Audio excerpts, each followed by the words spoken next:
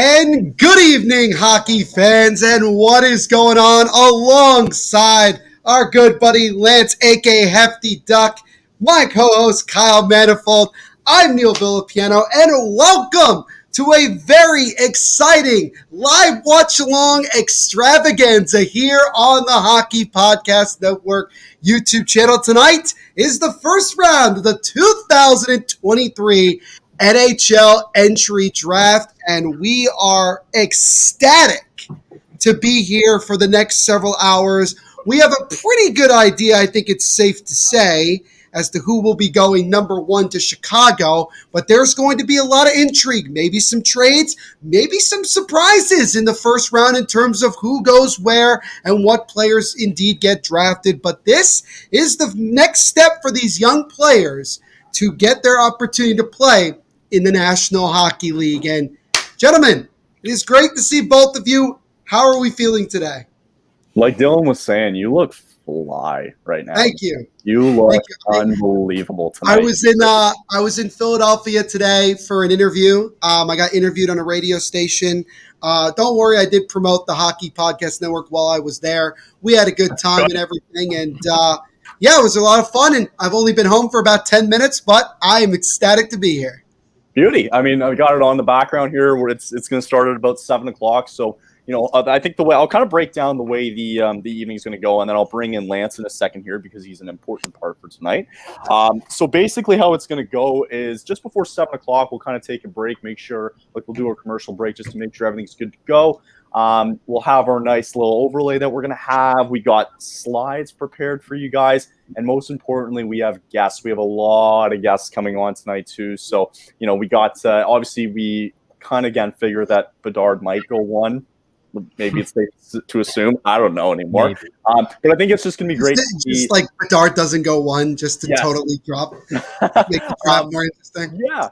So, I mean, yeah, like we're going to have a lot of guests on tonight, too. We got our first giveaway, which is going to come in around the 15th pick. So, a lot of everybody who registered for it, thank you for doing that. And then the second giveaway, we'll get everybody to do their comment tonight. Hashtag everything hockey. Make sure you guys go check that out, as well as they were very kind enough to do some giveaways for a gift card and a hoodie for us. So make sure you guys go check them out. And the winner for that will be announced tomorrow. You'll see a recording and a wheel spin, and we'll make sure it's not rigged and all that. Yeah, and then the way it's going to go tonight, and I'll bring it into you, Lance, here, is that he's going to be our behind the scenes guy. So basically everything that you're going to see for the whole screen and all that will be all Lance. So thank you for doing this, Lance. I know it was last minute. I appreciate it. He will be on for the number 3 pick tonight for the Columbus Blue Jackets. Your thoughts going into tonight? Oh, dude. Well, you mentioned trades earlier. There's already been a bunch. There's rumors flying already.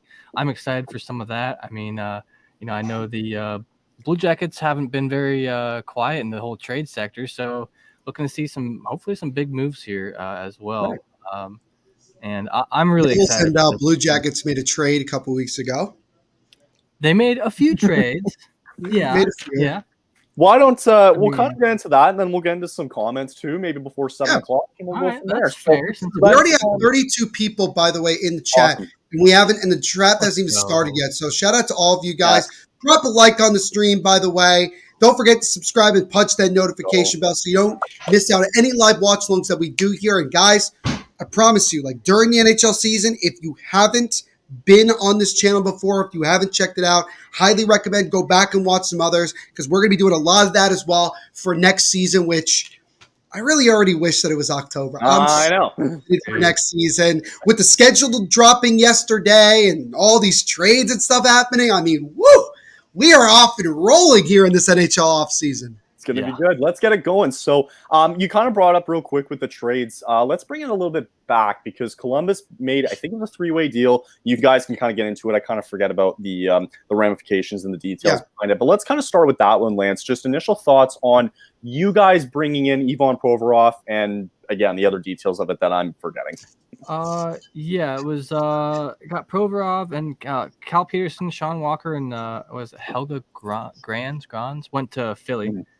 And then a first-round pick from 2023, which is, I believe, Philly's tonight at 21, I think. something So like that. basically, we traded that, I think, for Provorov, second round of 2024, and conditional second round 2024. Got it. And then Kevin Connaughton went to LA. Hayden Hodgins also went to LA. And LA retained 30% of Provorov's contract, which is why 30%. I like this deal. That's why. I mean, otherwise, like, 22 yeah, we tonight. need some defensive people. I mean, just what we had this year was not working. Defensive people. And- That was I don't know why. I just thought that was funny. Well, like, it's the players we have now are good. They're great. They're NHL players, of course. They're good, but like just not great. So, with the acquisition of Provorov, I'm thinking I feel like we made out even on this.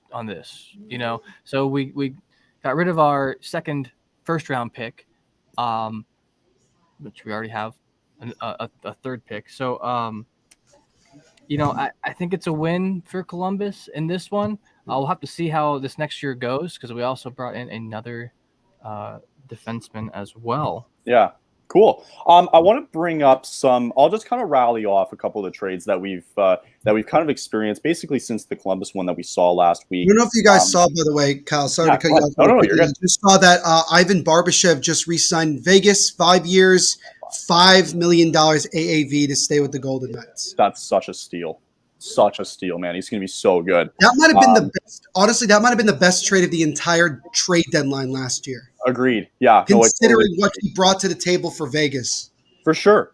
I want to bring Neil in real quick, too, because the next one I was going to mention actually was the sign-in trade with Damon Severson going to the Columbus Blue Jackets in exchange for a third-round pick. Again, it was a sign-in trade. Quick thoughts on Damon Severson going to Columbus? You asking me or are you asking Lance? Oh, I guess both. I didn't really think about that. Oh, it's like, I mean, I guess I'll start from the Devils' perspective. Sure. At the end of the day, Damon Severson towards this, after the trade deadline was basically used as a rental. There was pretty much writing on the wall that there was very little chance he was going to be coming back regardless of the situation, regardless how far the Devils went. And Severson was probably not going to come back. With Luke Hughes and Simone Nemets, coming into the lineup full-time next season, and Severson asking for a pretty decent amount of money, the Devils just couldn't afford to keep him. Right. And if you look at some of the other contracts they've already signed and some of the contracts they have acquired over the last couple of weeks, you can obviously see where they were going with that. And I think for the Devils to get something for a guy that was basically UFA, to do it just the second sign-in trade in NHL history, other than the Matthew Tkachuk one. Sorry, Kyle, didn't mean to bring that up again. I think it's good. Obviously, Severson, very up and down with the Devils. The curious case of Damon Severson, I always say, 1 minute he's, scoring a big time goal. The next minute he's shooting the puck into your own net. Yeah. But he is still a very solid offensive defenseman. His defensive skills have certainly gotten better. Wouldn't be surprised if he ends up playing on the top four, for Columbus. And obviously we wish him nothing but the best. And Columbus certainly wanted him at that deal that they gave him. So, I mean. Yes. Real quick, Lance, your reaction with Severson going to Columbus? While some might say it's an overpay, it's cheaper than for the GM than him losing his job, which is what's going to happen after this year if something doesn't change. Right. So that's why, and even at that, in 8 years, it's not going to be his problem anyway. So the cap's going to be going up over the next few years probably anyway. I'm thinking over the long run, this will be a good deal to pair with Zach Werenski. Who has a pretty long contract with us too. I'm positive on this one. Good. Once again, we didn't give up a player for him. Third round is a third round. You never know. Nice. I'm going to head out of here. I will be here in the back of the scenes. Yeah. I'll be back here for the third round. Awesome. Thanks, Lance. Really appreciate it. We'll see you in a bit.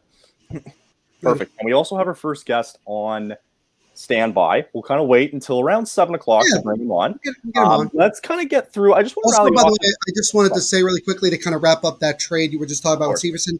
Yeah, I like it because not only did we get something for him, the Devils have been known to do very well in the middle to late rounds, getting guys. Whether it's Blake Coleman or Jesper Bratt or guys like that. So getting more draft capital, even in the later rounds, in such a deep class, I'm looking forward to it. And the only thing I'll say about this draft from the Devils' perspective, I hope Dawson Mercer's brother gets drafted by the Devils. Riley Mercer is a goaltender for Jesus. I saw the team. He plays the Quebec Major Junior Hockey League right now. He's 18 years of age. But yeah, he's draft eligible. So, and the Devils love drafting goalies. So I'm hoping. Yeah, nice. Yeah, Neil Mercer. I'll have to look that up later to see what Quebec means. Riley Mercer. Yep. Riley Mercer. Excuse me. Yeah. Neil Mercer. Anyway, moving on here. Kyle's off to a fantastic start. I know. I'll show you guys just real quick too before I kind of keep going with the trades. We do have an overlay too that we're going to kind of show at the beginning. We're just still trying to work out the mix, but this is what it's going to look like tonight. So we'll leave it up just because the two of us for now. But just sometimes with a lot of people, and anyway, it kind of gets in the way of stuff. So we'll leave it here for now, but this is what it's going to look like tonight. So going forward a little bit, so Colorado acquired Ryan Johansson from the Nashville Predators in exchange for UFA Alex Galchenyuk. Nashville attaining 50% of Ryan Johansson's contract. Neil, how do we feel about Nashville's retain? I don't get it from either side. I don't know what the point is. I mean, maybe I get it from Nashville because here's the question we have for Nashville is this. And if my good buddy Sean Butcher is in the chat, I would love to get his thoughts on this because he is a Predators fan. Is Nashville trying to rebuild now? Is that why they made this move? Because here's why. Alex Galchenyuk has actually developed into a journeyman guy that actually can do a little bit. Like, he had a lot of success in Arizona. He had some success in Pittsburgh. He actually ended up becoming pretty valuable for Toronto during the bubble season, during the COVID-shortened season. So, like, he can do some stuff. With Ryan Johansson, I mean, like, I don't know. Colorado's getting older. Maybe they're trying to make one last push at a cup. Yep. 50% retained. I guess in Colorado's perspective, it's fine. Right. But, you know. But hence, too, why Colorado also got Ross Colton, and we'll kind of get into, again, Alex Newhook. We'll get into that trade in a little bit. So, but like mentioning real quick with Nashville, I think, you know, they're even when they were trying to rebuild at the deadline with the selling of, you know, a couple of assets there, they were still making a very good push to the playoffs, right? So they almost made the playoffs anyway. Right, exactly. Moving forward, Chicago acquired Taylor Hall and Nick Foligno from the Boston Bruins in exchange for Alec Regula and Ian Mitchell. I'm assuming it was just kind of a salary cap dump there. Thoughts on Taylor Hall now going to Chicago? Taylor Hall has the most interesting timeline in the National Hockey League. Think about it. First overall pick, played eventually with Connor McDavid, got traded to New Jersey, won an MVP, gets traded to Arizona, helps them win a playoff, game or two. I don't remember what exactly it was. Got him into the playoffs or whatever the heck you want to go by. Goes to Boston. Actually is a pretty decent third line guy. Also had success playing with guys like Pasternak and Brad Marchand when he played with them. Right. And now he gets to go to Chicago and play on the top line with this guy right there. Yeah, the guy in the bottom right corner there, Connor Bedard. Yeah. Good for Taylor Hall. Good for him. Yeah. Foligno, I feel kind of sad because he wanted to stay in Boston, but also Bruins fans hate his guts at this point. So, and Boston is looking to just open up salary, and that's what that was. Got it. Chicago is fine with taking on its salary because, it's whatever. Like, they could still move Foligno if they want to. It's true. Yeah, I think it's going to be good for Hall. It's going to be good for Bedard though too as well. He's going to get a little bit more of a veteran presence too on there. But I think for Boston too, it's a bit of a salary dump too, especially with the kind of free agency they have going into the offseason. And just to answer your question earlier, Riley Mercer is from Drummondville. So thank you, Jake. Appreciate it. Drummondville, yes. Moving on, though, I mentioned real quick about Alex Newhook. Montreal acquired forward Alex Newhook from Colorado in exchange for defenseman Gianni Fairbrother and a first and second round pick in this year's draft. So Montreal is moving out of the first round from 31 and is replaced with Colorado now at 31, which I think changed again today. We'll have to kind of check in on that. I'll kind of roll through some of these real quick and we'll get some thoughts after. The big one probably yesterday, maybe in some people's opinion, was LA Kings acquire Pierre-Luc Dubois. It was a sign and trade, 8.5. Thank you. 8.5 from the Winnipeg Jets in exchange for Gabriel Velarde, Rasmus Kupari, Alex Iafallo, and a second-round pick. We'll kind of come back to that one first, maybe. And then the other big one I think we will probably get into the most is it was crazy how funny we were talking about it yesterday, and it ended up happening, is that the New Jersey Devils did acquire Tyler Toffoli from the Calgary Flames in exchange for Yeager I'm never going to pronounce Sharangovich. Thank you. It's going to take a while to pronounce, and a third-round pick in this year's draft. And then real quick, again, we had two trades that just broke down recently, was that Ross Colton also is going to Colorado from Tampa Bay, and the Penguins acquired Riley Smith not too long ago from Vegas in exchange for a third-round pick. Vegas signed Barbashev 2 to a 5x5, so a couple of signings there, but just wanted to get all that out of the way. Yeah. Let's quickly go back to that major one, though. I think in a lot of people's opinion, and I think the big question is that a lot of people were asking is it an overpay or was it an underpay for Pierre-Luc Dubois? Well, first of all, let me start by saying this. Pierre-Luc Dubois will never play for the Montreal Canadiens. Just isn't going to happen. I know that he wanted it. I know that the Canadiens wanted Ken Hughes. I don't know if you saw that comment he made. He's like, I'm not allowed to talk about other teams' acquisitions. But Ken Hughes was pretty much setting himself up to acquire Pierre-Luc Dubois. He had it set up and ready to go. That's right. And I think the Jets, out of spite, because of Luc Dubois' comments and everything like that, I think they just said, you know what? We're not trading you to there. Now, to be fair, Pierre-Luc Dubois could have just said, I'm not taking that long-term deal to stay in Los Angeles. But I actually think it's a good move for Pierre-Luc Dubois, and I'll tell you why. Okay. I think the Kings lack another scoring punch. They did have that in Kevin Fiala. But I think Pierre-Luc Dubois can bring that. Maybe not 35 to 40 goals, but he can bring that. And I think he kind of fits in with the timeline of that Kings team. They're kind of still figuring out the goaltending position. They need some more scoring. And look, Pierre-Luc Dubois gets paid $8.5 million to play in Los Angeles, California. Right. And I think that that's a pretty good deal. And I think for the Jets, I think they got about as much as they could have probably gotten for Pierre-Luc Dubois. Right. And I give him a lot of credit. Alex Iafallo is a very good player. I feel bad for him because I really thought that he was going to be one of those long-term pieces for the Kings. They got some young players as well and some other assets. I think overall just getting a package like that, I think is good. A mix of, guys that can play in the NHL right away and the guys that you could develop over time. And I think that's really kind of it. And I'll tell you this. For Winnipeg, Pierre-Luc Dubois going is the first domino to fall. Right. It is not the last one because you don't know about Connor Hellebuyck. We don't know what's going to happen with that. Blake Wheeler, I feel like, is out the door at this point. He's 1 foot out the door. Yeah. Mark Scheifele, I think, is the exact same thing. I think if you're the Jets, you might as well get rid of these guys now. Don't start the season with any of them because clearly they want out, and I think the Jets want to officially begin a rebuild. Yep. And I think this is the opportunity right now to do that. So, it was a phenomenal start, though. Like, for the assets they got for Dubois, unbelievable. Like, such a good return for that. Such an overpay for Pierre-Luc Dubois. I don't see him getting anywhere near $8.5 million for the type of play that he's had over the last couple of years. I just don't see it. I don't think it makes sense. Hey, prove us wrong, man. First 2 years, we might, eat our own words, and LA might be back in another cup final for all we know, right? Mm-hmm. Again, a team that probably has to look at goaltending. Maybe they're not done with Winnipeg. Maybe they still look at Connor Hellebuyck. Maybe there's a team like the New Jersey Devils who look at Connor Hellebuyck as well. So, but yeah, you're right. I think with Winnipeg, it's just if you want to do a dump, you got to do it right, and I think it's gone off to a very good start in that regard. A team who hasn't gotten off to a good start in regards to packaging and return.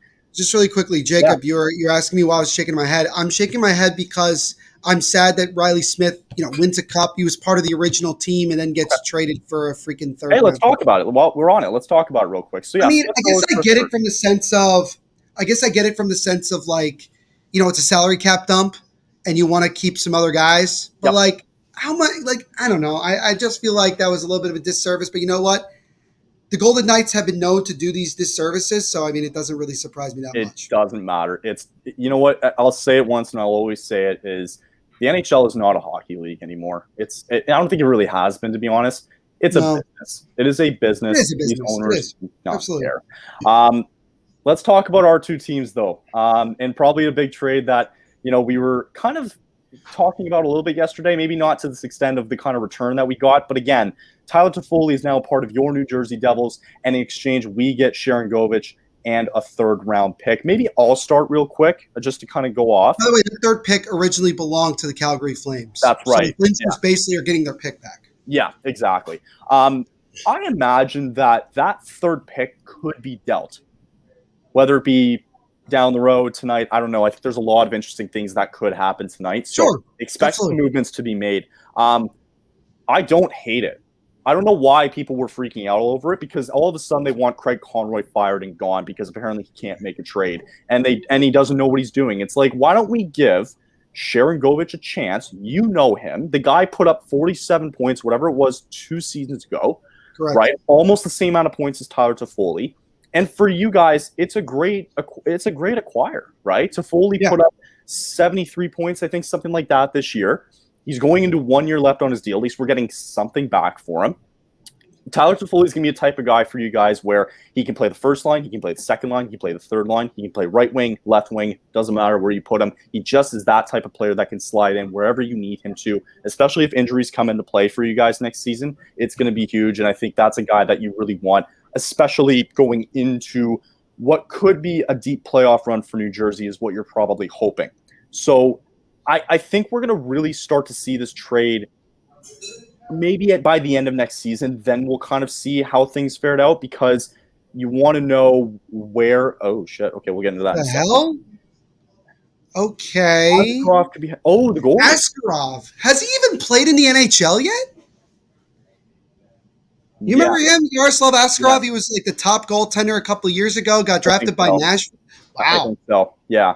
Anyway, just to finish up the point real quick, we'll probably see how this trade pans out by the end of next season, just because I want to see what Toffoli does. I want to see what Sharangovich does when they hit the ice. You kind of said with the top, Sharangovich needs to play in the top 6. He's going to get that opportunity. And I think this puts a lot of pressure on New Jersey going into next season. What are your thoughts? Well, first of all, I'll start by saying this. With Sharangovich, unfortunately, it was another one of those situations where the Devils were really not going to be able to bring him back. I don't think there was a place for him on this team at this point. He had struggled to stay in the top 6, but that's mainly because of the fact that we started to acquire more assets. We got Timo Meier into the fold. Jesper Bratt continued to do his thing. Dawson Mercer becoming a top 6 forward. It just kind of kicked him out of the top 6. And that's what Sharangovich really should be full-time, as a top 6 forward. And I think he'll get that opportunity playing in Calgary. We had a pretty disappointing season from his standards, only 13 goals, 17 assists, 30 points on the year. Didn't do a whole lot in the playoffs, but this is a guy that has just over 100 points. He's only 25 years of age, and a guy who has a really, really good wrist shot, especially when you give him space. And he's doing a really, really good job. And, he has the ability to do well in the penalty kill. And so I think for Calgary, they're getting a guy who's young, who can kind of grow with the rest of that team if they are going to rebuild, that this is kind of where they're going. He's kind of in that fold. I think it works out. In terms of giving up that draft pick, it wasn't ours to begin with. We got that pick in the Damon Severson deal from Columbus, and Columbus got it from Calgary. So now it comes full circle and comes back to Calgary. And basically, people are saying to me that we gave up Yeager, Sharangovich, and Damon Severson for Tyler Toffoli. Now, Tyler Toffoli, you and I talked about it. Last week he pretty much made it clear he wasn't going to come back. Right. And there were a bunch of teams that were said, oh, this would be a good fit. The Devils were one of them. And I know my good friend Alex Chauvency of the Hockey Writers wrote that the Devils and Toffoli would be a really good fit. You kind of wondered if the Devils get Toffoli, does that mean the end for Tomas Tatar? Well, now that that's happened, that pretty much guarantees that Tomas Tatar is probably not coming back to New Jersey, which is sad because I do like Tatar and I think he can help, but it's part of the business, unfortunately. So with Toffoli, it is. With Toffoli, I'm excited because he's a finisher. And that's something I think the Devils at times lack throughout the regular season and certainly in the playoffs. We were watching it, right? We were watching it. Nobody could finish. And I think it's going to – just sorry to cut you off, but just real quick, when we were watching throughout the playoffs, the big guys weren't stepping up. And with the addition of Toffoli, that's going to help you a ton. And the Devils' power play obviously needs work, and Tyler Toffoli is a very good power play guy. He also does have some success on the penalty kill as far as I've been reading. For sure. I've always liked Toffoli. I love the year he had in Montreal when the team went all the way to the Cup final. And honestly, he had a pretty good amount of success in his short time in Calgary as well. So I'm looking forward to it. Yep. He has 1 year left on his deal. I don't think the Devils feel any sort of pressure right now to maybe think about a long-term deal. I know Tom Fitzgerald spoke about he will talk to Toffoli at some point about it, but not right now. I'm looking forward to it. And honestly, wearing 73 is going to look kind of cool. So, that's kind of sick. That's now a new number that I have never seen on a Devils player. Nice. Looking forward to it. So that's great. I mean, I think he fits in very well with this team. He's a little slower than a lot of the other guys, but we don't need him for the speed. We need him to finish. We need Jack Hughes and Nico and Bratt to set him up to score. And I think they're going to do that. That's amazing because we need the speed, unlike Toffoli, who for times was pretty slow for us, was still putting up the points, which was great, but we need speed going forward. And bringing in Sharon Govich, I think, is going to be a real good opportunity. I think we're going to look at this at the end of the day, Neil, and we'll probably look back and think, this was a good trade for both teams. And despite not getting a second-round pick or whatever it may be, at least we got a pick, right? You got to be happy about that, right? So those are kind of mainly all the trades that happened. Neil, we're about 2 minutes away from 7 o'clock, and the draft will begin. I say we take a short break. We'll get our guests who are waiting in the Also, queue. Timo Meier signed a long-term deal today. Today is a happy day. Sorry, I kind of forgot about that. You can. Yeah, that's a pretty big one, Kyle.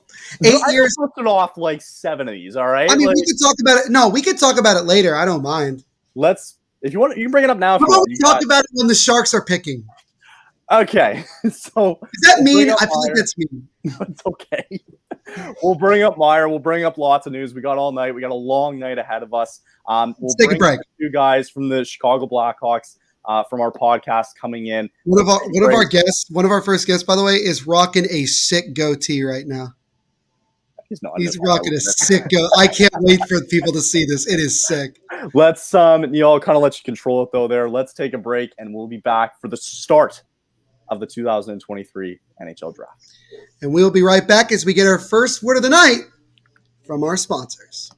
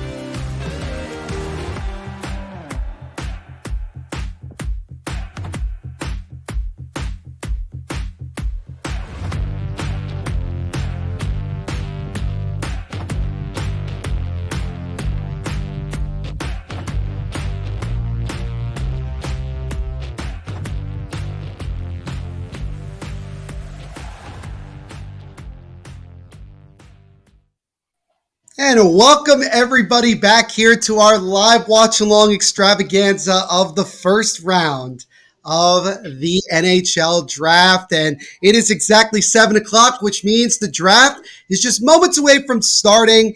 And we promised you guys that we were going to have hosts covering each team that is going to be picking in the first round. And Kyle, I got to say, I'm very excited about our first two guests here for this one. And so I think somebody else is excited too. apparently Tanner looks like it. Apparently Tanner is. But Kyle, why don't you go ahead and introduce our lovely guests right here? So we have Mike from our Chicago Tomahawk podcast. Let's give a round of applause for Mike real quick. And Mike, thank you for coming on. And Neil, it's Zach, correct? I feel like I was going to say Jerome. You can say either.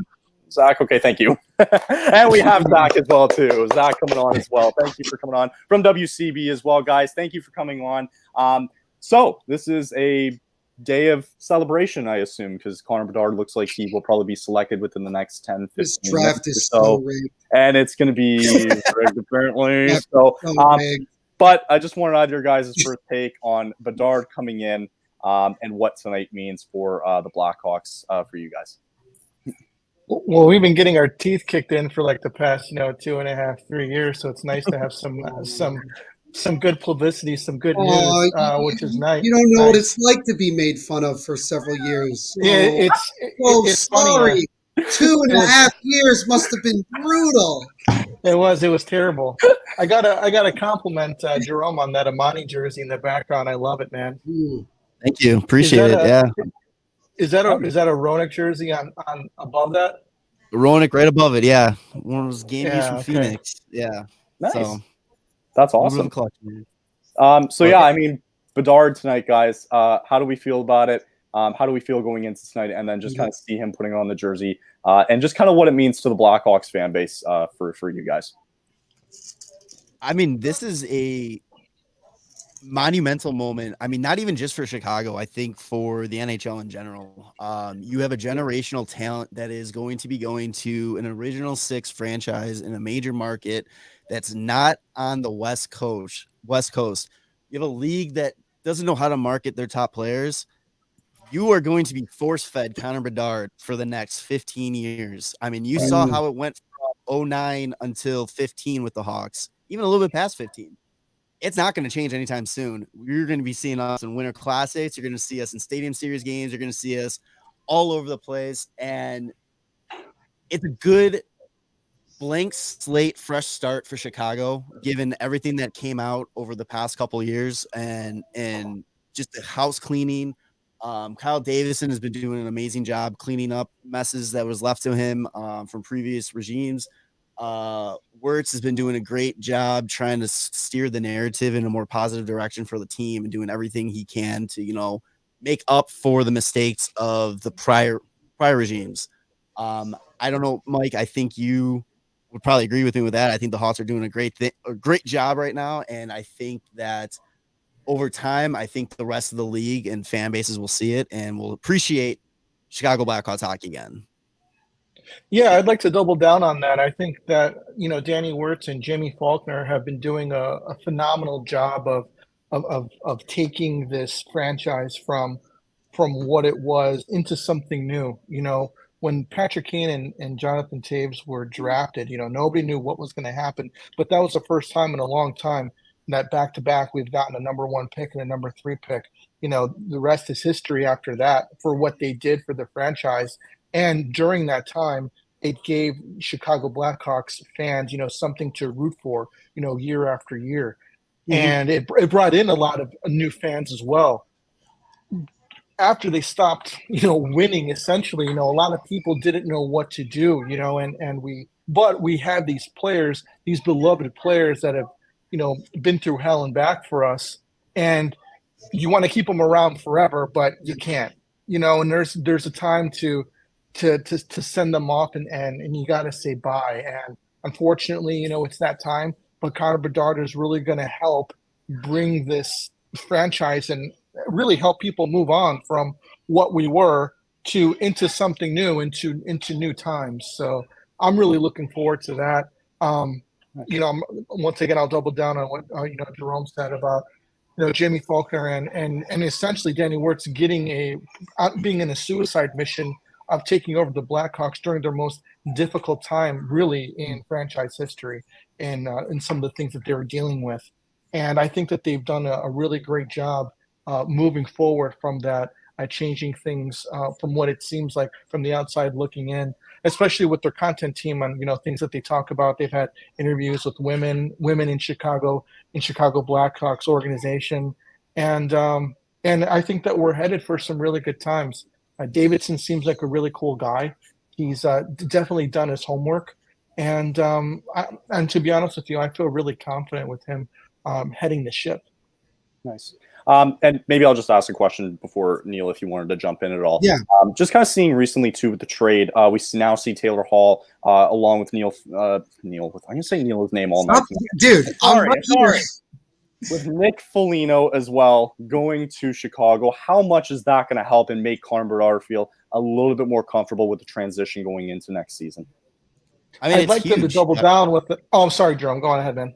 I was gonna say it's huge because you go from this team where we didn't know how they were gonna fill it out. It was a little nervous with Bedard coming in, and it's like, all right, well, you're gonna put the kids with kids, and who's gonna play with him? You bring Taylor Hall, who is a former Hart winner. He is a proven player. I mean, he has definitely taken a step back. I think it was mostly because of injuries, but he is a very solid player. Can play that top line. He can still skate better than a lot of players in this league.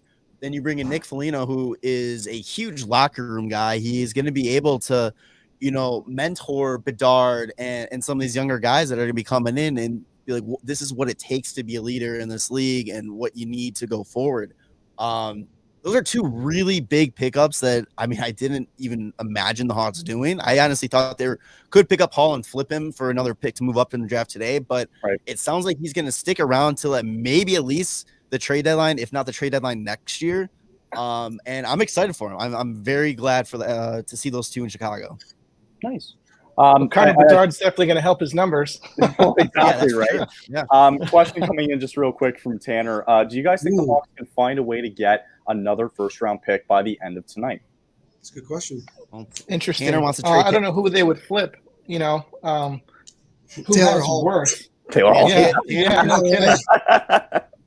Tanner's my co-host on the WCB podcast, and he was Tanner. hammering home last episode about flipping Taylor Hall to get that third pick. If the right deal comes up for the right pick, I'm thrilled to move it for him. But I think right now he's more valuable to this team on it than trading for it. I don't think they pick up a third first. I can see them possibly moving up. I don't know how much they would move up, but I mean, who knows? KD has done some voodoo magic so far, so we'll count him out. Nice. So Gary Bettman is currently speaking. We can't really hear what he's saying. Probably getting booed like mercifully. As I would imagine. So somebody was mentioning like something about he's standing next to David Poley, who, if you guys can you guys believe it that I feel like we are definitely now into the new age of the NHL because David Poley no longer is the GM president of the Predators, and now it's Barry Trotz, and like Poley outlasted everybody else at this point. Like it's pretty wild that he's there. But I mean, for Chicago, I mean, they drafted Patrick Kane, Jonathan Toews, and now they get to begin a new era with Connor Bedard. And I'm assuming he's going to still wear 98, like when he goes to Chicago. I hope not. I think so. Wow. Mike doesn't. Mike says he hopes not. I don't like it. You just don't. Like it. I'm not a number 98. He's trying to say he's one notch below Gretzky. Is why? Do you know the story? You guys know the story about 98 for him? No, I don't. So he was, I want to say he was like 5 or 6 years old, and he was starting to play, competitive hockey. They asked him what number he wanted. Barzal's number was popular because he grew up in the same area. Gretzky, obviously 99, and you're not going to pick 99. So he goes, I want number 98. And the coach goes, why, who's number 98? And he goes, I am. And he goes, a 5-year-old kid with confidence like this saying that, he's like, this kid's going to go far. And you know what? Right. If he's truly saying that at 5 years old, he can have 98 all he wants in the Indian. I love it. You know, at the same time, I hope he's not a complete egomaniac, you know, coming in. Look, he's already attacked Biz's like pride several times. Yeah, and that was really funny. Like Wow. he hates, he definitely hates being in front of media. You could tell, like he does. He looks uncomfortable. You Yeah, should he have does. seen Jack Hughes at the NHL award show. He really hated doing it. Oh, he does. He's man. staring out into the abyss, and I'm like, he's on something tonight. Yeah. Yeah. Yeah. Just looked like Jack Hughes was on something, I think, at the awards. At the awards. He had those sunglasses on. Yeah, He was on something. saying the most absurd things like, I am a devil after all. And I'm like, bro, stop. Stop talking. Nice. There's times where like we love that he talks like that, and other times we're like, let's not try to get canceled here, buddy. That's right. At least he holds the door open for chicks, you know. Yeah. What is okay? So Roman Yossi and Pekka Rinne are bringing out a guitar because we're in Nashville, bro. How much country music am I going to have to deal with today? Oh my God. It's gonna be the awards. I'm all sorry, over the again. NHL awards. If nobody watched it, it was so brutal to get through because of how much country music was being shoved down my throat. Like I love. Don't get me wrong. I'm fans of certain country. I just thought it was overkill. It's my thought. The less I see of the Predators, the better. That's a good point. That's a good point. That's a nice guitar, by the way. That is a nice guitar. Beautiful guitar. Very nice guitar. So, what if the Hawks don't draft Bedard? I was thinking that too. Am I just being that guy? Like, am I the only one that's thinking just a little bit? What if they just didn't for some reason? Yeah. Something seriously had to go wrong. I just want to get this over with, you know. I just want to get this pick done. You find out some horrible report about the kid, like, afterwards. It's like a Laramie Tunsil type thing. Like, oh, snap. Oh, my God. I wonder just, like, going into tonight, like, this can't drag out for 5 hours, can it? I hope not. No, it can. How long do you think? Okay, here's a good bet for everybody out there. Shout out to DraftKings for being the official sports betting partner Yeah. of THPN. Use our promo code THPN when you sign up, by the way. Here's a good bet. How much of the clock are the Hawks going to be forced to use before making the first football selection? What a question. Yes. I'm going to go with they're going to be forced to use the entire amount of time they have. I think they're supposed to. I think that's actually the draft rules. The teams have to take the full It's 3 the minutes. dumbest rule ever. We know what it is. Dumb. Look, some years we don't know who's first overall. This year, it's like we know. Yeah. We all know. It's true. Now- we all know. We're not dumb. Now, correct me if I'm wrong. The Hawks also are picking at 19, correct? Right. Yes. I am curious. Well, Obviously, we know about the first overall pick. I'm very curious to see what Chicago does in the middle of the first round.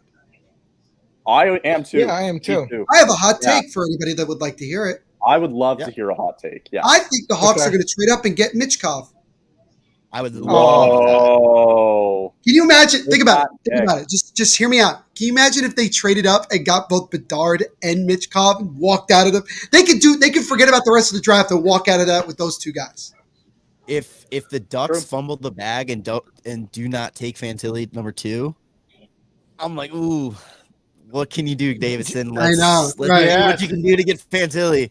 I should also I like mention the Fantilli. Hawks are officially on the clock. Yeah, there we go. We're on the clock. Draft is underway. Thank goodness. They're ready. Here we go. They have the jersey. Davidson's just already. sitting there. He doesn't have to do anything. Fun fact: Kyle Davidson went to the same university as I did at the exact same time Wow. in And Canada. how did that kidding. end up for you? Great. I got my degree. Awesome. That's all that matters. All right, so here's another interesting question. Do you guys think that Bedard is nervous at all, like sitting there? Or do you think it's just like he's just waiting, or think he's more anxious because he just wants it to be over? I think he's probably more comfortable on the ice than he is, you know, doing this kind of stuff, doing press, answering the same questions, you know, repeatedly over and over again for like the past, you know, month and a half. Fair enough. And you know what? You know, Oh Black. my God, the video today. No, did you see the video today where some guy like interviewed Kyle Davidson on the street and he had no idea who he was? Yeah. That was from Rick. Awesome. From Rick, who covers the Habs here on THPN. Yeah, he didn't even realize it. He had no idea. That was one of our guys from our network, and he had no idea that was Kyle Davidson. Okay, wow. My bet was wrong. The pick is already in, and they're walking up to the podium, so I was wrong. Pick is in, everyone. Totally wrong. Maybe that's the NBA that does that, I feel like. Maybe. Maybe. But Bedard was probably thinking, I'm going to wear this blue suit because I'm going to be putting on a red jersey later. Probably because it's just to screw with people. So here's my question really quick. I asked this to my friends. Do they give him a jersey with number 1, or do they give him his number? The last player I'm guessing it's 98. McDavid. My guess is it's 98. I'm telling you right now, this is my thought is it's 98. I would agree. Do they still do the draft year? I thought they used to do the draft year on the jersey. They do. He might get a 23 jersey. He might get a 23. Might. Here we go. It's going to go into his spiel. I love how they bring like 20 people onto the stage. Yeah. Like, it's their time to shine, man. What's the point? Well, none of us know who these people are until you see them on the stage, and then you look them up later and be like, oh, there you go. I got to get one of those suit pins. Oh, did he really just congratulate the Golden Knights? Please don't do that. Don't do that. Don't be that type of person. Don't do that. That's not funny. Nobody thinks that's funny. He better not pass it off to somebody else. The salt shed in Chicago is packed to the gills. Wow. Oh, I'm sure. Wow. All right, here we go. He's still talking. Chicago Blackhawks. And there you go. So there you go. Connor Bedard has officially been drafted number 1 overall by the Chicago Blackhawks. And a little bit of information here for Connor Bedard. 5'10", 185. He shoots right. Originally, he played for the Regina Pats there in the OHL. Put up 143 points this season. The North Vancouver native. Unbelievable. Oh, he's a Vancouver native? He's a North Vancouver. I didn't even know that. North Vancouver native who is now officially a part as a member of the Chicago Blackhawks. Again, we kind of figured now that that's out of the way, now we get to see what's going to happen next going forward. But guys, congratulations on getting Connor Bedard number 1 overall. And Vancouver's pumping out a lot of good hockey players. Oh yeah. Yes, I want to read a quote. I want to read a quote from Bedard real quick to get Chicago fans pumped. I saw this the other day. Expectations don't weigh on me. I've got expectations for myself, and I set them high. Pump that into your veins directly. We are in for a great time here in Chicago. That's all I got. I think Jerome, after hearing that, is ready to run through a brick wall. Oh, I've been ready to run through a brick wall since the draft lottery. That's beautiful. But that's, so initial thoughts again, guys. Bedard is now number 1 overall. Stupid question, but how do we feel? Feels great. Amazing. You know what? I got to put in my pre-order. You know what? I'll tell you this. Chicago fans, they got hard for Bedard. That's for sure. Yeah, they did. I'm surprised Kyle didn't laugh at that. That was really funny. So 98. So funny. But it's 98. I was right. Yeah, there we go. Gave him his jersey. Mike, you're gonna have to deal with it, man. He's wearing 98. You're gonna have to deal with it. I'll take them as they come. I'm just happy. No, this is great. No, not to be me, but Dylan. Just now, the real draft begins. Yeah, he's right though. He's right. I mean, that's it. This draft started at number 2. It doesn't look bad. I mean, it doesn't look bad on a Hawk sweater, I guess. I mean, the Hawk sweater is a classic. Okay. Yeah, I think he wore 16 for Team Canada. I thought that looked good. And here's a fun fact: Connor Bedard is the last number 1 pick to wear an Adidas jersey of the team that drafted him. Really? Wow. Yeah. Well, because think about it, Adidas won't be around next year. Cool. They'll be fanatics starting next season. I will have to cut That's you guys why I'm off. getting that jersey now. Jesus Christ. I'm going to have to cut you guys off, though. We're going to get into the next pick probably real quick, but just wanted to shout out again the Chicago Tomahawk podcast. Make sure you guys go check that out, and the WCB podcast for all your Chicago Blackhawks content. We might see you guys again for pick 19.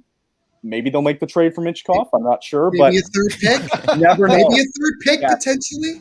Thank you guys for coming on. We'll see. We'll probably see you again later in the draft tonight. All right, Thanks, cool. guys. Take it Later, easy. guys. Bye, guys. So that is Connor Bedard out of the way. We're going to transition. It's going to be one of those kind of nights, Neil. We're just going to. It's gonna be weird. Yeah. I mean, you're the one that's in charts now. I'm just going for the I ride. feel like I'm just like giddy. You were, yeah, like you got it all patted down. I'm just here for a good time.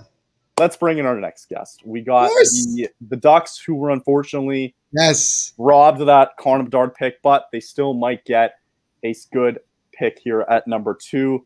Let's bring in Tom from Across the Pond podcast. Welcome, Tom, from Across the Pond. There we go. What's up, Tom?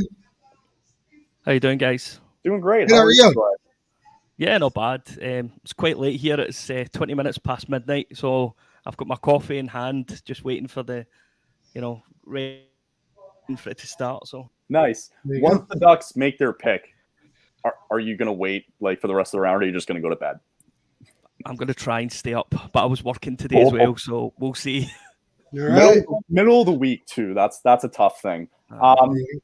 So now that Bedard's off the board, unfortunately, now the attention probably focuses to the guys of Adam Fantilli and Leo Carlson, maybe Michkov too. Who do you foresee the Anaheim Ducks now selecting coming up? I mean, it's got to be Fantilli. If you look at the stats, it has to be Fantilli. Right. I think if it's not Fantilli, Verbeek might be getting run out of Anaheim by a lot of the fans, like the stuff I'm seeing online. No disrespect to Carlson, I think he's a cracking player, but if Fantilli's there, you take Fantilli. That's true. Yeah, I think I just think like, and I don't know, maybe Neil, you can kind of chime in here, but I think he would be such a good fit with all the other young guys on that team, with Jamie Drysdale, Trevor Zegras. I think they have Zellweger too, who's a prospect nobody really talks about, who played for the juniors in Team Canada. Like, give the Ducks maybe another 2 years, and they're going to get right back into cup contention again. Like, what do you think if Fantilli goes to Anaheim tonight? I mean, I really like it, but I'm sorry, Tom. I didn't mean to cut you off. No, there. it's fine. It's fine. I love it. I think Fantilli works. I think his personality and the way he plays the game, I think fits in well with that Ducks team. I think you could tell by the way he's talked in interviews that he's so excited to go to Anaheim and play. I would be surprised if it wasn't him, right. But if they decide to go with like Leo Carlson, I don't think that's a bad pick here. I don't really think the Ducks can go wrong here. I think it's all just depending on what they think. Because we have to remember this. Everybody's draft board is different. It is not the same. It all depends on who do the Ducks think is number 2 on their list. If that's, whoever that is, that's who they're going to take, and that's how it's going to be. The only thing I'm hoping for, and I don't know if this is going to happen, but I'm really hoping that the Ducks change their uniforms to the orange one that they have, and then the white reverse retro that they had, and just keep that full time, because that is so beautiful.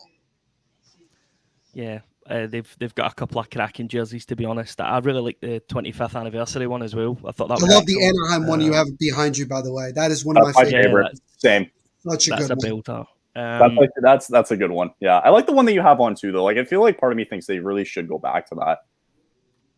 Yeah, I think this is like a kind of version of all of them, sort of weird amalgamation, but it kind of worked.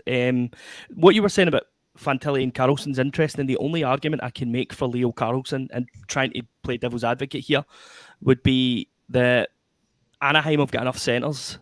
If you look at our depth chart, what we don't have is quality wingers. We don't have people that can play off the sides. So if you were looking at drafting for need, then there's an argument for Carlson. But I think if you're looking to take the best player, then you take Fantilli, and then you maybe throw Zegras out wide or something later.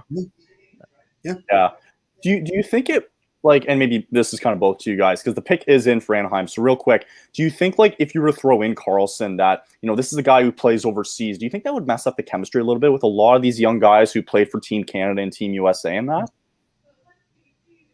I think it could go either way. I think he's shown that he's definitely got NHL quality, so he'll know what's expected of him when he comes into the building and stuff like that. So I wouldn't really read too much into that side of it culturally, because Anaheim have had Swedish players in the past, have done really, really well.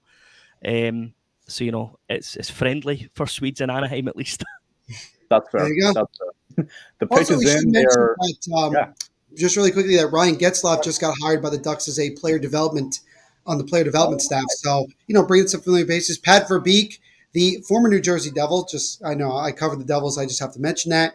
And they drafted Leo Carlson. No. Oh, wow. They went with Carlson, number 2. And you know what? You know what? Whoa. Tom brought up this point literally seconds before it happened about the center depth, and that's what they wanted to do. So 6'3", 198 pounds. He is a center playing for Örebro HK in Sweden. I believe that is the name of the team.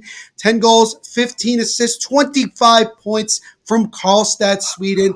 Our first kind of shock of this draft. And so, Tom, your thoughts on Leo Carlson going number 2 to your Anaheim Ducks? Do you know, it's easy to say in hindsight, I was really excited about Fantilli, but I think Leo Carlson, if you look at the need for Anaheim, what we need is wingers. So I don't think it's a bad pick. I think what's probably happened is that Fantilli sat down with Verbeek, and Verbeek said, "All right, kid, you need to play next year. You can't go back to college." And he's went, "Nah, screw it. I'm going back to college." So, and then obviously they've went with Carlson, who's ready to jump right in probably. And I'll say this about Leo Carlson. He had a really good World Junior Championships, and I think that really helped his case. Yeah. I don't think you can really go wrong with this pick, to be honest. I think you have a good – you know what? You're at a comfortable position where you can really look at your team and go, what do we need? We know Bedard's gone. You could go any direction here. I don't think this is a terrible pick. I think this is a fantastic pick. This is going to be really good now that you have Zegras up there, and now you're going to slot Leo Carlson right underneath, man. I think it's a home run pick too. I think either way, it would have been a really good pick. So you should be proud of this one, Tom. This is a really good pick. Here's one, right? Imagine Mason McTavish in the center and Leo Carlson out wide. That's going to terrify. Well, that's what I mean, right? You can body, flip it any way you want, right?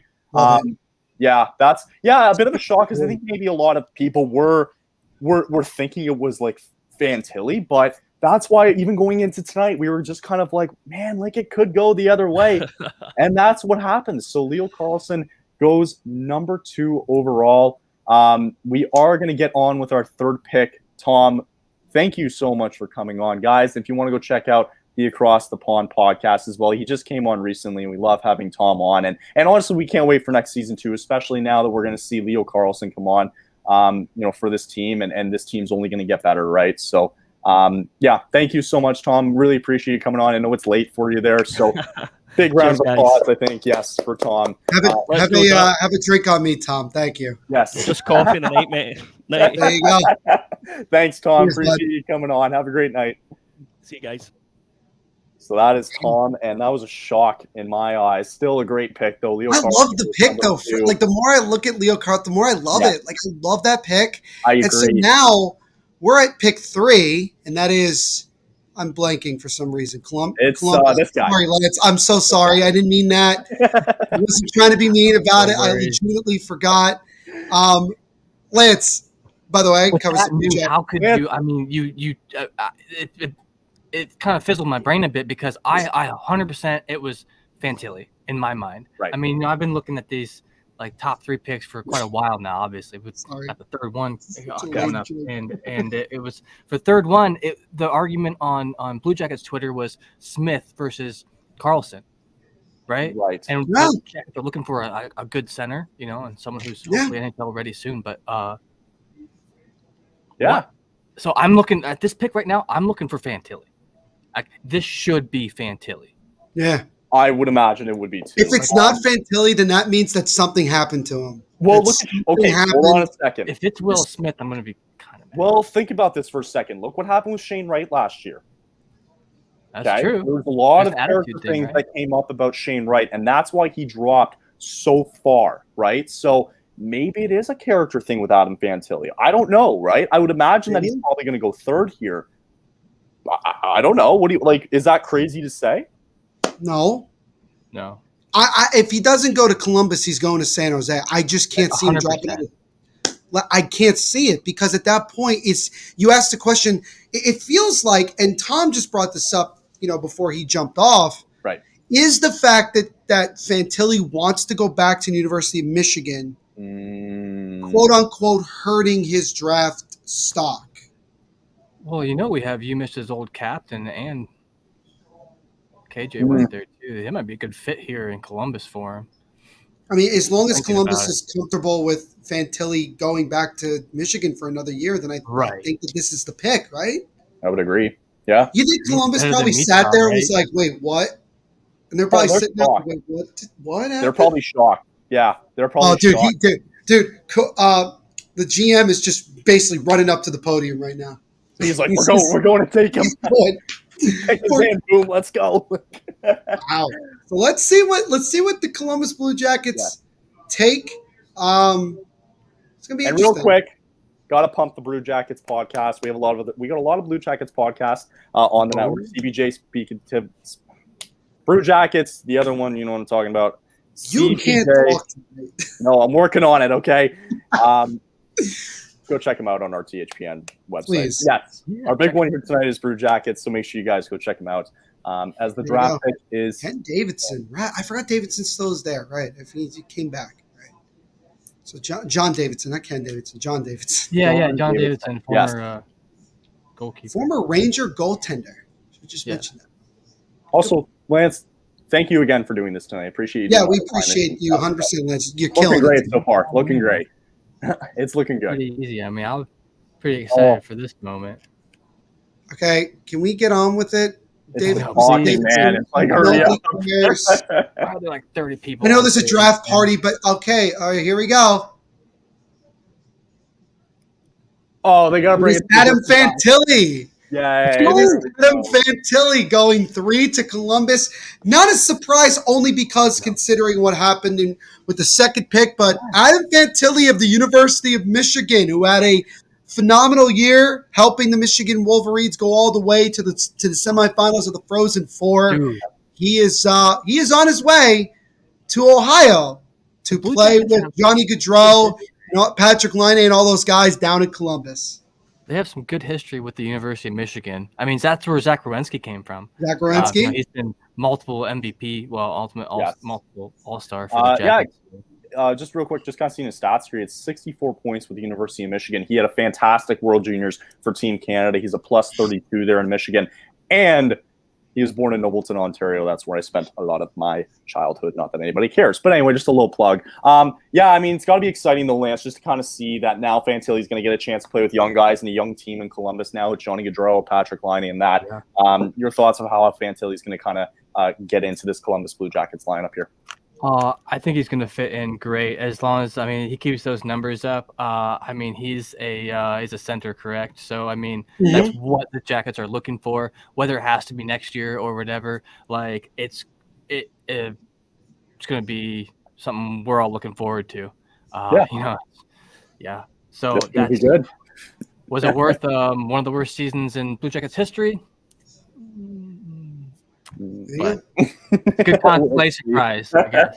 Damn, I'm excited for this. Nice. I wonder what's written on the back of Fantilli's vest. I don't know if you guys can see that. I can kind of see that. I don't know what it says. I don't know That's what weird. that is. Interesting. Adam It's Fantilli. it's like a Oh, wait a poll. minute. What the hell? Wait, I didn't know Fantilli was Canadian. I thought he was American. Imagine it says Fantilli. It's so small, but it looks It's like just Adam Fantilli. Yeah, no. What a plug. Yeah, we definitely know it's yours. Yeah. His Lance, contract or something. thank you for coming on. Appreciate it. Oh, Go thank watch, you for go having me. watch, go listen to the Brew Jackets podcast if you can, and do an awesome job tonight. You're doing great with the background stuff and the behind the scenes stuff, so keep it up tonight. Excellent. Well, I appreciate it. I'll see you guys Thank you, Lance. later. Cool. Later. See you, Lance. Bye. There you go. Now Fantilli gets picked, and we're moving right along. The And Sharks the- are now up. Go ahead. And now we begin the Michkov wonder. Yeah. Where does Michkov go? This is probably the first potential place he goes. Let's see if our next guest has something to say about it. Let's bring on Aaron from the Shark City podcast. Aaron, what's going on, man? Hey, what's going on, everybody? I appreciate you all bringing me along tonight. I got my whole little coast-to-coast atmosphere going on my side. As far as your question, Michkov, as much as San Jose Sharks fans want to see this happen, we all know that General Manager Mike Greer is going to go with the fresh prince of Sharks territory, that being Will Smith. That's just my opinion. If we go and gamble, I don't know really why everyone's so concerned on the risk. Of course, Michkov doesn't really have a say of whether or not he could be here in a few years. I understand that the gamble may not be worth it. I would love to see Mike Greer pull the trigger on that, but all signs point to Will Smith being the 4th overall selection for the San Jose Sharks.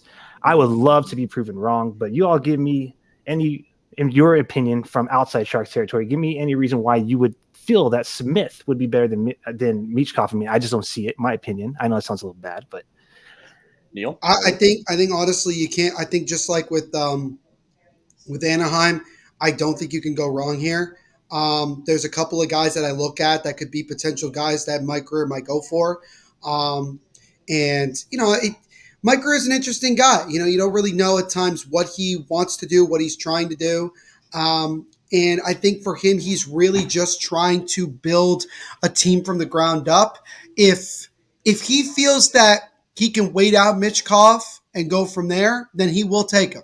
If he wants to get a guy that can maybe make more of an immediate impact, then he'll go that way. I think it's really just about how he truly feels about it. I honestly am very intrigued to see what happens. Also, Aaron, just want to say up front, I do hope nothing but the best for Mackenzie Blackwood. Devils obviously traded him yesterday. Look, you're getting a guy that when he's on his game, he's very good. And when he's not, he's either hurt or gives up several very soft goals. So, that's the way I look at it.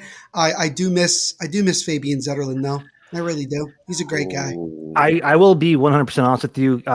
Getting Blackwood was a little bit of surprise for me. I know that Mike Grier made comments. He's looking to draft a goaltender. So to see us pull him from New Jersey for a 6th round pick this draft, for me, it just kind of was like, all right, there must be something going on with Kaapo Kähkönen. I heard today that maybe there's some interest from Pittsburgh. And then Mackie Niemi got himself an extension today for 1 year. So here's an opportunity for some of the Sharks prospects to maybe make the main roster. And perhaps we're looking at Blackwood to kind of hold down the crease and give that veteran presence as we, get Mackie Niemi where he needs to be.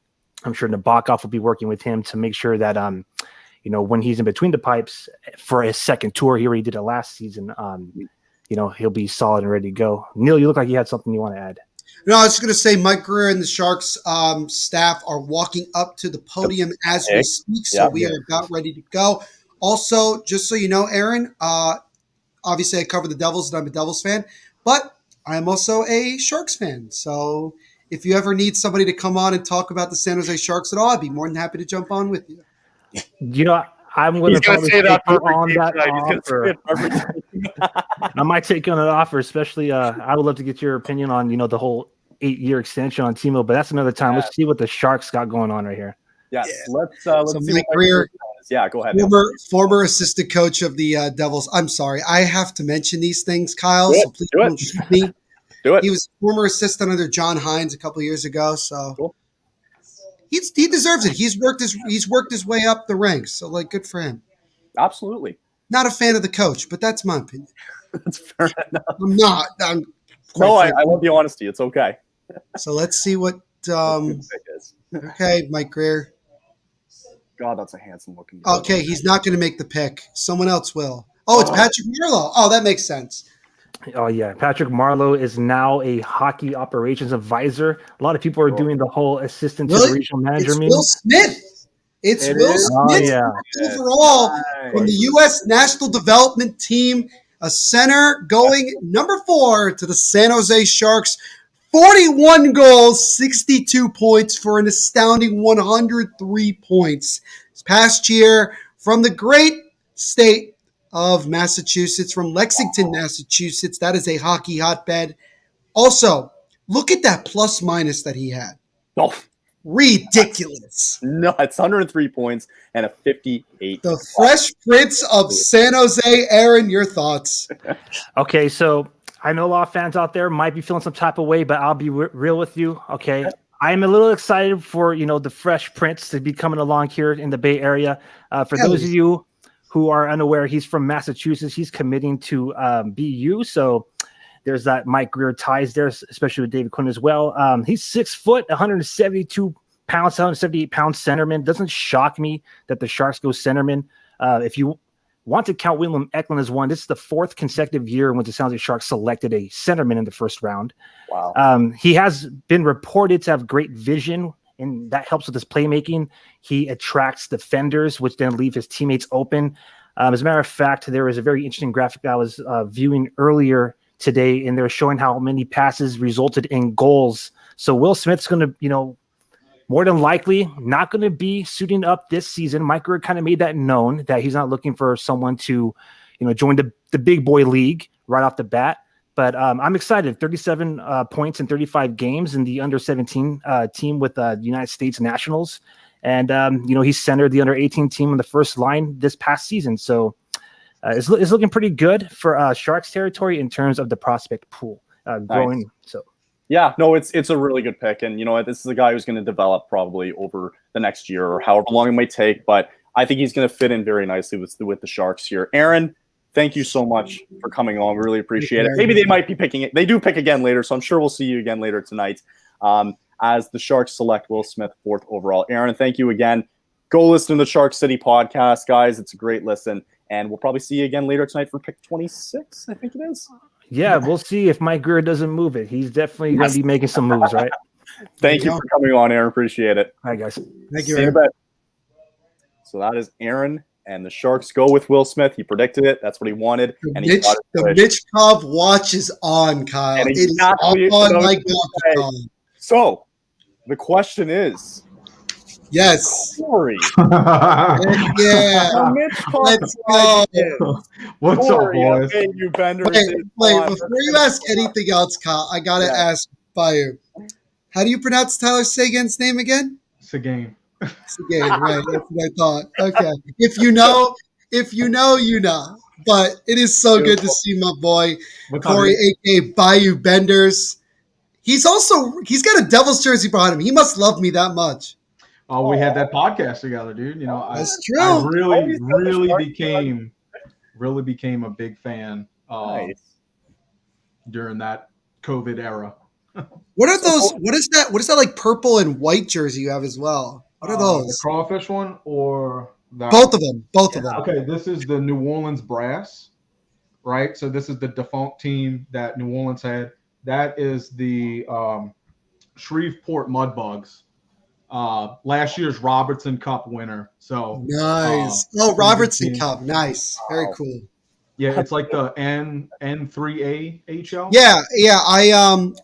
I covered the New Jersey Titans who play in the same league, so I know that the Robertson Cup. All right, cool. Very cool. Montreal's pick is in. So Corey, real quick, who do we think is going to go number 5, or who do you want to go number 5 for your Montreal? Matvei Michkov. He fell. It's Michkov, dude. It's definitely. I think it's going to start. But we did something wild last year, so. No, you didn't. I'm terrified.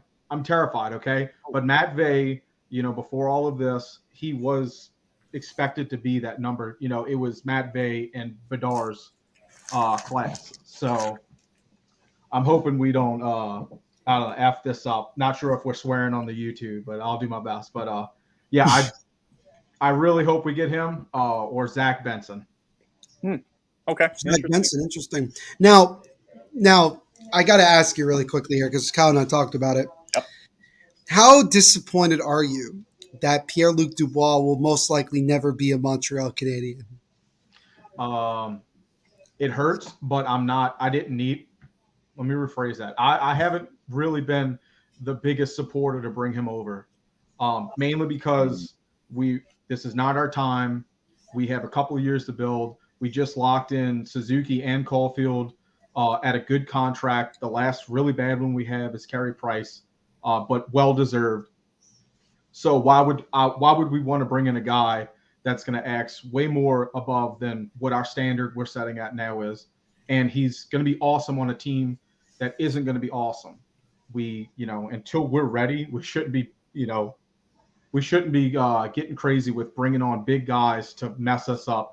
We need to be low in the draft, and it sucks to say that, but this is the opportunities we need right here that we're dealing with. We don't need to bring in a guy that's going to cost more money to the team, that's going to push us further in the middle of, the draft the following year. Michael's just coming in late. Sorry to cut you off. Yeah, sorry about that. No, you're good, Michael. What's going on? Michael from the Canadians Connections, everybody. How's it going? Nice to meet you guys. Thanks for having me. I love Michael's content.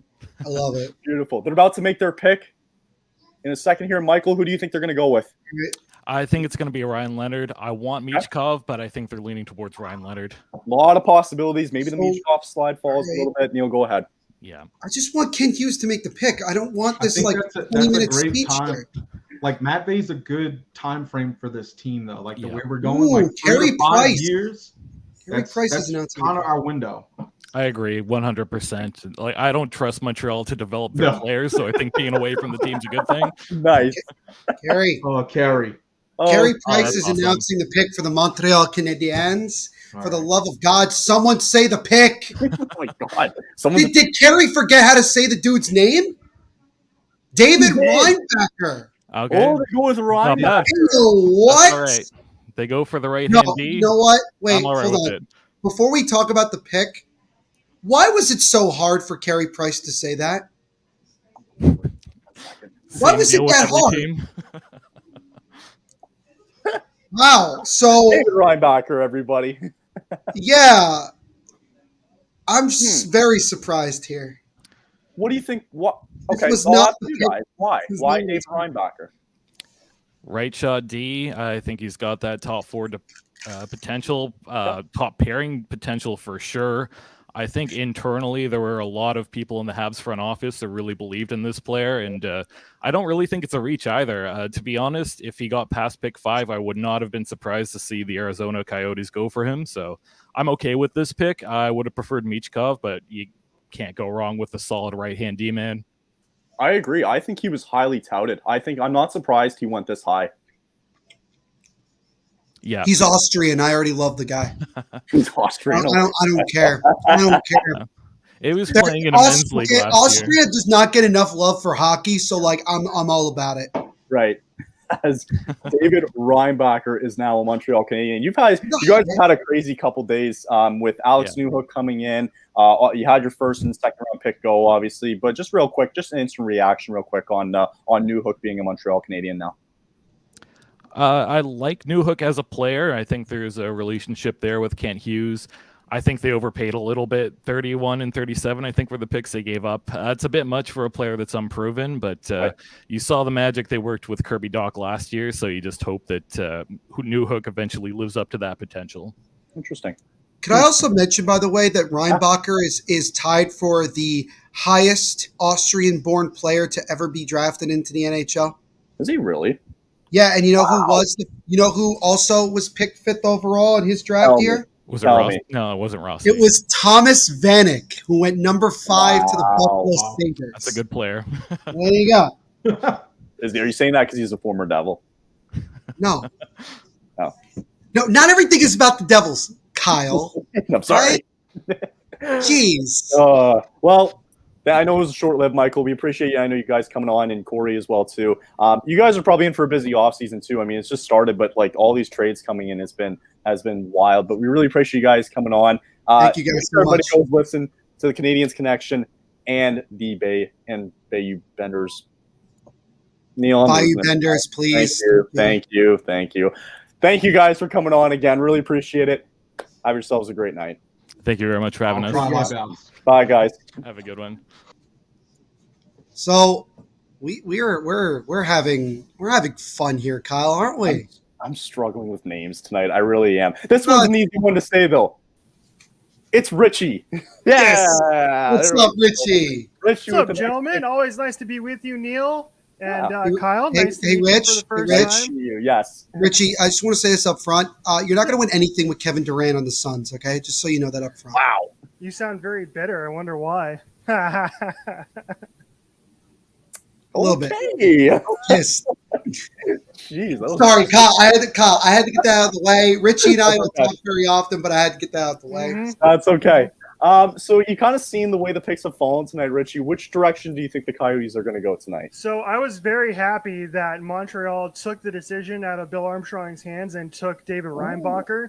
He was linked to the Coyotes a little bit. Coyotes have an organizational need for defensemen, and I did not want him. I thought he was a reach. This is a forward-heavy draft. Coyotes have 2 picks, and both of those need to be forward. So I'm glad that Montreal took that out of GMBA's hands, Bill Armstrong. So, a couple of guys I'm looking out for here. Ryan Leonard, the center from the U.S. national team. Yep. And then also my pick, who I think it's going to be, even though I lean wanting them to take Leonard, is Dalibor Devorsky. Dvorsky. Yes, out of Slovakia, I believe. He's the guy who's been linked to the Coyotes the most. There was a report from The Athletic where some of the scouts over there were saying that the Coyotes were after him the most and scouting him the most. I think he's going to be the pick. However, I'd be very, very happy with Ryan Leonard. I think it's going to be either one of those two guys.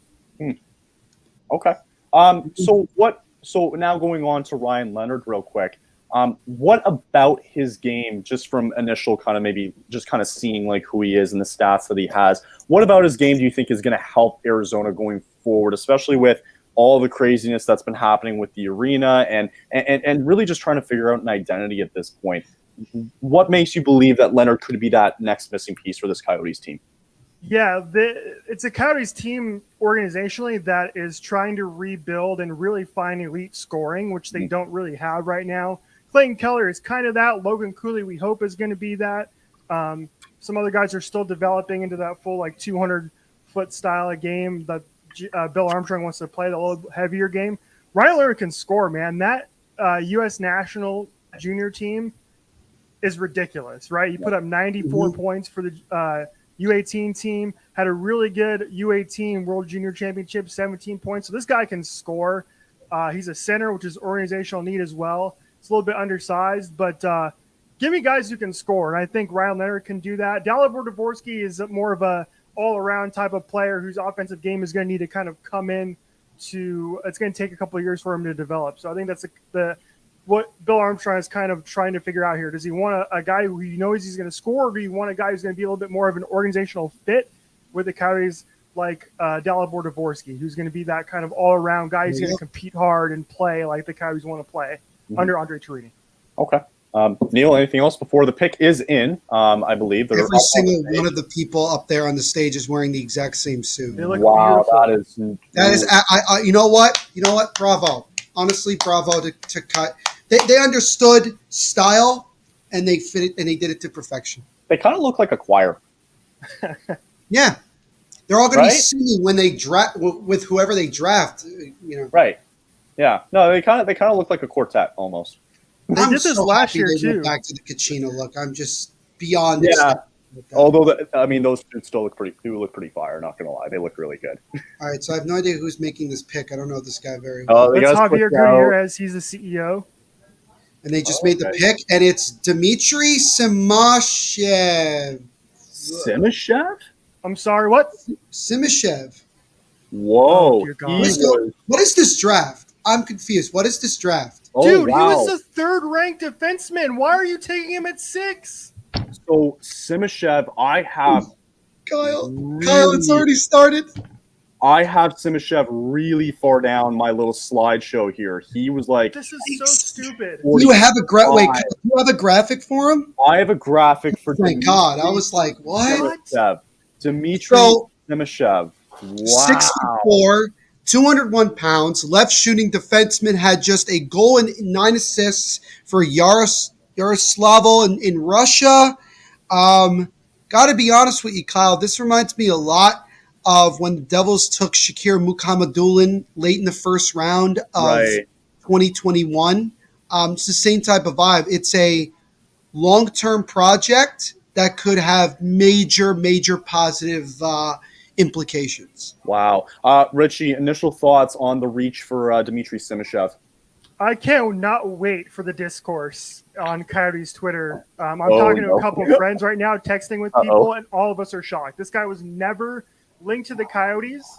This is like you said, he was expected to go outside the lottery, right? He was expected to go in the 20s. Yeah. Maybe you might have a team that would reach for him a little bit, but I don't get this, man. Remember last year they reached for the defenseman, the 6'8" defenseman, whose name just flew out of my head, whose parents were smooching in the stands. Right. So this is the second year in a row where they reached for a defenseman. I do not understand this at all. They could have gotten him at 12 or later, and you're giving up the possibility of getting a top 10 forward here in a forward heavy draft. It's just I don't understand it. Hopefully Devorsky's there at 12, which will make this a little bit easier. Did anybody see Simechev's reaction to being drafted? He went like this.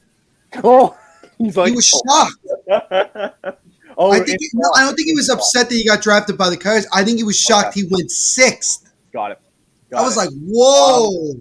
Thank you, Richie, for coming on. I know it might be. I know it was a bit of a reach, but you got to be hopeful that, hey, maybe there's a reason why they went for him that early. We'll see. Trade his ass. He ain't going to play here for a while anyway. He's over in Russia. I'll see you guys in about half an hour or so at pick 12. Maybe I will. Sounds good, Richie. Thank you, man. Richie. Thank you for coming on. Wow, that is the first reach of the night as we move along. This is ridiculous, dude. This is why people don't take the Coyotes seriously, right, Bill? No, yeah. I was looking at Corey Proman, who was 5 for 5 of the Athletic up until that moment. He actually had him going to the Coyotes, but at 12. So this is crazy. And I know you, Kyle, you were talking about how he was supposed to come up on in the 20s. So yeah. I when I was doing my slides, out of the 47 players that I have, he was at 45. Yeah. Bill from Orange and Back. Good evening. Hey, how's it going? What's up, Bill? Good to see you, man. Thank you. I am telling you right now, if the Flyers do not take Michkov, I am losing it. You take the risk. I'm terrified of you. You take him because he is so talented. I am scared because he is in Russia. Okay. Like that's the terrifying thing because he's stuck in that KHL contract. You already had to deal with that with Fedotov and being now put in Siberia. You have no idea what's his status. Right. I'm scared if you take him, but you have to take him at the same time. It's a very tough situation. Yeah. What about Michkov's game? Do you think will be a contribution for a Flyers team that not only just got rid of Kevin Hayes, but it appears that Danny Briere is not done yet. Maybe by the end of the night, maybe by July 1st going into the offseason. What do you think is good about Michkov if that's the direction they go in? I mean, he can play everything from 200 feet and in. Like, there's nothing that he can't do on the ice, and he's just a pure goal scorer. He can do it on 1 touch. He can do it on 2 touch, and he can rip the slapper if he absolutely has to. Like, it is... But also at the same time, there's a lot of mystery around this kid because of the Russian influence. Like, you don't know a lot about him. He's kind of hidden behind this wall. I was listening to a newscast in the local Philadelphia market where Briere and company were talking, and it's like, we're doing our best to understand the kid, and if he's there, we might take him. But it's very nerve-wracking when it's just an unknown. Like, there's a reason that they're probably talking they're probably bringing up Fedotov as an example of, like, do we take the risk again of what we had to deal with just a couple years ago when you thought you had a backup for Carter Hart, and now you don't. Well, you did obviously, but it wasn't who you had originally planned. Right. Interesting. Neil, anything from you? I mean, I cover the Devils, so, like, I hope the Flyers do something stupid. Sorry, Bill. That's all I got. But here's the thing. I think Michkov is the pick here. I really do. I do too. Yeah. If it's anyone but Michkov, I give up. I got nothing. Because at that point, the only other team that makes sense to me in the top 10 for Michkov would be the Capitals because, you know, the Russian connection with Ovechkin and things like that. So, like, I don't know. The only other person that I could possibly think of them taking is Ryan Leonard, because he is going up to Boston next season. He's going to be playing with your other prime in Cutter Gauthier last year, your first round pick. That's tempting because then you get that chemistry right at a collegiate level, and then you can bring him up.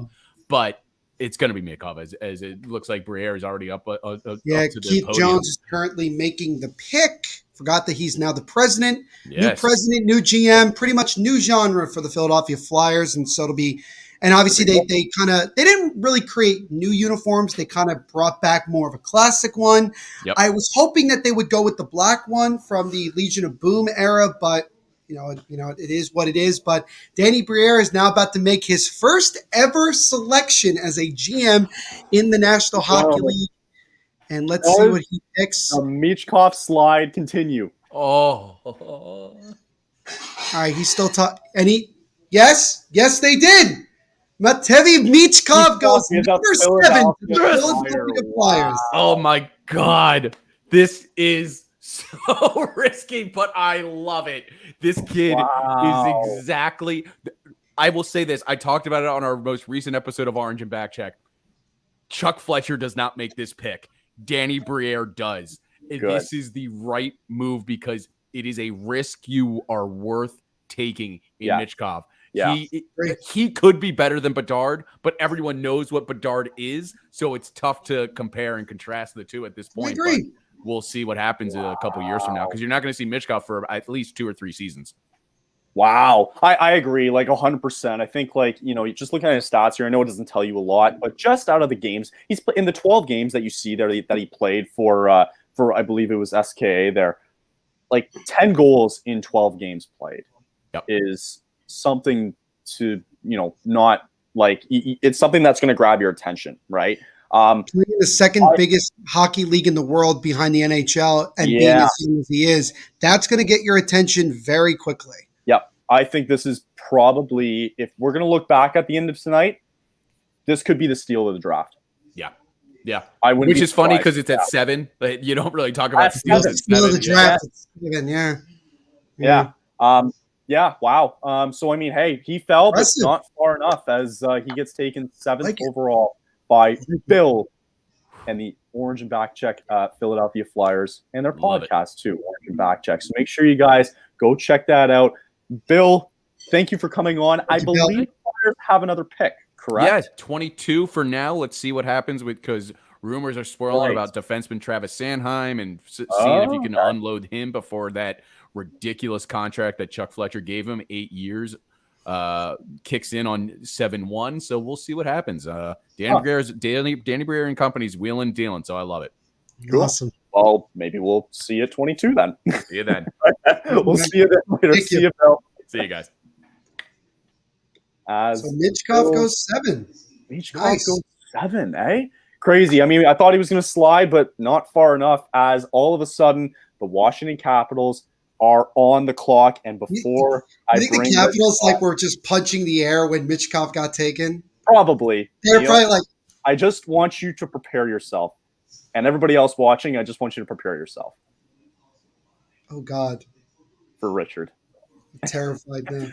Richard of the Grit and Bear Player podcast and his Hershey Bears too are Calder Cup champions. So Richard, I think he's frozen. Oh, we got him there. Perfect. Richard of the Grit and Barrett podcast. The Hershey Bears are Calder Cup champions. Thank you for coming on, Richard, as the Capitals are ready for their selection.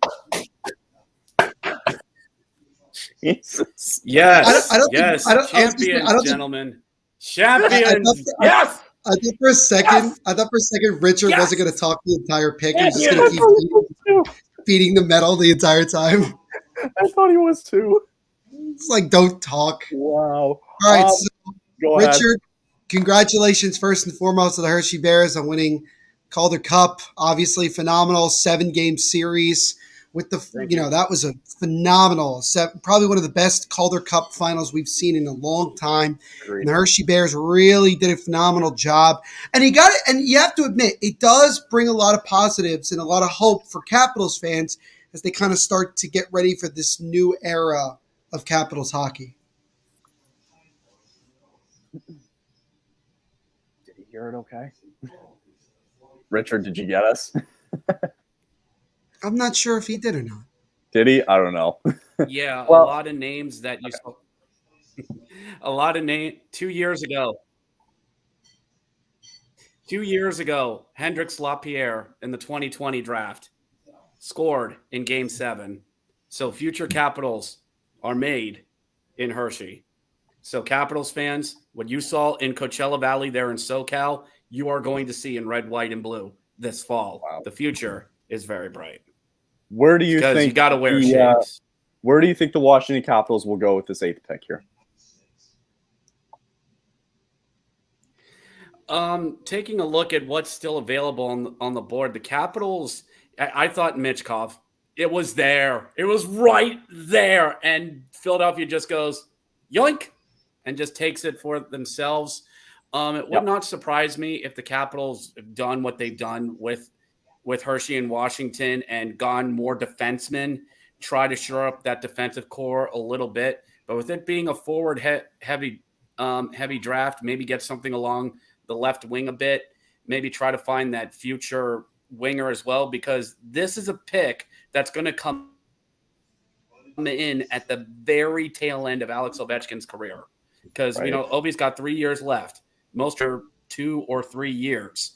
So you're thinking whoever gets picked here tonight is going to be a part of that new blood of Capitals hockey that could be that will be the post Ovechkin era. I know DC fans don't want to hear that, but that's where this kind of takes you. That's interesting to think about. Neil, thoughts before the pick is in for Washington here, but thoughts before Washington makes their pick. I feel like we're at the point of the draft where things are very much more wide open. So, Yep. your guess is as good as mine. There's a bunch of guys you can logically look at and say that they're the most likely guys to go. Or the Capitals could throw a curveball. We've had a couple of curveball-ish type moves in the first 7 picks. Nothing too over-the-top crazy except Arizona. But I think that the Capitals will probably make, maybe – I don't want to say logical pick. I think this is going to end up being Zach Benson, the left winger out of Winnipeg in the WHL. I think this is Zach Benson right here. That's my opinion. But we'll see. We will see. Interesting. Okay. As the Capitals are getting ready to make their winger. To me, having Zach Benson to everybody go up there. Him falling this low, I think it's crazy too. Yeah. As I'll let you do it, Neil. I think you're ahead of me anyway. They took Ryan Leonard, the right winger out of the United States National Development Team under 18 team. So Ryan Leonard is going number 8 to the Washington Capitals. Huh. Okay. Leonard, you know what? I think it's a good pick. It's a great pick. I mean, look at his numbers too, right? It's unbelievable with this kid. 41 goals in 47 games, 75 points for the U.S. men's national development team. He is 6 foot, 190 pounds. So not a big guy by any means, but he certainly can put the puck in the back of the net. He certainly can. Initial thoughts, Richard, with Ryan Leonard going to Washington. It certainly keeps the trend of big wingers that we've seen in the NHL. 6 foot, 190. I like the pick. It could turn into a good bottom 6 forward. I like this. It seems a very safe pick. It seems like something you can keep in development for a few years. If he's good, bring him in. We'll probably see him in Hershey in a few years and develop him and see what this kid can do. And again, the very end of Ovechkin's career or post Ovechkin. So I don't mind this. I really don't. It's a very safe pick. I agree. I think it's a safe pick, but I think it's a good pick as Ryan Leonard is now a member of the Washington Capitals. Richard, thank you again for coming on. I think you're on again later, I believe, for the 12th pick coming up just around the corner, correct? Yes, I will be back for number 12. And everyone catch the Grit and Bear It podcast, the first and only podcast devoted to the now 12-time Calder Cup champion, Hershey Bears. Wow. Gentlemen, thank you. Bring me on. We'll catch you here in a little bit. Thank you very much, Richard. Congratulations again. And thank you again for Richard for coming on. As like you mentioned it, Neil, it's starting to really get wide open here, right? And that's maybe a good thing going forward for a lot of teams. Let's bring our next guest. You ready? Let's do it. Let's bring on Jimmy now, guys. Jimmy, a new guy on from the Blue Seats podcast. New guy coming on to the network. Jimmy, thank you for coming on. Really appreciate you. And welcome to the THPN family. Well, I appreciate that warm welcome, Kyle. And Neil, good to see you as always, my friend. How are you gentlemen doing? Thank you so much for having me. We're doing good so far, I think. Just the way things have kind of you think or you know you're good. Yeah. That's the important question here. We have no idea. We have no idea. And yes, I don't mean to cut you off right away, Kyle. I'm sorry. I know it's weird for a Rangers fan to be on when the Red Wings pick, but scheduling conflicts happened. I got to be up for work early in the morning, so this is the only time I had available. That's so okay. I just wanted to clear that up. Because everybody was asking me, oh, why are you on during the Red Wings pick? Your excuses mean nothing, Jimmy. Oh, my God. I see how it is, boy. Nothing. I Neil, see how it is, boy. All I've right. been rude to all of our guests tonight, and I have not been rude to all of our guests, Kyle.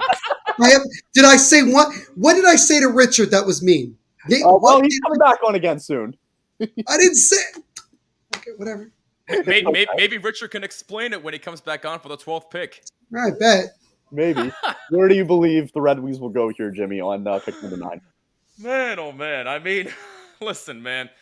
I'm surprised that Samuel Hanzik hasn't been picked yet. I would love to see the Red Wings go after him. He's a left winger, and if given the right circumstances, I could see him on line with, Dylan Larkin being the captain, the center, Lucas Raymond, the right winger, and maybe him at the left wing spot, considering that he is a left winger. This is a guy that can score. He's a sniper. So if you're the Red Wings, Hanzik's right there. Take him. He's right in your grasp. If you don't take Hanzik, I don't know what to tell you. Interesting. The one thing I've learned though is that don't question Steve Yzerman. Just don't. Let him do his thing, man. Because somehow he's going to make a good pick, whether we agree with it or not. Yes, I agree. Oh, absolutely. Steve Yzerman. The one thing you have to know is his hockey IQ is like up here. Like he knows what he's doing. So for those that want to question Steve Yzerman, you don't know hockey. I'm sorry, you don't. Wow, way to call the people out there, Jimmy. There you go, call it like it is. Hey, listen. The slogan of my podcast does say "No punches pulled." Am I right? Yes. I ain't pulling no punches here. I'll pull a punch real quick. Ready? Oh God, go ahead. Me and Neil, I was covering Neil with the Devils in the Rangers series and the Devils' run in the playoffs. What was the biggest reason that the Rangers ended up losing that series? They suck. In all seriousness, like I said, Neil, your Devils had a phenomenal year. Again, congratulations. They're not going anywhere anytime soon. But I think the biggest reason why the Rangers lost is because their scoring touch disappeared. They were up 2-0. They scored in bunches in New Jersey, mind you.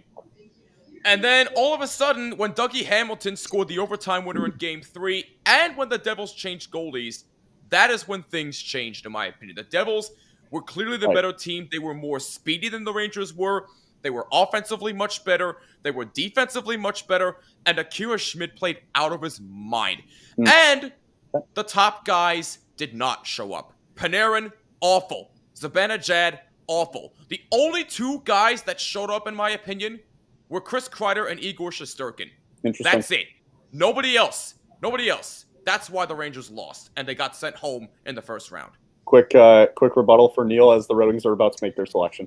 Nate Danielson, a center from the Brandon Wheat Kings, goes number 9 to the Detroit Red Wings. I'm not gonna lie. Well, if you didn't have this graphic, I'm gonna be upset. I've got it. No, just give me a second. I got it. Don't do that to me. I got it. Wait. Don't. There we go. I'm gonna say it again. Do not question Stevie Y. Let the man cook. Yeah. Let him cook. Let him do his thing.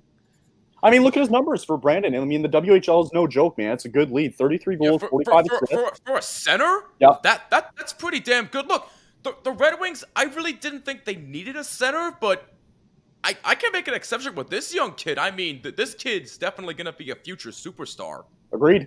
Yeah. He's from Red Deer, Alberta. He's already a really good hockey player. That is true. I think this is a good pick. But I mean, man, this kind of goes again. Like a lot of these guys that were supposed to go early on, now they're reaching pickpocketing from different corners. So I'm just very curious how picks 10 to 20 are going to go. You know what I mean? So interesting selection here by the Red Wings as Nate Danielson. I agree.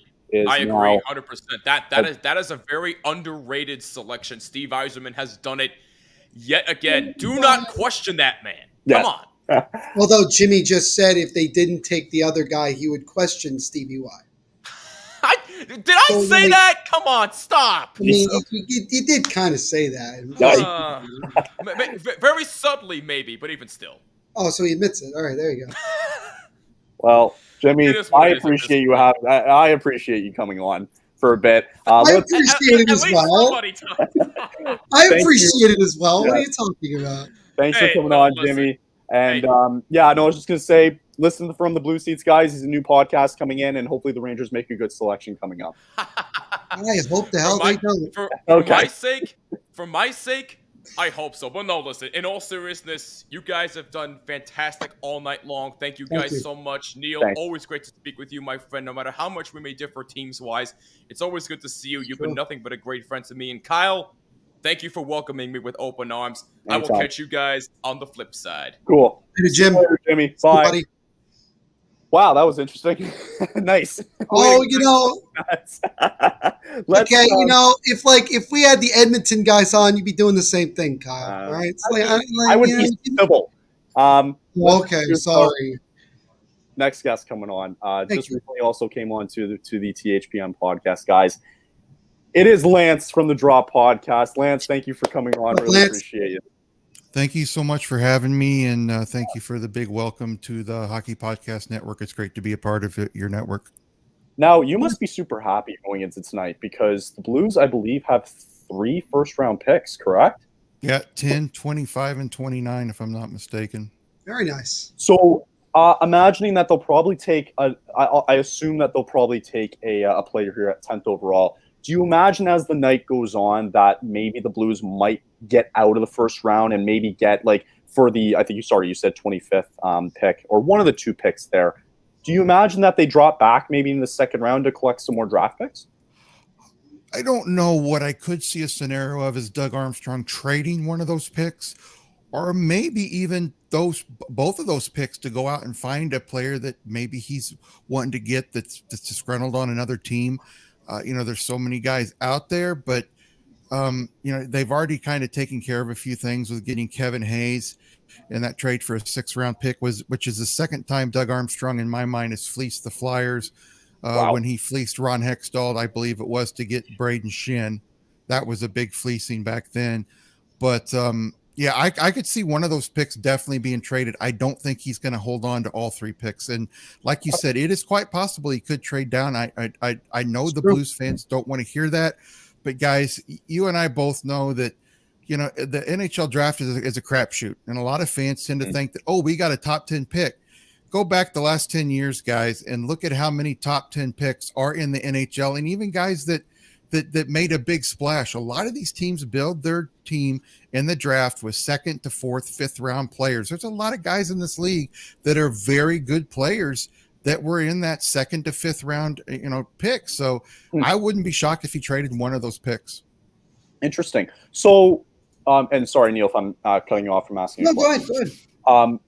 So now going into number 10 here, and just kind of the way the draft has gone, where do you see the Blues going in this direction, considering the different names that have been jumbled around in the first 9 picks?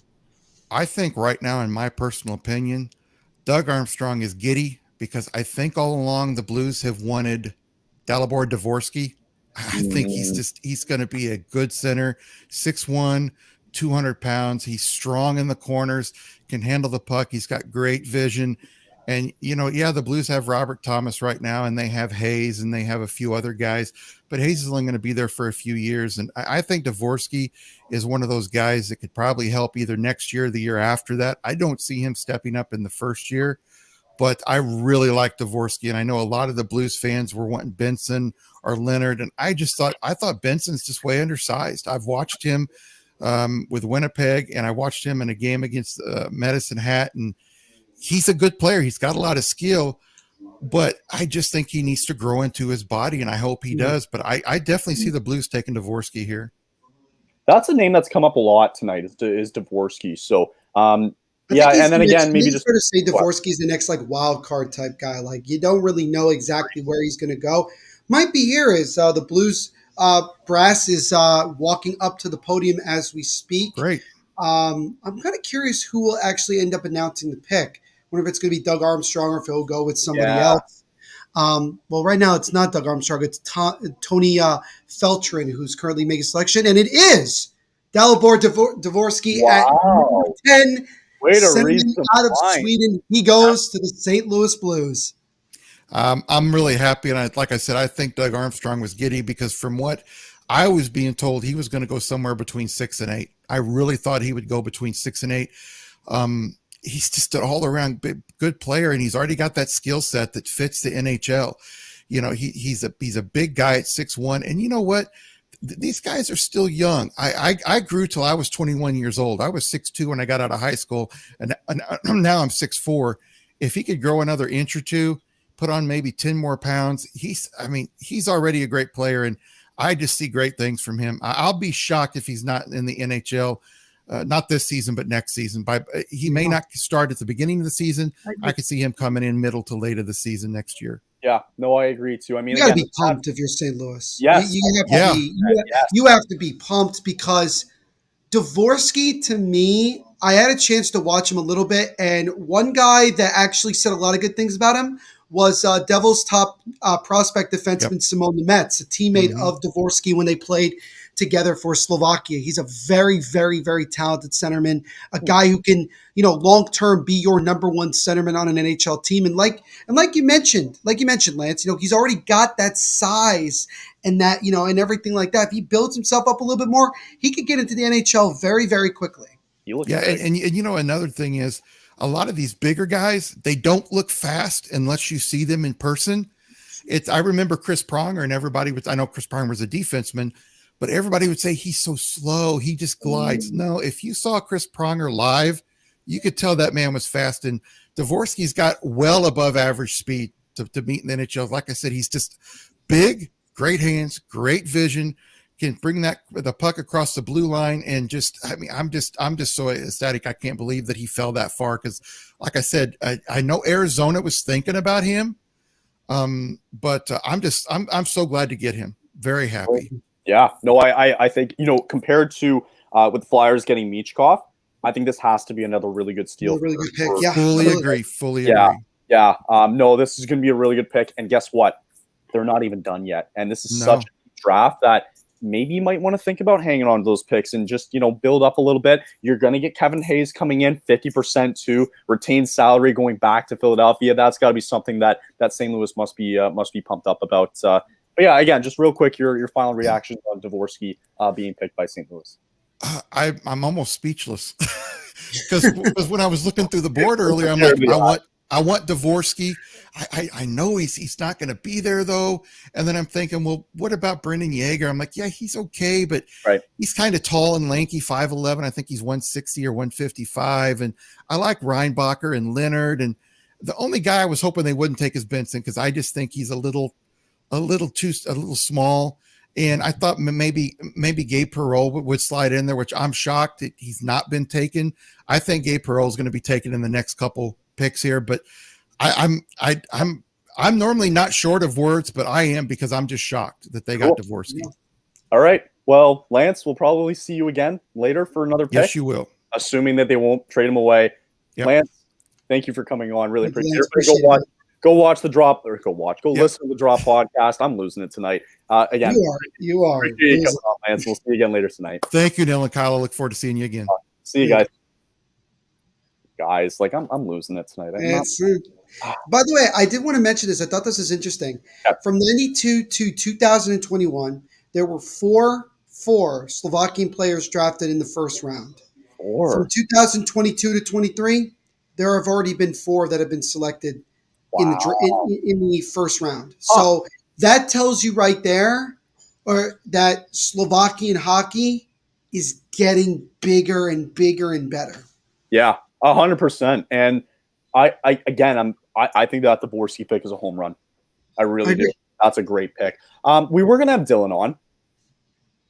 Of course he can't because he's busy. I get it. Whatever. He was going to. His excuses mean nothing. I know exactly. So we'll take over the Vancouver picks. So far, maybe we'll have a chance. Let's take a bit of a break for a second. I might bring Lance back in. Let's bring Lance back in. I wanted to see his reaction real quick, just because I want somebody else to come join us here. I like this. Hey, thanks again. You're doing a great job. Really appreciate it. Let's quickly, before we get into the Vancouver pick, is already in. Wow. Okay. Real quick, overall assessment so far of how the draft has gone. Entirely so hard to predict. Like all my predictions after Bedard, just not right. like Michkov. Yeah. If any of you actually got the top 5 picks selected correct, good on you. Honestly, go buy a lottery ticket. Go buy a lottery. Seriously, like, because it's crazy, and like Vancouver right now is walking up to the stage, but I don't know. I think Michkov might have been the most surprising to fall. Michkov and Devorsky. Devorsky. Yeah. If Devorsky, like I'm telling you right now, at that point when St. Louis picked, it was pretty much like Devorsky's the next guy to go. It's the next. Where does he go? You know, what pick? Who takes him? This kind of thing. Now we got Vancouver, who's about to make their selection. We are now at the point of the draft, honestly, guys, where I have no idea like who's going where. Who could go where? Well, that's the crazy thing too, right? Like, yeah, it honestly could go anywhere. Here, I'll let you do it, Neil, as Vancouver's going to make their pick here. Tom Willander from Sweden, a defenseman, goes number 11 to Vancouver. Oh, I had him low, actually, on my little thing. Going high on a defense. Okay, see, this is the thing. Isn't this supposed to be a very heavy forward, class? Yeah. So why are 5 of the first 11 picks defensemen? Did I miss something on that? Maybe, but I mean, I had him 25th. Just putting like all the guys on here, I had him 25th. So like, again, another guy that just falls. 6'1", 180. He played for Rogel BK, 25 points there. How does he kind of go into this Vancouver system here? I mean, Vancouver might be preparing for life without Quinn Hughes if they're starting to draft defensemen high up. Granted, he's a right-shooting defenseman, not a left-shooting defenseman. Here's the thing. I think for Vancouver, they were in a situation where they probably took best player available on their board. Because I mentioned it before. With all of these guys, it all depends on what team, with the team, who is the top guy that's left. And I think that's the way to look at it. Though, who he reminds me of? He reminds me of a right-shooting Miro Heiskanen. That's kind of like the way his body type, the way he plays the game. It's that type of pick. Do I think he's a guy that jumps into the NHL right away? No. Do I think he probably comes in a year after he gets drafted? I think he's going to go that type of route. I think for Vancouver, they could have gone a ton of different ways. Honestly, I think it's a very solid pick. Okay. I agree. I think that's a great. This isn't as strong of a defensive class. Yeah. So I think teams are trying to get those top defensemen while they're there before they really go into this whole forward pot. I like that comparison with like Miro Heiskanen and a Tom Willander. I love that. I think that's bang on, right? I think that he just looks like, just by looking at him, he just looks like that big, lengthy, like he can play like a full 200 feet, like meter game or whatever it is. He just looks like a guy who could, and seeing like obviously his point stat here, he's in 39 games, he's had 25 points. He's clearly an offensive defenseman here. And he's a transitional two-way guy is what they're saying about him. He's not a physical player, but he's not shy about battling, deceptive and confident when making plays. And that's what Vancouver, I think, really needs. They need somebody confident coming in. So, hey, maybe if he has a good camp, then that's the direction that they're going to go. So I don't hate it, to be honest. I don't hate really any of these picks so far. I'm having fun. It might be surprising, but they're not bad. Fun. and like what Neil was saying earlier, it's like what these teams have on their board. Yes. Like defensively, there's these defensive guys. You might not look at Benson for I can't believe how far down Benson has dropped in mine. Lance, I gotta kick you out. Okay, that's all right. I'll see you guys here soon. I'm sorry. Okay. A little bit, Lance. Thank you, man. Appreciate it. Okay. I say that because Arizona is back on the clock again, and Richie is back again for the Arizona Coyotes. All right. So Richie, straight up, like, where are the Coyotes going to go with this? This is one where they're kind of hard to screw up. Devorsky's gone, so it can't be him. He was going to be my second pick, but I just saw ESPN's rankings, and the top 2 players on their board are Matthew Wood and Gabe Perrault. So I think those would be my 2 guys. Is if they pick one of those 2 guys, I'd be a very, very happy man. And I think it's going to be Matthew Wood. And the reason why is this guy, I've seen him compared to Tage Thompson. Big guy. I think he's like 6'4", power forward type of style. They need some more wings in their system. And if I know one thing about Bill Armstrong now is that this dude loves his big men, right? He took the big defenseman earlier, took the big 6'7" defenseman last year in the first round. So I would be really, really happy if this was Matthew Wood. He was actually the guy when I was thinking about my ideal situation as far as prior to the draft who the Coyotes would take. I had Matthew Wood going 12. I think he fits perfectly into the Armstrong Chiarini style, and he'd be the perfect player. Going to go play UConn coming up this year. So give me them. Give me him. So what are the chances that it's another random pick? What are the chances? I was joking with my friends earlier, and this is like a theme with the Coyotes. They'll just do this randomly. John Chaika did it all the time. Last year, I was very surprised with some of the Coyotes picks in the first round, right? They took Josh Stone a couple of years ago, which I was surprised about. They took J.J. Moser out of nowhere last year when nobody had him on their draft board in the second round. He ended up playing in the NHL. So who knows, man? The one thing we know about the NHL draft is that scouts for teams are way smarter than any of us. Any of us all the time. Clearly. Yeah, so they're going, man, those suits look so good, man. They look like it's so funny. By the way, should also mention really quickly that this pick was the pick that the Coyotes got from Ottawa in exchange for Jacob Chick. Yes, just thank so you. Everybody knows that. Yeah, thank you for mentioning that. Yeah, of course. So yeah, I'd be curious to see now that they went with Simechev if they decide to reach again. Go for another defenseman. Another defenseman, maybe? Maybe. What if this is Zach Benson? Well, I would love that pick too. Honestly, it's not.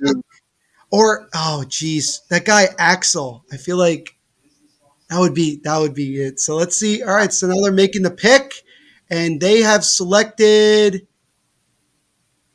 Daniel Butte, the left winger out of Yaroslav, the Russian. You know what? Richie's having a day over here. Dude, what do we?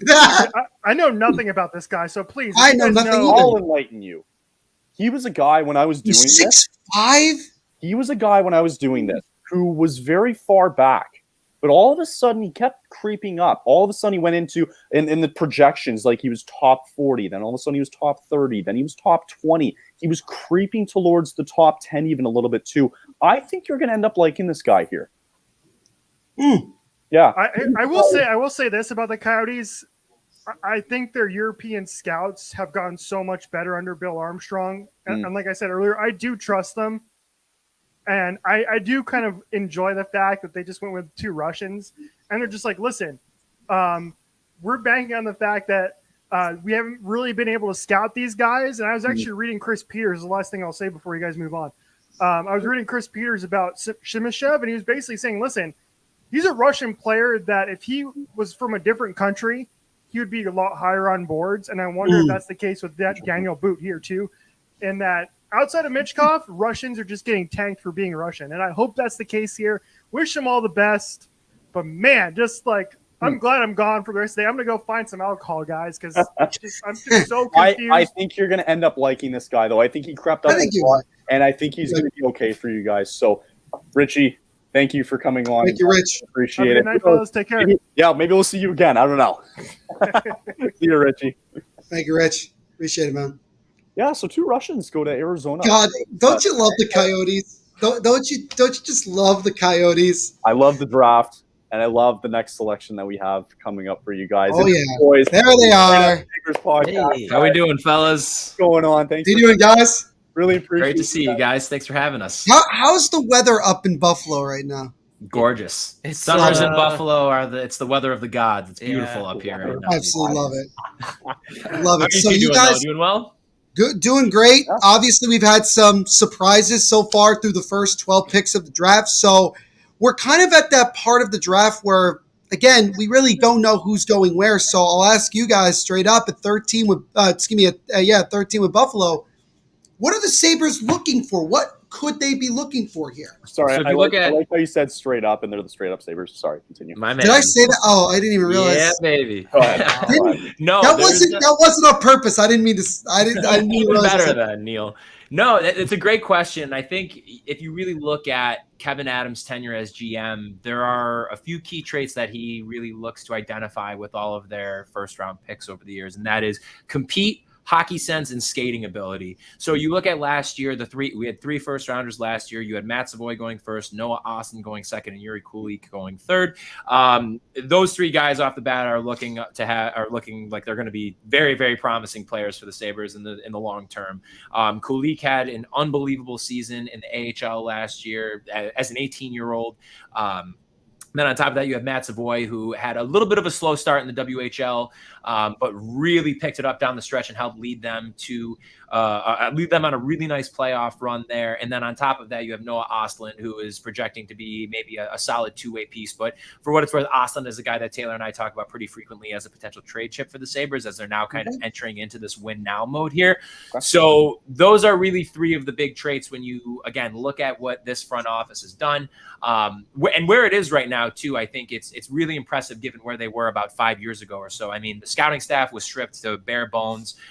There was really not a lot of a presence in the front office. And now the Sabres, with Kevin Adams leading the way, have pretty improbably built one of the best analytics departments in all of the NHL. And again, their track record, albeit it's very short, and Adams has only been here a few years, but their track record with their picks in the first round and outside of the first round, for that matter, are really solid. And so, like you guys said before, the board, it's been a pretty interesting start to the draft so far, but it fell, in our opinion, very, very nicely for the Sabres here. We had kind of keyed in on 3 guys as being like our go-tos for who we felt like would be perfect picks for the Sabres in this spot at 13. One of them being Dmitry Simechev, who you guys obviously just had, he just went to Arizona with 6th overall. But in terms at forward, though, we had 2 guys that we really liked a lot. Matt Savoy's teammate, Zachary Benson, and Oliver Moore from the U.S. National Development Program. I forgot about him. Right. Yeah. So really, really nicely that the Sabres have their pick of one of these 2 guys. So we're hoping that that's who they end up going with. Okay. I feel like, I don't know, maybe because they got Ukko-Pekka Luukkonen, that I feel like the Sabres are fans of players with really long names. So is this the Axel Pellikka pick? I hope it is. Wait, hold on.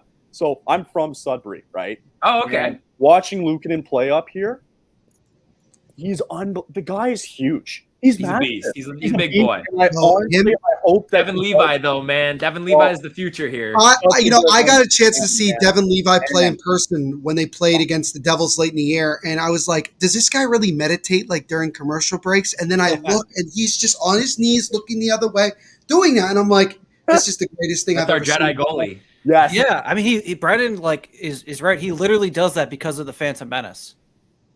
That's true. There you go. Incredible. There you go. So the Buffalo Brass is making their way up. They clearly have one of the best uniforms in the NHL, in my opinion. Love that they went back to these old school blue jerseys. Love they brought back the goat head as well. Yes. Yes. Or the saber head. Excuse me. I don't want to say goat head. No, goat head is proper. That's that how the we term? say it in That's Buffalo the term. too. Goat head. Okay. We call it the goat head here too. Very right, so now. Okay, sorry. I'm maybe going to say Kevin Adams is about to make the pick. I think he just did. Zachary Benson. They did get Benson.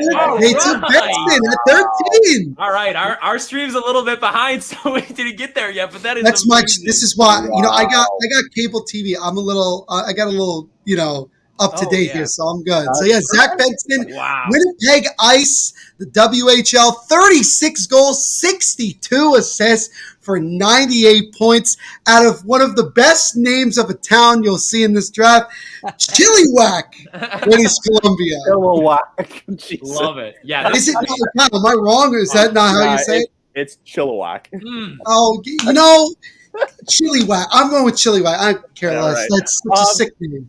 Real quick, now also he's got the sickest haircut in the draft with the mullet. This guy belongs in Buffalo. With Benson falling this far back, and with the young guys coming up for the Sabres, I believe this is another steal in this draft, probably the 3rd one of the night. In your guys' opinion, how important is this offseason going to be for Buffalo? And do you feel like there is pressure next season to say, we got to make the playoffs in order to do something here? Absolutely, yeah. I think for sure. And I think the weird thing is, unlike a lot of other off seasons when there's a million things to do and you don't know where to start, they really just need a second pairing defenseman. And this is the big part. They need a goalie. If they're going to have Levi in the NHL next year, they need a veteran goalie with him, being only 21. But to the second point there, yes, I think making the playoffs is a necessity with how close they were last year, how many guys they have in their primes and their young primes, and the fact that it's been 12 years. Wow. Don't be surprised, Kyle, if the Sabres have the same type of season in expectations like the Devils did last year. This a lot is of comparables. The Sabres are that next team that can take it. And with Tage Thompson and all of that talent that they have the opportunity to not only make the playoffs, but they can do some damage if they get in. And with the goaltending, tandem of Levi and Ukko-Pekka Luukkonen, and adding a guy like Zach Benson as far down as he fell, this is a really good Buffalo Sabres team for years to come. Yes, it's a great pick. They're at the point now that they went forward again this year in the first round after taking 3 last year. They have so much forward depth and their young forward talent. I mean, your top 2 lines are pretty much set for the foreseeable future with Skinner, Thompson, Tuck, and then a second line of Peterka, Cousins, and Quinn. Right. You have Peyton Krebs. You have Casey Middlestead, who had a huge year last year. You have the 3 first-rounders last year. You have Prokhor Poltapov, who was a second-round pick. Like, their forward group is nice right now. So the big thing for this Sabres team, get that top 4 right-handed defenseman to play with Owen Power next year, get a veteran to pair with Levi, and they're going to be nasty in the not-so-distant future. I'm excited. I think the boys are ready for October, Kyle. I think they're ready. I agree. Guys, thank you for coming on. Thank you, guys. Appreciate it, fellas. Go listen to the Straight Up Sabres podcast if you can. And we hope you guys have a great night. Thanks, Thank you, guys. Appreciate it. Enjoy. Bye, guys.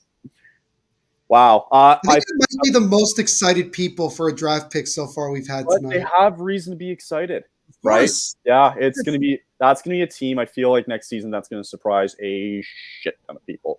As we are bringing Richard back on for the Pittsburgh Penguins' 14th pick in the draft. Sorry, it's not their 14th. You know what I mean? It's they're number 14. Whatever. Richard's on now, and I believe he has the jersey back on. Correct? Or it looks like it. Yeah, I think he's got it on. Yep.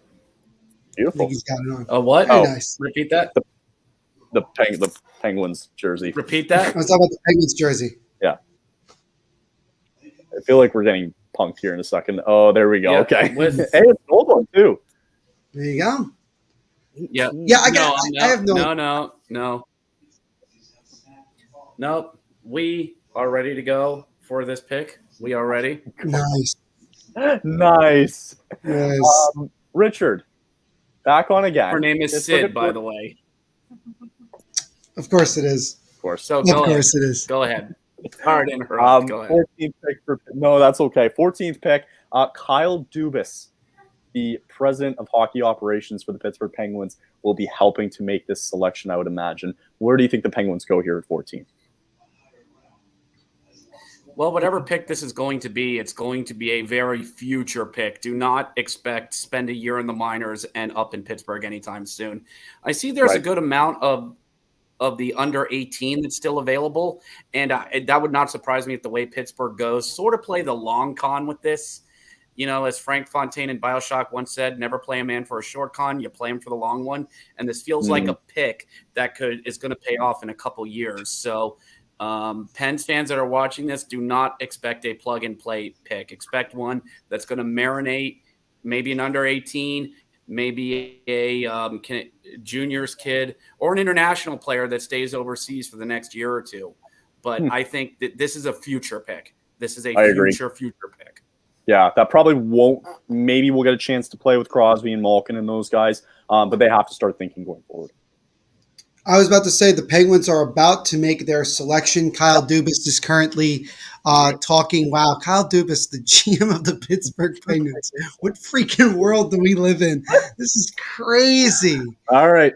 And so the pick is in, and it's Braden Yeager, the center out of Moose Jaw from the WHL. We do have Yeager here somewhere. So, okay, Moose Jaw. Let's go. All right, so we got so the Penguins are definitely fans of the Yeager bomb as they decide to go with Braden Yeager at 14 here in this first round. I like that pick too for Pittsburgh, man. I really do. Just seeing again, the WHL had a really good year this year, just in terms of prospects too. Like a lot of the guys are coming out of the WHL for the most part. especially Connor Bedard, right? But again, like just seeing his numbers here, he's only 5'11". He's not the biggest guy in the world, but he's a fast guy. And hey, he won WHL's most sportsman-like player in 2022-2020 in that season. He's also a Sasky boy, so you already know he's a dog. Yes. You already know he's got that dog in him because he's from Saskatoon.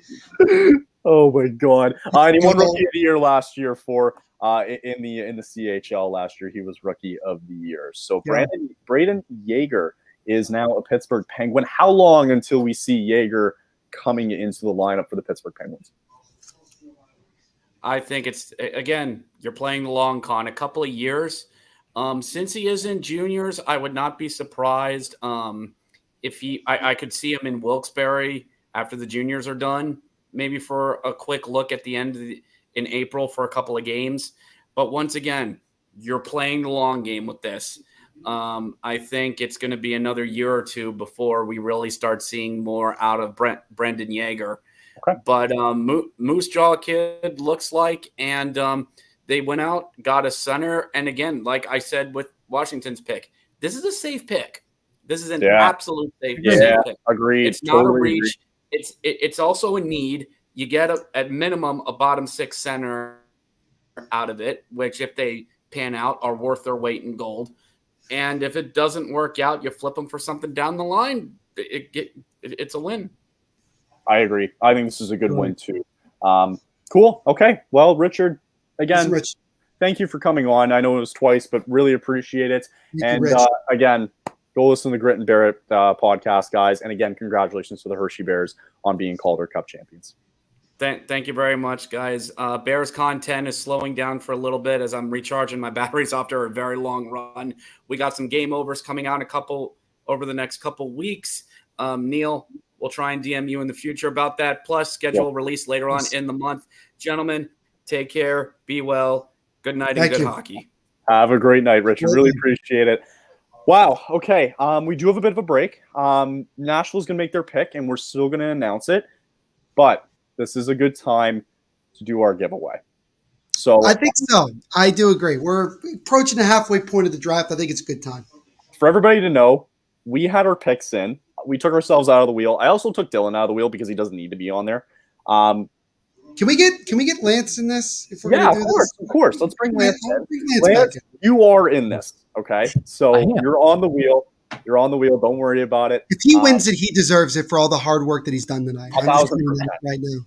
Real quick, with the top 5 picks, that if anybody got it, they were going to get the gift card. Nobody had it correct. I went back and looked at it. Nobody had it correct. Not a damn person. Not a damn person had it correct as we were about to spin the wheel. Take over for a second while I grab it. What threw it off? Was it Reinbacher? It might have been. I think it was Bacher. Yeah, I think that was what really kind of threw people off. Is that pick, because it was just one of those where you're like, you didn't really expect it. You kind of go off of what a lot of the quote unquote experts will say, but who knows? But we have the wheel now, and so I guess Kyle's in charge of that one. Well, I had them on my tab, so good for you. I'm proud of you, Kyle. You're on your game today. I'm proud of you. I'm trying my best, okay? I was giving you a compliment, you maniac. A maniac? That's fresh. All right, guys. Are you ready? We got all the names on there for everybody. Drum roll. Drum roll, please. Thank you to everybody who entered. Let's spin the wheel. Let's do it. Spin the wheel. The winner of the $30 gift card is... It looks like it's going to be the guys from the Caniac Report. Caniac Report. Wow. The guys from the Caniac Report have won the $30 gift card. Congratulations to the guys there. Yeah, I mean, they're awesome too. I mean, the guys, I think they're both named Sam. I know it's Sam Wallace is one of them. Gotta love that. Right. Yeah, congratulations to them, guys. Great job. And that's our first one, though. You still have a chance to get in our second giveaway. All you have to do is type in hashtag everything hockey, and you are in. We will be putting out the a wheel for recording tomorrow morning. It's also below in the ticker as well, too. You can read about it as well. All you have to do, guys, is enter it by saying hashtag Everything Hockey, and you are in, and you will have a chance to win an Everything Hockey hoodie. So again, congratulations to the guys from the Caniac Report. They've won the $30 gift card from the guys from Everything Hockey. We really appreciate it, as the second giveaway will be out tomorrow morning by 11 a.m. Yes, and should also mention here as well, kind of keep Lance on here right now, the Predators are about to make their selection in their home building, and they take Matthew Wood, the right winger out of UConn, going 15 to Nashville. Damn it. I wanted Wood. Wow. Kyle just wanted some Wood, and he's not getting it. Wanted Wood. I freaking wanted him. Wood. But, hey, you know what, Kyle? You can always go after Miles Wood in free agency. No, thank you. I'm good. Matthew Wood from the University of Connecticut with 11 goals, 23 assists, and 34 points in 35 games from Nanaimo, BC. Nanaimo? I think that's how you pronounce it. Nanaimo. Yeah. Nanaimo. Yeah, whatever. What the hell is that? He's from BC. I think Dylan used to live there. I wish Dylan was here. You could confirm that. Well, he's busy. He's a busy man. He's a busy guy. Anything on Matthew Wood here? He's 6'4", 193 pounds. Love it. Love it. Love that he's already 6'4" and he's not even 20 yet. That's crazy. Wow. Well, I think, this is a good pick. Again, you can't really go wrong with a lot of these guys, especially how wide open and spread out this draft has been so far. I think it's only getting better for these teams that have kind of sat between 10, 20, and so on. And, again, it's going to get deeper as going into round 2 and round 3. But, yeah. You know what his player comparison, by the way, is? Who? Evgeny Malkin. Well, he's a big guy. 6'4" center. He's a center, right? Yeah, he's a big dude. Big dude. So, interesting. Okay. Nashville, I think, wants to have that kind of big guy, tough mentality type of franchise, and I think Wood fits into that very well. Okay, Lance, he's got to be ecstatic. I mean, he gets to be drafted in front of his home fan base. Lance, I got to kick you off. I'm just surprised at how much Oliver Morris dropped, but maybe we'll get him in a second. We'll see. We'll see. Thank you, Lance. Yes, we'll see you in a second. As the Calgary Flames are about to make their selection. All right, I'll leave. No, you better stay, you butthole. It's been a tough year, but my next guest coming on, I need some therapy a little bit, and people will talk about it. It is Chris from the Armchair Chris podcast. Chris, thank you for coming on. Kyle, how you doing, buddy? Is it our turn to pick on Bedard, or is he still available? I don't know. Chris, who's not available, and that's Matt Wood, who I wanted, but that's okay. Fine. That's Chris, fine. We're here in the present now. Okay. I think Bedard's still available on NHL 23, by the way. Perfect. Chris, with the way that this draft has gone, where do we need to go now that we get rid of Tyler Toffoli yesterday? Sharon Govich now comes into the lineup. Where do we go with this 16th pick here? You know what? I have two choices left. I've been highlighting them as they've been dropping off. Two left. Obviously, I've got to stick with Oliver Moore. Agreed. I'm thinking that would be a really good selection. And to be honest, depending on who you talk to, I'm actually surprised that Samuel Hanzik is still on the board. I wouldn't mind that for a couple of reasons. We need some size. True. We have not drafted anything bigger than 5'10" in the last. Whatever Gaudreau was. Yeah, I mean, and missing out and losing a couple of key players that play that physical game, i.e. Matthew Tkachuk from last year. I mean, we need somebody of that ilk. I think personally. I completely agree. So let's kind of talk about real quick before the pick is in. Toffoli does get traded yesterday. How much of an impact is that going to be going into next season now that you're going to see Sharon Govich coming into the lineup with his 2-year bridge deal? You know what? When they first made the trade, I definitely yelled out a WTF. I didn't know much about him. Right. After watching some videos and just kind of doing some reading up on the kid, I'm really excited about his age. Obviously, we needed to get younger with that pick. Would I have liked the pick coming back as well to be a second, of course. But you know what? I'll take that as a win. I'm not super impressed with the contract that was signed at 3.1 to 2 years. He can walk the UFA. Yeah. Yeah, I'm not happy about that. You know, being Craig's first, you know, signing, you know, true trade and signing. So we'll see. You know, I'll give him some time. Well, there is a perfect guy to tell us about Sharangovich, Neil. Absolutely. Yeah, so when you look at Yeager Sharangovich, like I mentioned before, obviously I think he still needs to work on his frame a little bit. He's still a pretty, you know, relatively skinny guy, but I think that, you know, he has a couple of years under his belt in terms of experience in the NHL. Really, really wicked wrist shot when he's on his game. He could score 20, 25 goals. Really, really good, honestly, and particularly on the penalty kill. He can develop into a power play guy if he's put into the right situation. For him, the best way for him to have his success is that he plays on the top six as much as possible. Give him as much minutes as he can, because the more minutes you give him, the better he's going to get over time. He brings some speed. I think he can really do some damage, and I think the Flames fans are going to like him. I honestly do. God, I hope you're right. As the Flames are about to you're gonna like his child very much. Cutest kid on the planet. I am excited, and you know, being how I have watched that shot of his over the last 24 hours, we'll say I'm pretty excited about that. I'm excited to what he can maybe become if given the chance to play on the first or second line with a Huberdeau. Somebody that can actually get him the puck if he can get himself open. Yeah. So here we are, right? So here we go. Flames are slowly but surely making their pick. I don't know why it's taking this long, but we are here just waiting it out. I don't know who's talking right now. So I have no idea. I've muted my TV, so I'm going on you guys here. I've muted my TV, so it doesn't give us any feedback. Okay, so I think so Craig Conroy is going to make his pick. He is slowly saying it at some point, and they have selected, as we are still waiting for this pick to actually happen. He's still talking. Nothing has changed. Finally, the pick is in, and it's Samuel Hanzik. Okay. The left winger out of Vancouver. Okay. All right. You know what? I'm super pumped with that. I'm so pumped with that too. You know what? I love that. Let's bring it up here. Hey, he's what, 6'4", about 190 pounds. Yeah, let's bring it up here. Samuel Hanzik. He is. Let's see here. He's the centerman, left wing, 6'4", 186-pounder from Vancouver, from the Vancouver Giants, with 23 goals.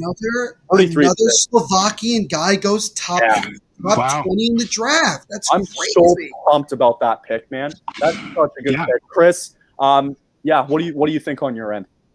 You know what? He was in my final list of 5 that I wanted or who I thought would be roughly around the 16th pick. I'm really excited to see what he can do. I think he'll likely spend a year with the Wranglers. Agreed. Potentially, but after that, I'm happy with this pick. I really am. Yeah. He's been playing in the WHL, so he knows Western hockey, right?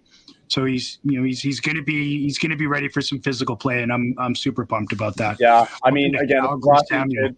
Yeah, hey, there you go, Slovakian kid coming our way again. I mean, I feel like this is going to go well. I think with like Sharangovich maybe too, right? Like that might be something that might make him a little bit more happy too. But sure. Man, it's going to be a crazy couple of days, and it's going to be a crazy time span to see what happens with all the other guys like Lindholm and that. Just maybe really quick before we move on to our next pick here, what do you think is going to happen with Elias Lindholm? What do I think is going to happen? I think we're going to end up keeping him until the deadline. Okay. Because I personally don't see us making the playoffs next year, so I think he's going to be a player that'll be dangled for a massive return to a team that has a chance to hoist the cup. You gotta have hope. You gotta have hope always. Chris, and I want big picks coming back, obviously. Of course, we need the picks. Chris from the Armchair GM podcast. Thank you for coming on. I really appreciate it. Yes, we really appreciate it, and we'll see you again soon. Thanks, guys. Bye. There you go, Kyle. I love it. I love the pick. I do. I was looking at him. I was looking at Olivier Moore. No, I'm happy with it. I think he's a big guy, center too. He seems like, just from watching his tape there a little bit, he said he was speedy and versatile a little bit. So, yeah, you got to be excited about it. You got to have some hope. As we are bringing back somebody else who was on earlier, as the Chicago Blackhawks are again back on the clock, as Mike from the Chicago Tomahawk podcast is back with us after Bedard was selected first overall, and the Blackhawks still have their pick at number 17. Mike, what do we think of the draft so far? Oh man, it's been. I'm really surprised that I knew that Michkov was going to drop, but I honestly thought that nobody was going to pick him in the first round because he can't come in until like another 3 years, and I would imagine that when you draft a guy, you want him in your system developing so that you can manage that hands on. When you got a guy playing in the KHL, it's like. It's they say that it's comparable to the NHL, but really think about it, it's not, because if it was, a lot of those guys would be playing in the NHL. Agreed. So Agreed. Yeah, I was pretty surprised. He went number 7. I'm not surprised the Flyers took him because that's right on par with the Flyers, kind of, not doing what's best for their team. Right. So I think that's right on brand. That really surprised me.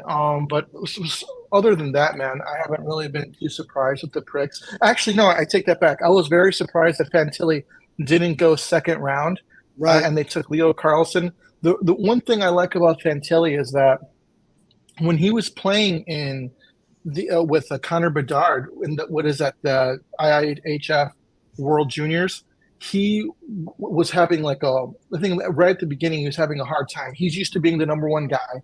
Obviously Bedard's on there doing his thing. And then he took the time and said, you know what, I'm going to do whatever it takes for us to win. And if you want me playing here, I'll play there. Even though that they had him playing a position that he never plays. I think they had him playing right wing, and he's played center all of his life. And to be honest with you, that's a lot to ask of a guy to put him on the world stage and say, okay, oh yeah, and by the way, you're going to be playing a different position now, And but he took it in stride, and I think that shows a lot of maturity from him, and to kind of check his ego and say, hey, whatever's best for the team. And as somebody that's drafting, like me, if I'm going to be drafting him, that's something that I want to see at his young age, So I was really surprised that he went number 3, right on par for the Ducks, I think not making the right call. Mm-hmm. But yeah, those are pretty much the only 2 surprises so far. It's so funny to see these guys, man, when they get drafted, because they look like they're getting ready to go to a prom, Yeah. They look like they're 15. It's like, is like 12. Running like a child shop here, like a child entertainment shop or something? Oh, yeah. Wow. Nuts. So, I mean, hey, again, congrats on Connor Bedard. I'm sure you guys are still partying the night away as you have that selection in your back pocket here. Overall, now that we've kind of seen, again, we mentioned it earlier, where it's kind of going all over the place a little bit with a lot of these picks and some surprises here and there. Are we surprised that we haven't seen any sort of trades break down so far? Yeah, I am. I'm surprised that there haven't been some teams that have moved up. That there hasn't been any guys really even trading in the later rounds so far. Moving people around. I don't know how you guys feel about that. What is that? That Pierre-Luc trade to the Kings. If I was the Kings, I'd be like, at one point, does this guy get unhappy here and want to leave? It kind of seems like he has like a somewhat of a shelf life. Like say Dougie Hamilton, for example. Everywhere that he's gone, he's been there for about 5 years or so. Right. After about 5 years, he's ready to take off, go somewhere else. I wonder if Pierre-Luc Dubois is just like, hey, I'm just gonna go around, get paid, or what have you. I was actually kind of surprised with that move. They do need offense, and they do need some help on offense. So I mean, I could see that, but other than that, I didn't really see that happening. Mm-hmm. I am gonna predict the Blackhawks' next pick, though. I think they're gonna go with Andrew Cristall. It is. Okay, Crystal. It is Chicago's pick, right? 19. It is actually Detroit's at 17. Okay, We're I at was confused. Right. I was like, okay, wait, I know Chicago. We have Detroit at 17, Winnipeg Detroit. at 18, and then Chicago again at 19. Got it. I was just making a prediction. No, it's fair. No, it's totally fine. You could definitely make that prediction. Yeah, no, you're good. Where's I imagine Axel going to go? That's what I want to know. Imagine you're coming back for 19, correct? Right. Beautiful. Okay. I'll hang out. I'll hang out. Perfect. All right, no worries. What is the direction that the Red Wings will go? Your crosstown rivals a little bit. I know it's a different conference, but still, it's kind of a rivalry. Where do you think the Red Wings go here at 17? To be honest with you, man, I think Stevie Yzerman is one of those guys who knows what he's doing. And if he's doing something and it's not working, he's willing to take a foot off the gas, reassess, and then re-engage, which is what I think is happening, because I was absolutely astonished when they traded Tyler Bertuzzi. He seemed like a guy, like a gamer. He seemed like a guy who was just ready for playoff hockey. And you know what? When you see him playing on Boston, he was. He was made for playoff hockey. And I think that I could have sworn that Detroit was really kind of just holding on to this guy so that when they weren't playoff bound, which I thought that they would have been by now, that at least competing for that eighth spot, maybe sneaking in there, kind of like Florida did this year. I was expecting them to do that, and I thought that Tyler Bertuzzi would have been a part of their plans. Apparently, that's not the case. I think DeBrincat is the one thing that is going on. A lot of rumors right now that he's like the front runner to be moved to Detroit. I'm surprised Detroit hasn't made a move for DeBrincat in the draft here. Me too. Having the 17th overall pick, this would have been the time to do it. Yes. Right. I have the pick is in, by the way. I have quick they're breaking going up news. this page right now. So kind of breaking news. I don't know if it's huge or not. The GM of the Year award has been given out to the Dallas Stars GM Jim Nill for getting Dallas to the conference finals. Is the headliner that I'm reading. Yippee. Cool. No, I think I would have given it to Vegas, man. They were in some dire straits last year with.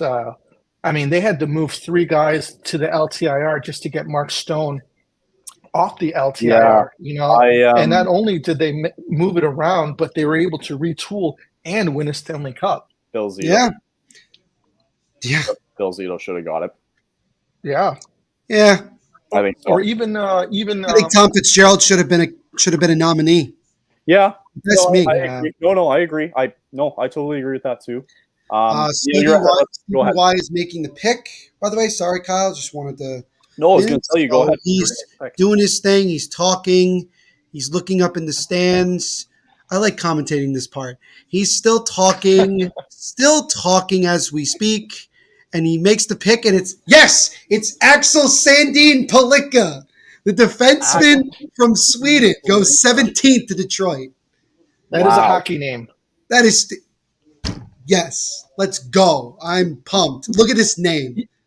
If I was getting that's drafted, not it. That's it. That's what I want. I would say this Sandeen-Pellikka. Yeah, this is a hockey guy. This is the definition of hockey guy. This guy's going to be he's going to be a 35-goal scorer one day.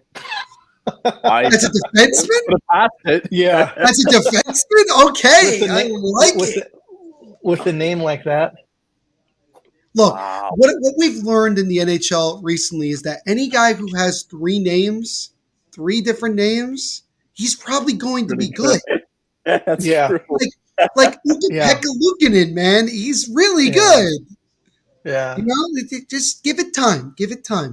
He'll be a superstar in this league. Now I'm kind of thinking, oh man, maybe that's somebody Calgary should have gone after. God.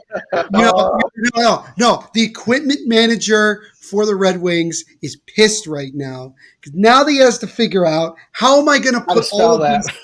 How are we going to put what are we going to do here? Oh, that's going to suck.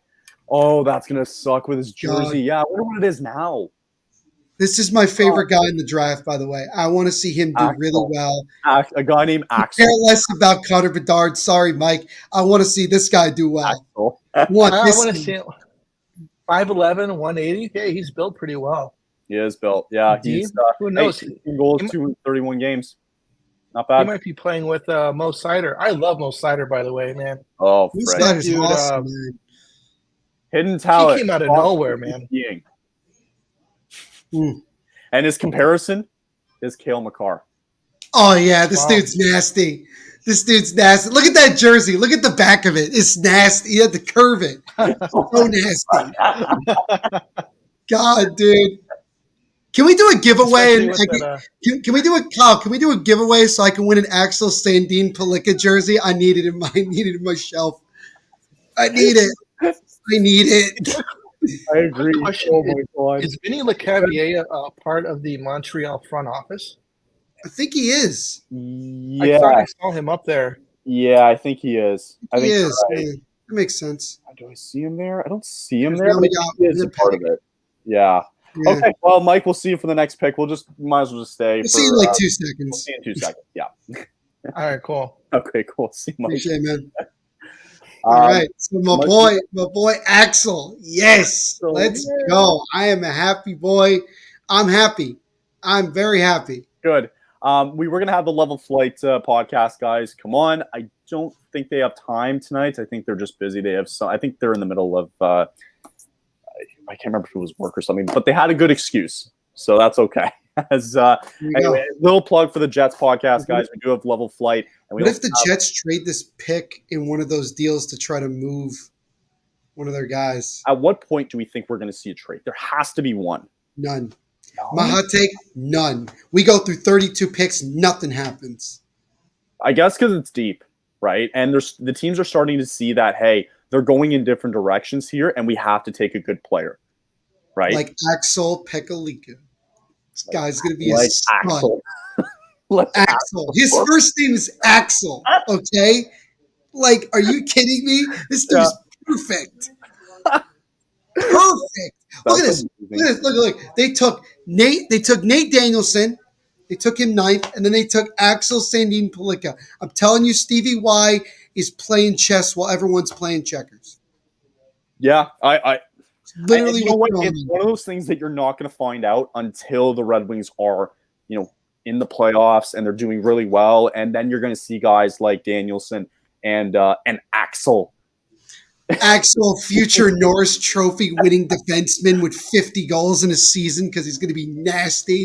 Literally. Absolute nastiness. Again, real quick, just wanted to just give a shout out to the Level Flight guys and the Airport Lounge podcast too, who has come up recently as well. So the two Jets podcasts. So let's talk about the Jets now that we're on their pick. We did talk about Pierre-Luc Dubois before the draft started tonight. The return that the Jets got in Iafallo, Kupari, who's the other guy I'm forgetting, Velarde, and a second-round pick. A lot of a return here. Do you think they'll trade? I know the pick is in, obviously, but so dumb question now. But what do you think Winnipeg has done, how they've done so far with the handling of Pierre-Luc Dubois? And then you talked about it earlier with Blake Wheeler and maybe Mark Scheifele being 1 foot out the door. Where do you think? Hellebuck as well. And Hellebuck, too. There you go. In terms of the Pierre-Luc Dubois, as I mentioned before, I think the Jets got the best offer they could have. This is a guy that clearly didn't want to be in Winnipeg anymore, and I think the Jets wanted to get the best deal for him. Dubois had no say. He could say as much as he wants. He wants to be a damn Montreal Canadien, but the Jets didn't have to do anything to appease him. So they got they got guys who are going to come in and want to play, want to make an impact, and go from there. I think the Jets, they're not fully rebuilding. I think they want to have some level of compete, but I do think that they have some young guys now that they can start to really kind of build around, including whoever they select here at number 18. The Jets are going to be one of those teams you're going to keep your eye on. And throughout the 7th, and the winged wheeled adds an Axel. Exactly. There you go, Jacob. Thank you. Thank you for that. Another kid named Axel. We'll see. As right now, Kevin Cheveldayoff is a lot of GMs, by the way, are giving shout outs to the Predators GM David Holy. That's really great that they're doing that. Good. I think he deserves it. So the Jets have selected Colby Barlow. Wow. Left winger out of Owen Sound of the Ontario Hockey League. Great pick. I had him. He looks like a Winnipeg Jet. Does he not look like a guy that plays for the Winnipeg Jets? Well, he does now. I had him 8th on our draft board. Really? Yeah, this was the 8th guy on our slide. So do you? So if you're going off that, do you consider this to be a steal for Winnipeg? Yeah, I don't know. I mean, I think it's a good pick. It's a good pick. No, I'm not doubting that it's not a good pick. You just look at the numbers too. He's a 6-foot guy who had 79 points in the OHL this year. He basically had to carry that Owen Sound team a little bit because they weren't that great. Right. So yeah, no, I do think it's a good pick. Like, he was up there for a reason. I'm very curious to see why he slid that far. Maybe it's because a lot of teams just had a need to fill, and Barlow just didn't fit that description. I think this is a really good selection. That photo they have of him, you can't see it because it's a Sportsnet feed. It looks like he's in prison. Yeah, they just showed. They're showing his highlights right now. He's not the most nimble skater. His stick handling obviously isn't out of this world. But you know what he is? He's a really typical big body power forward that can score 30-plus goals. Like, I really like that. And I think it fits the Jets mold. I think it fits the type of team that they like to have. Yeah. So the guy just looks like a buffoon. Look at him. His hair's a little bit all over the place. He looks like, for anybody who lives in Ontario, he looks like a guy who parties every Friday night at Western University in London. I feel like he takes trips down to London, Ontario. It's one of the bigger schools in Canada. I feel like he just goes on a bender every Friday night. Just goes there and has a great time. Colby Barlow, there you go, at the 18th pick. There you go. Yeah, Colby Barlow going to the Winnipeg. How dare you? I'm so sorry. Yeah, you're going to be sorry. That wasn't funny at all. I'm so sorry. I clicked the wrong button. If you want me to stop talking, just say it. You don't have to kick me out. I clicked the wrong button. Clearly. But, yeah, Colby Barlow, 18th to Winnipeg. And now we are a little more than halfway through the first round. And again, like you mentioned, not a whole lot of movement in terms of, trades happening. Blackhawks are now on the clock, and we'll see if they take a player or they move. But obviously, as Mike is back with us, Connor Bedard already in the fold. Now it's about seeing what the Blackhawks do with their now second first-round pick. I think they could go a couple of ways, Mike. What do you think? I think they're going to go with Andrew Cristall, mainly because he's Bedard's bestie. They grew up together. But, on top of that, I'll read off some stats for you guys. Go ahead. Guy, let's go. Last 3 years, okay? First year with the Kelowna Rockets, 14 games played, 2 goals, 3 assists, 5 points. Not that big of a deal. Next season, 61 games played, 28 goals, 41 assists, 69 points. So Nice. Second year in, he's above a point per game player.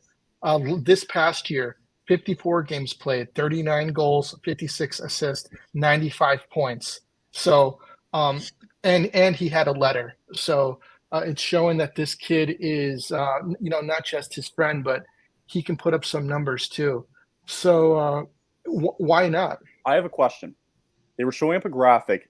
The guy behind Connor Bedard in goals and prospects this year is Gabriel Perrault, who has not been selected. Really? So I wonder if the guy to keep your eye on. Is that a direction they might go? Sure. Right? I'm surprised. You could see go best player. You could see at this point teams might go best player available. Right. Yeah. Right.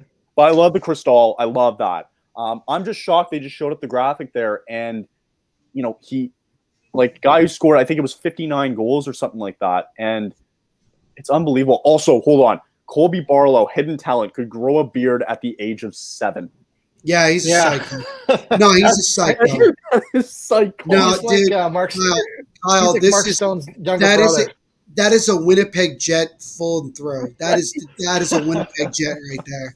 The dude is a psycho. No, absolutely. He's the next Dustin Bufflin. I swear, that's literally what they look at. What the hell kind of a hidden talent is that? You couldn't just say, no kidding. I'm good at skiing. No, you got to throw it. Mike, Dylan wants you to say Kelowna again. He's just being cruel now. You can do it. You can do it. You can do it. Oh, wait, did Dylan say, by the way, his thoughts? I think did Dylan say his thoughts about the Canucks pick, by the way? Oh, yeah. Thanks for coming on, Dylan. Appreciate it. Yeah. Yeah, thanks, Dylan. After the fact that Vancouver already picked, but that's okay. Yeah, whatever. Hey, thanks for coming back. Whatever. It's we appreciate you. Guys, we're talking about Winnipeg. I just wanted to bring up, at what point does Kyle Connor say, you know what, I'm wasting my time here? That's what I was saying too, right? If all How about Nikolai Ehlers? And Ehlers. What about Ehlers? Yeah. Are you kidding me? Unless What do these people just say? I hate this place. Unless Ehlers and Connor see that as an opportunity and go, okay, well, the big guys are out now. We can kind of step up and maybe get a chance to, cash in on the next contract. I don't know what their contracts are, but maybe that's what they're going down to. Yeah. Well, right now, Chicago, Davidson in the crew is walking up to the podium as we speak. Boys had a meeting. I'd rather be jumping on with you. Now, Dylan, we appreciate it. Just don't let it happen again. Wow. Sorry. The 13th pick goes to Buffalo is a great choice. Zach Benson. Can't wait until they trade him. Jacob, you're not getting every other player in the NHL. Okay, dude? Like, relax. All right? Yeah. Yeah. Like, you tell them. You won a cup. Congratulations. Like, all right. Start doing other things. Like, have several terrible seasons and then go from there. Wow. So they are taking Oliver Moore, the center from the U.S. National Development Team. He goes 19 to the Chicago Blackhawks. And I was wrong. Him 19th on the draft board. Also, really quickly. Oliver Moore. That's what I was going to say, too. Yeah. You look like the boss, to be honest. Like, if you're dressed up in the suit and that. I am the mafia boss today. Do I just bring out all the stereotypes tonight? You must be sweating buckets right now. So 5'11", 188, center. He's from Mounds View, Minnesota. 26 goals, 37 assists, 60 points, and a really impressive 34 plus minus. So pretty solid guy. Another young, development guy. And I guess the Blackhawks are big fans of North American guys so far tonight. Oliver Moore. Yeah, they are. Yeah. Yeah. Ooh, that was a nice goal. Ooh, that was a sick goal. Oh, so he's committed to the University of Minnesota for next season. Minnesota. Oh, okay. So there you go. So no rush, right? There's no rush, obviously, with this pick. I think it's a good selection. Let him develop a little bit. Let Bedard kind of have his his way in the NHL next season. What kind of player comparison was that? What was the What player was comparison? that? What was the comparison? Pavel Bure. Wait, what? Bure? What? That's a shot that, okay. Yeah, so there you go. Number 96. Pavel. Is he going to wear 96? Is Oliver Moore going to wear 96 just to screw? That'd be sick. That'd be sick. So we're talking about numbers, remember? Yeah, I know. So, Mike, do you this pick? What are your thoughts? It's like another 5'11" guy. I mean, I'd like somebody at like 6'2", somebody with some size. Okay. But if he can put up points, he was a plus 34 in 51 games. That's really impressive. So, we could always use a good center because obviously for the possession game, I'd like to see him see how good he is at the dot because the dot. At the NHL, especially for the Blackhawks, man, the only guys who could win a face-off at one point was Taser. So, right, with him gone, who knows? He had 5 goals, by the way. Oliver Moore, 5 goals, 4 assists in 7 games at the World Junior Championships this past year for Team USA. So he had a pretty good World Juniors. Yeah, good for him. Mike. I think, honestly, they probably saw him a lot when they were scouting Bedard during the World Junior Championships. So they probably very much like this guy. 1,000%. Right. Yeah. No, appreciate it, Mike. Again, for another pick. I think they're done for the night, correct? Yeah, that's it. That's it for the night. For the Hawks. Mike, it's been a fantastic night for the Chicago Blackhawks with getting Bedard and now Oliver Moore joining Chicago there. Appreciate you coming on again, and thank you, Mike. We'll talk soon. Cool, man. Thanks for having me on, guys. See you, Mike. Of course. All right, take it easy. By the way, as we are now at Seattle, what was I going to say? Dylan had his thoughts on the Willander pick that the Canucks had earlier. It's a solid pick. Canucks D-men, but they were probably better players available, and that's a I think that's fair. Yeah. That's all I like to just what's on a blazer. You must be sweating in that right now. Oh no, I'm very comfortable. We were going to have the guys from the Dusty Bender podcast. I don't know if they might make a late appearance. But if not, just for the Kraken guys, Dusty Bender, the Kraken pod, go make sure you check out the guys too for those podcasts. They've done a fantastic job all season. Just like the Seattle Kraken had probably the best year out of a lot of the teams who just, as in terms of surprising people, the Kraken have done a really good job. So if the Bender guys are not going to come on, surprise. Hey, Lance. He's coming back. We'll bring Lance back on. Is this, guys, do you think this is the Perrault pick? Do you think this is now Perrault, now at 20?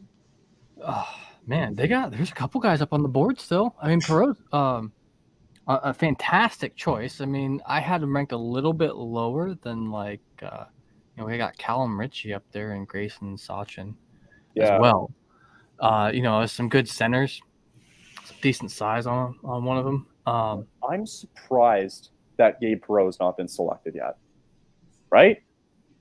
Like, yeah, he is the second best, right? It's weird. Well, in terms of goals, yeah, because he had 53 or 59 or whatever it was. And he had the second most right behind Connor Bedard. So it must be, is it a character issue? Is it just, again, like I mentioned it before, like trying to fit in with a certain team and their style of play? Like, there's a lot of teams that picked guys based on either need or fit.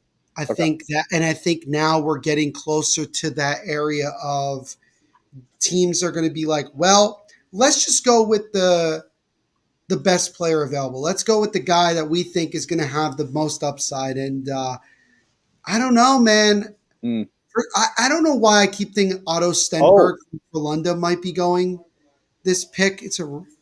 Just to remind people, this is the first pick in the Seattle Kraken's franchise history. No shit. In the first round. First round, yeah. Round. Sorry, Did they draft? Wait, I'm confused. Did they not draft? What? They drafted Shane Wright. Maybe I read that wrong on the graphic. Hold on. Yeah, hold on. Maybe it's their second one now. I don't know why they threw that. Okay. Maybe it was a graphic error. Now let's see what the Kraken. Let's see what's cracking with Seattle here. Yeah, I know that was bad. I'm sorry. They took Edward Sale from Brino in Czechia, the left winger. So Perrault falls again. Do you want to know where I had him? You have him out of the first round, didn't you? No, I had him. Let's see, 9th. Wow. Now, mind you, I did this a month and a bit ago, so it changed. 6'2", 174. Wow. Had 7 goals, 7 assists for they also drafted Shane Wright. Yeah. Yeah, no, that's what I'm saying. Yeah, Dylan. I was like, wait, they drafted Shane Wright last year. I'm reading the screen. Okay, what do you want me to do? Wow, they drafted Matty Beniers, who just won Rookie of the Year, my guy. I'm reading the screen. What do you want me to do? Okay. Maybe it's the first pick outside of the top 20. I don't know. Well, there's another reason to blame ESPN for being terrible at what they do. Edward Sale or Sale? Might be. I don't know. But guy from Czechia, you know what? What got him moving up the draft boards? His success in the World Junior Championships. What did he do? Really played well for Czechia. Czechia did it really well, too, for Czechia. Why do they keep saying it's the Czech Republic? I was told last year during the Olympics that they want to be called Czechia. It is Czechia. That's what I thought. Czechia. Yeah. NHL role model is Jonathan Huberdeau, and you know what? He looks like him, too. Well, hopefully he doesn't play like him. Well, that's a good point. Yeah, I was gonna try to defend it, and I'm like, you can't defend it. I was like, never mind, I'll shut up now. Is he the first Czechia guy taken off the board this year? Yes. Okay, that's and that makes it now. He is the 7th different player to be the first one drafted from his native country. Interesting. I hope that made sense. No, that makes sense. Yeah, he's the 7th different country to be selected so far in this draft. That's a little bit better. Does it worry you just looking at his stats here, like the 14 points in 43 games? Does that and a -9? Like, does that worry teams? Maybe. stats is only one part of it. And again, like I said, he did a lot better overall when you look at what he did in the World Junior Championships. And I think that's what makes him very attractive. And I think the other thing is this. Seattle is not picking this guy to jump into the NHL right away. This is a guy that developed properly. You know, he could be a success in the next 2 or 3 years. Look, Seattle just went to Game 7 of the second round of the Stanley Cup playoffs this past year, and they're still not a fully built team. Like, Ronnie Francis is still building this team. and so, you know, that's the way I look at it. My 3 favorite guys. Thank you, Andrew. Yeah. That's so nice. I mean, I don't know if I love the comparison of him being like with Jonathan Huberdeau. He looks like they were showing. They said that was his role model, so I don't know if that's a comparison, or if it's just a. Yeah, and then Bill was just saying he wants the walk-up song. Oh yeah, I heard that like every player has their own walk-up song too. That's weird. Baseball. You can't do that for hockey. That's it'd be cool if they had the Sharks did it for a year. They had individual goal songs. Oh, see that I would understand. Yeah, that makes more sense. Right? Yeah. I mean, the nightmare with copyright stuff, maybe. Stupid Jonathan Huberdeau. Oh, jeez. So Minnesota's on the clock next. Joey from Brave the Wild. I'm just waiting to see if he was going to come on. I know he might have been like a last-minute one, so we'll just kind of wait and see. Lance, stick around if you want. Minnesota now. I mean, man, me and Dylan did a stream. Gotta be Perrault, right? Well, Andrew Cristall. It's either Perrault or Cristall, in my opinion. It's got to be. Okay, let's answer this question right now. Who are the big names left on the board? So you have Cristall, you've got Perrault. Who else? Caleb Ritchie. Got Musty. I've got Gavin Finley. I've got Gauthier, Riley Height, another guy. Riley Height. He's Ethan Gauthier. I think that's. Oh, is that Gauthier's younger brother? The same Gauthier. I was going to say another guy who you might see soon that has popped up a lot is Quentin Musty. Yeah, Sudbury native. Ooh, Sudbury Wolves. Yeah. Kyle's not biased or anything like Big that. plug. Big plug. You know what I also love, by the way? The further we get along in this draft, the longer the walk is for the team that's selecting. They have to go to the stage. You know what I love too? You know what I love? I'll tell you what I think is funny too. What? They have a setup for the Devils, right? They don't have a first round pick, so they're just going to sit there for the next hour and wait it out. Jesus Christ. Tommy Fitzgerald's just sitting there like, well, I've done all I can do. Guess I'll just pick my nose for the rest of the night. Yes, I'll go around to other teams and be like, so like, who you guys picking? Every time they show they like pan out with the guys walking on, all I see is the Arizona Coyote guys in their suits. They just stand out, bro, it's great. So the Minnesota guys are now up at the podium. They seem to have the fewest amount of guys up there that we've seen so far. Thank God. Damn it. Can we have a trade, please? I just want one. Just give me some trades, man. Where are the trades? So Bill Guerin, former New Jersey Devil, yeah, I said it, is GM of the Minnesota Wild. Yeah. He's making the pick right now. All right, cool. He's actually done a pretty good job, I think, so far in building that team. I think you got to give him some time. Yes, agreed. Okay, you announce it. All right, so he's talking. Still talking. Still talking. He's still talking. He's still very much talking. Bill, who cares? Just make the damn selection. No one cares. Stop congratulating other teams and make the damn selection. And he's still talking. He's still talking. He's not going to make the selection. And finally, Charlie Stramel, center out of the University of Wisconsin. Wait, what? Kyle, do we not have a graphic? Do we actually not have a graphic? Stramel? I have to see him. Hold on. I don't know if Stramel. Oh no. Do we? Oh no. Is this our first? Is this our first real big shot in the dark? It might be. Oh my. Stramel. Yeah, I don't have his graphic. I do not have his graphic. Well, so far all we know is that he's a center. Whoops. University of Wisconsin. He also played for Team USA during the World Junior Championships, I believe. 10 goals, 22 points in 2021-2022 with the U.S. under-18 development team. Oh, okay, so he probably just committed to the University of Wisconsin then. Charlie Stramel. I do not have him. I know nothing about this guy. His NHL role model, Matthew Tkachuk. Fuck off. He's 6'3", 200. He's 6'3", 222. That's a pretty good frame for a young kid like him, 18. I can't believe I don't have him. Damn. Huh. Well, whatever. It is what it is. I knew it was going to happen, right? Like, I was thinking to myself, we're going to have at least one guy that we didn't have. You're going to pick 100 guys. You can pick 100 of the prospects and not expect to miss a guy, right? So, but doesn't this tell you something that the Wild reached for this guy? Because out of the 47 players that this is a fit pick. This is we think he fits in with our style and this, that, and the other thing. I think that's really what you saw here with that pick. It's the we think he fits our system pick, right? Also, can we just acknowledge? I didn't realize this till just now.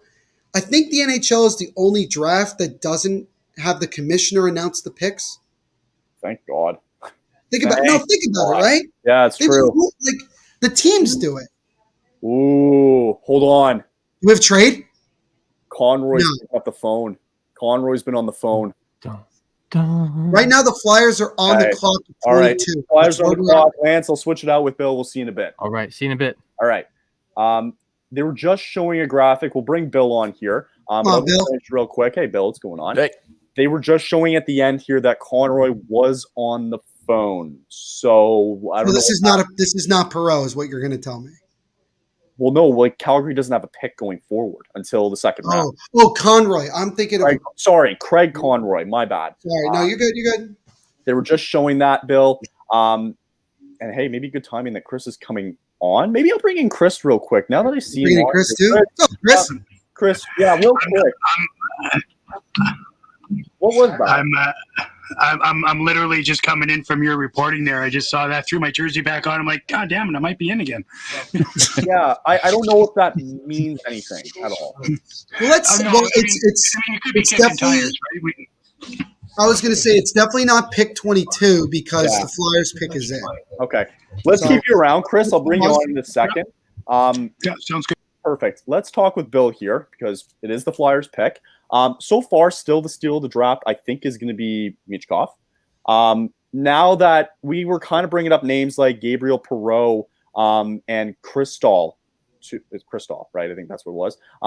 Guys who haven't been picked yet. Is this another chance for the Flyers to steal a pick?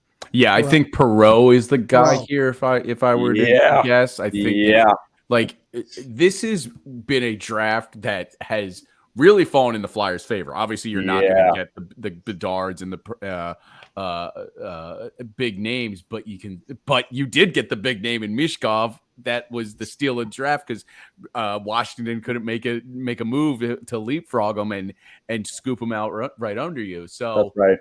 You kind of just take the BPA, the best player available, and that's what Danny Briere is doing, and you can't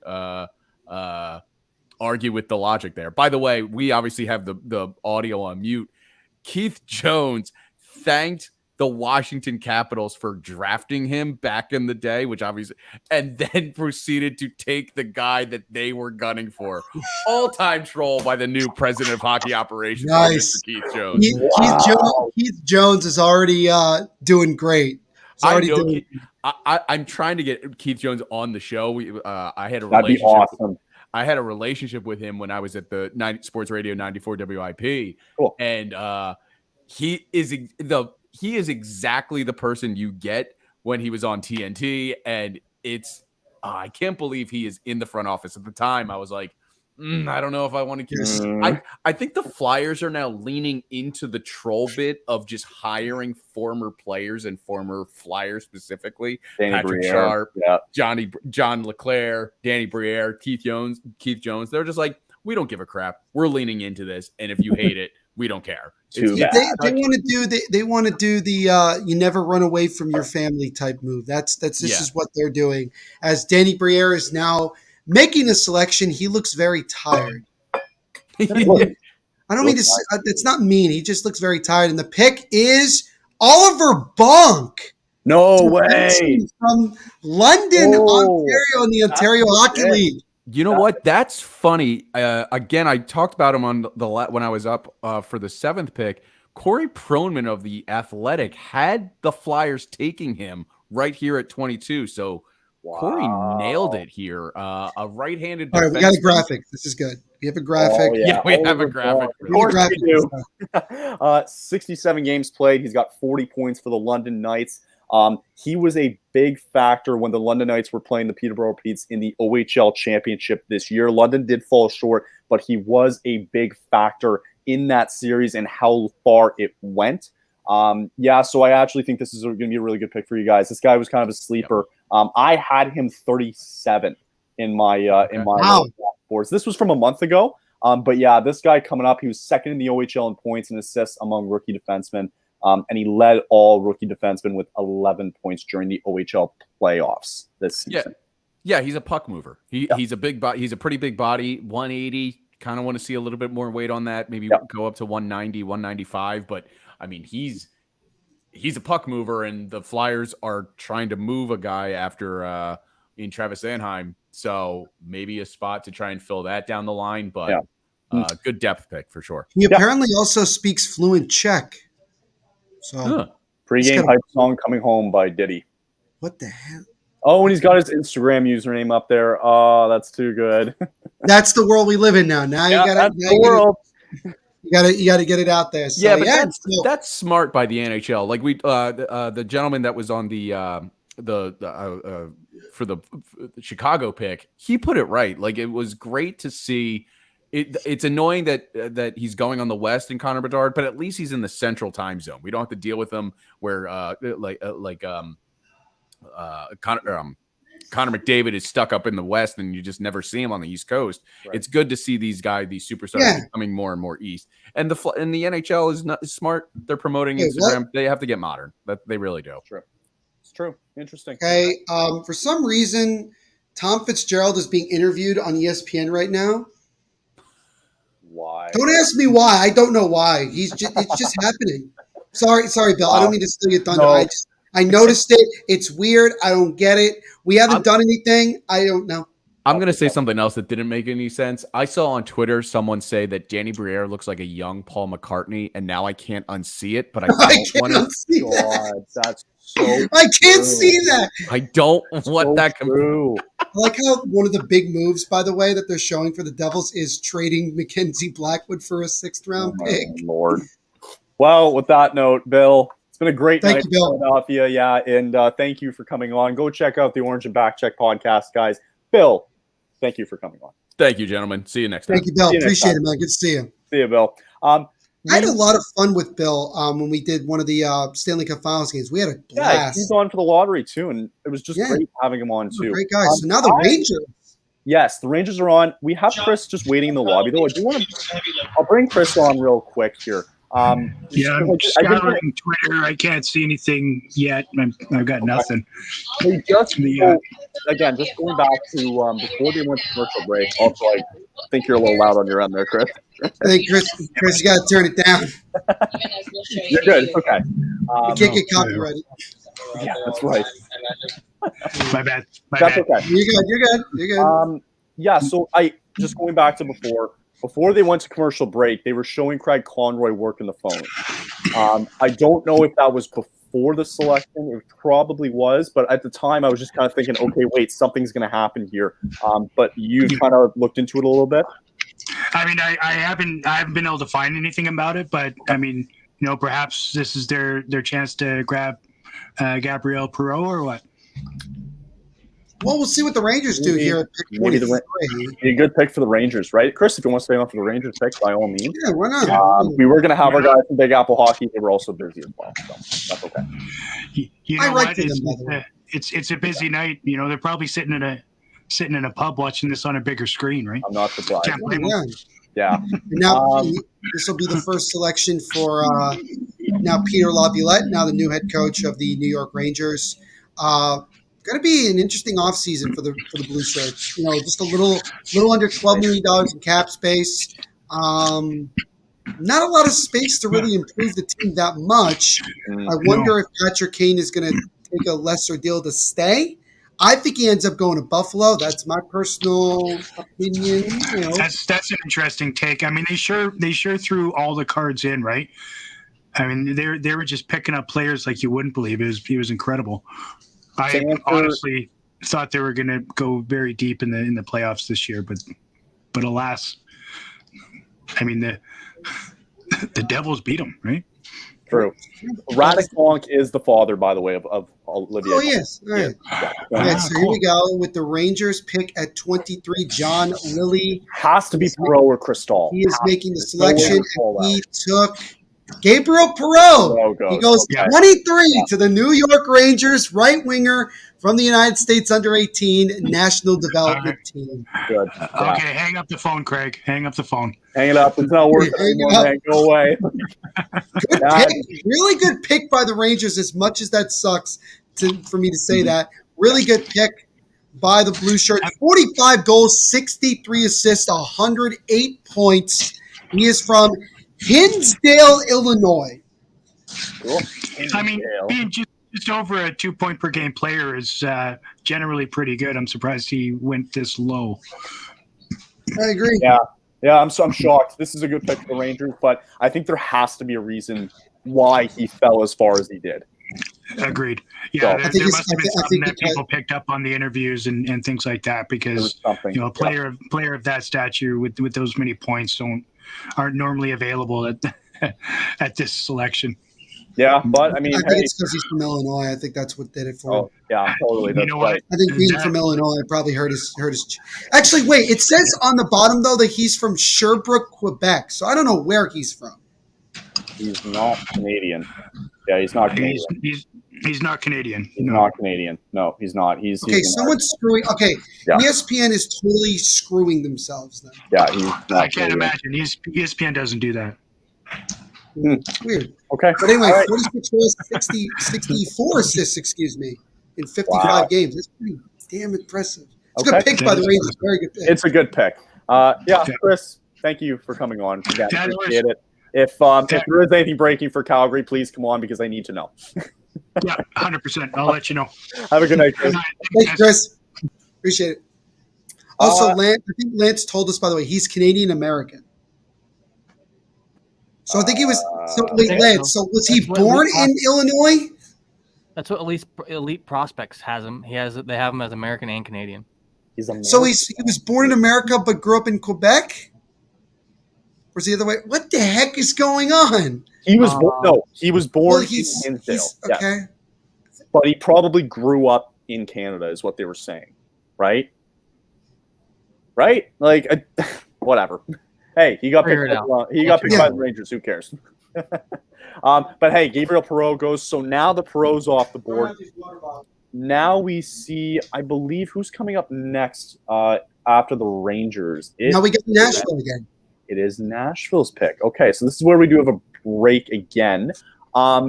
Did we want to take a quick commercial break? Anybody need to go to the bathroom or anything? I probably should get some water or something. Let's take a quick break because we don't have anybody right now. We'll be back in here. Do the commercial break thing. Yeah. We'll be back in just a couple seconds after we get another word from our sponsors.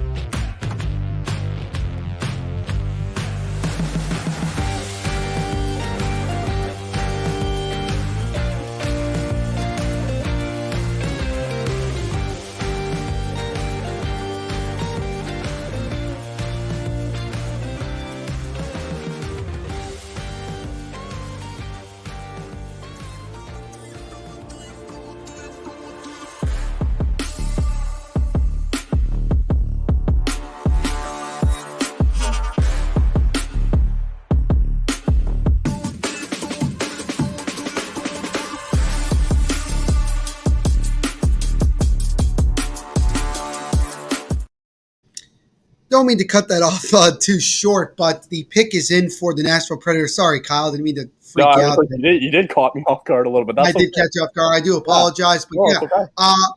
By the way, this selection that the Predators got comes from a trade back on February 28th when the Predators traded Matthias Ekholm to Edmonton. Got this pick. Also, Tyson Barrie went the other way to Nashville as well, so that is why the Predators have this pick, which they are about to select at 24. So, Kyle, we have less than 10 picks to go in the first round, and we still have yet to have even a single trade. Do you think teams are more saying that this is just such a deep class that they don't have to trade any other picks? Agreed. Yeah. No, I totally think that's the case. I think they're starting to see. I think it was an indicator early on in the draft that I honestly think it started with the Simechev pick with Arizona and how much of an outreach that was. And then you kind of started to see the same thing as the picks went along. And I think that's what teams are realizing. They're saying, you know what? No, this is going to be a really deep class, and we got to keep our pick. And I think that's probably what you're going to see for the rest of the night. I don't really see any more teams. I mean, mind you, like the only real trade out of the first round was Montreal getting Alex Newhook, and now Colorado will be selecting 31st tonight. So, yeah, like I think I'm not surprised that this is kind of the way it's gone now as we've reached Nashville selection here. And we'll see what Nashville selects. Nashville is going to select as Barry Trotz is going to make this pick. Also see some St. Louis Blues fans there, which is kind of weird. They blend in from their yellow jersey. Second general manager in Nashville Predators history. Only the second one. It's crazy. And you know what? You know what? I think he's the right man for it. I really do. As Nashville takes – no, wait a second. They're going to have Pekka Rinne and Roman Josi outside of the Bridgestone Arena. Oh, my God. Country music concert is going on. I guess make this selection. Pekka Rinne just got hired to be involved, I think, in the player development side for the Nashville Predators. So Pekka Rinne obviously staying with the Predators. And they have selected – they're still talking – Tanner Mullan-Dyck from Saskatoon, defenseman out of the WHL. I have him. You actually have him, really? I've got him. Yeah, I got him. I'm so happy. There we go. All right. So even as a reach, Kyle has him. Yes, Tanner Mullan-Dyck. Mullan-Dyck. 5'11", 180, left shooting defenseman. 9 goals, 28 assists, 37 points in 67 games played. And he's from the great area of Kamloops, British Columbia. Again, another reach. And that just has to show you again that this is a deep class. Yeah, I agree. Guitar. He should have done that. They're going to bring out or something stupid like that, like Carrie Underwood comes out. Right. You know who should have made the pick was Mike Fisher. You know, I thought Mike Fisher would have been involved in like the NHL awards and stuff because and like Carrie and like then you get Carrie Underwood because that's his wife. Right. So like genius, and maybe Carrie's busy. Who knows? I don't freaking know. Oh, anymore. You don't know. Tanner Mullan-Dyck, there you go. Mullan-Dyck does not look happy. He has not smiled once. Oh, there you go. He's smiling a little bit. He was like, I was like, oh, I guess he's not happy that he's going to Nashville. Right. Wow. Tanner Mullan-Dyck. You got to be kind of excited if you get drafted by like a team like Nashville. You get to go to a pretty cool city for hockey. That's got to be a great, you know what? Like that's got to boost some confidence though, right? Like to be selected in Nashville by the Predators. It's a great organization. That's got to be something that he's got to be really, really happy about. Whew. Yeah, so Andrew Burnett gets to see a couple of his first draft picks now being the new head coach of the Nashville Predators. And so we'll see what it is. He led Saskatoon defensemen with 9 goals this past season for the Saskatoon Blades. And so best available right now is Crystal, Musty, Guliev, Stenberg, and I forgot the other one there, but that's where we're at now as we are approaching, what are we at, 25 now? With, wait, St. Louis Blues. Wait, the St. Louis Blues. There he is. Lance, coming back on again. Hello. So we are back for 25 here. Yes, I'm back. Yeah, the Blues haven't traded their pick yet. Nobody's actually traded anything, let's be honest here.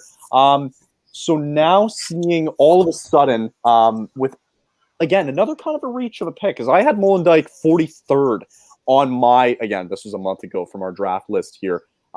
Is this a perfect opportunity for the Blues to snag a guy like Kristoff? Yeah, it is a good opportunity to get him. I think he's a great player. I think Musty has also got the interest of the Blues. I think right now Doug Armstrong is going to do what, you know, a lot of GMs are doing middle, late round, is just taking the best player available. You know, we saw some reaches. I think the biggest reach was Arizona at 6. I like Simechev, and I think he's going to be good, but I'm shocked anybody took him before 18. But getting back to the Blues, like I said, I think that he's just going to take the best player available, and I really like Musty. I think he's got good hands, and he can be a little physical. I also like Jaden Perrault. He's a little small for me, but he's just got that, I don't know, like a little nasty bug. He's like a flea or a fly that just won't leave you alone. Okay. He's a hardworking guy, but I'm gonna go with Musty here. I think they're gonna go with him. I don't see the Blues reaching like some of these teams are doing. I'll tell you, because he played for the Sudbury Wolves, that's where I'm from. Have seen a couple of games from the Wolves, and he was a guy that did stick out, Quentin Musty. He was really good on power play. He was always out there for power play number 1, and you know, he was fast, he was physical. You know, he didn't really care like who got in the way. That he was that kind of grimy kind of guy, right? So just watching him kind of progress throughout the season, he did have a really good year, and yeah, you really can't go wrong with a guy like Musty. No, and you know, this is a deep draft. I know everybody said that, but I think it's one of the deepest ones, like you guys have said, in years. Yes. I think you're going to see a lot of guys in the mid to late first round, up to even third or fourth round, that are going to make impacts on this team. And I've always been the type of person that I think you build your team in the second, you know, upper 1, second to fourth round. If you look in the NHL now, I guarantee you there's more second to fourth round guys in the NHL than there are first round guys. That's a lot of the times too. We forget that a lot of these, you know, a lot of players too in the NHL, they don't come out of the first round. They come out of the second, third, fourth, and so on, right? So maybe it is important as the Blues pick is in. And we mentioned it earlier, Lance, where, you know, we were kind of thinking, well, maybe the Blues might be one of those teams to trade back, acquire more picks as well. But I think the way that this draft has kind of gone so far, that the Blues will probably pick at 25 and 29. Thank you. I imagine that's probably what they're going to do going into the next couple of picks here. Yeah, I would think if they were going to do something, either move up or move down. I know from talking to people within the organization, I know a couple of people in the front office, they really didn't think that he would go up because there really wasn't anybody that he thought he could get that would be worth, you know, giving up those 20, because he'd had to give up 25 and 29 to move up, I think. I agree. And I don't think he really wanted to do that. But I'm with you. I thought that he may move down. I was really just did. going to say Otto Stenberg. Otto Really? Stenberg. St. Louis. They go Stenberg, the centerman from Frölunda, the junior Frölunda team in Sweden. Whoa. Yeah, I actually had him 29th or 30th. I had him 30th. Otto Stenberg as so, well. like, is this, would we say this is not that much of a reach then? Because it's like he's kind of like, you know. No, so nice. He's a great skater. He's a great stick handler. He's got an accurate shot. And, you know, hey, when you get guys like this, you know, a lot of Swedish guys years ago, they weren't ready for the NHL. It took them a lot longer to come to the league. But that Swedish league, as time goes on, is more and more like the NHL. I know it's a different ice surface, but Stenberg's a good player. I just didn't think they would go with another center. I thought they would go with a left wing, or maybe, you know, I think if Simechev was still there, they would have went with him.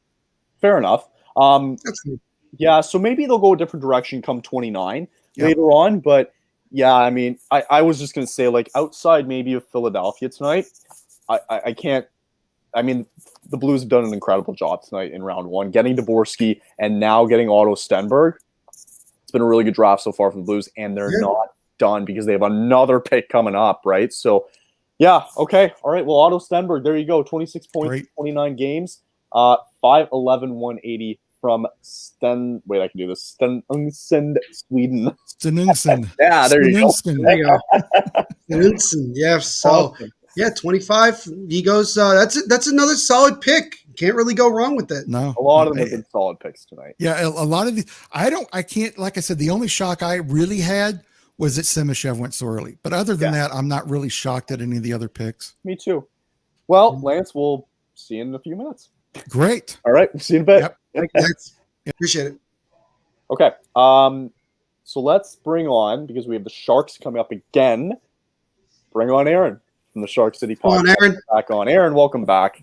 Thank you. Hey, I hope we get Musty. I know y'all were building him up for St. Louis, but I'm definitely excited about that opportunity to get this kid. He's ranked by Dover Prospects as being, I think, what was it, 15th, if I'm not mistaken. Let me just check my numbers there. Yeah, 15th. So this will be a steal for the Sharks. Yeah. He was another guy when I was doing the player profiles that just kept creeping up all of a sudden, right? Like I think I had him at like 38 or 39, but another guy who just kind of kept creeping up a little bit. And now, like 19 all of a sudden, right? So yeah, like I completely agree, Aaron. I think Musty, I would imagine Musty, or again, Crystal still has not been selected yet. We could use a little Cristal here in the Bay Area, considering the last 4 years. I'll tell you that for sure. True. Honestly, though, regardless of who the San Jose Sharks select, I just want to acknowledge, the 4th overall really quick, because Sharks territory seems to be feeling, divided. I just want to say that the San Jose Sharks organization, regardless of who they select, have done an amazing job developing their prospects. Just to name drop a couple here before the pick gets dropped. Daniel Gushin had himself an amazing season with the CUDA.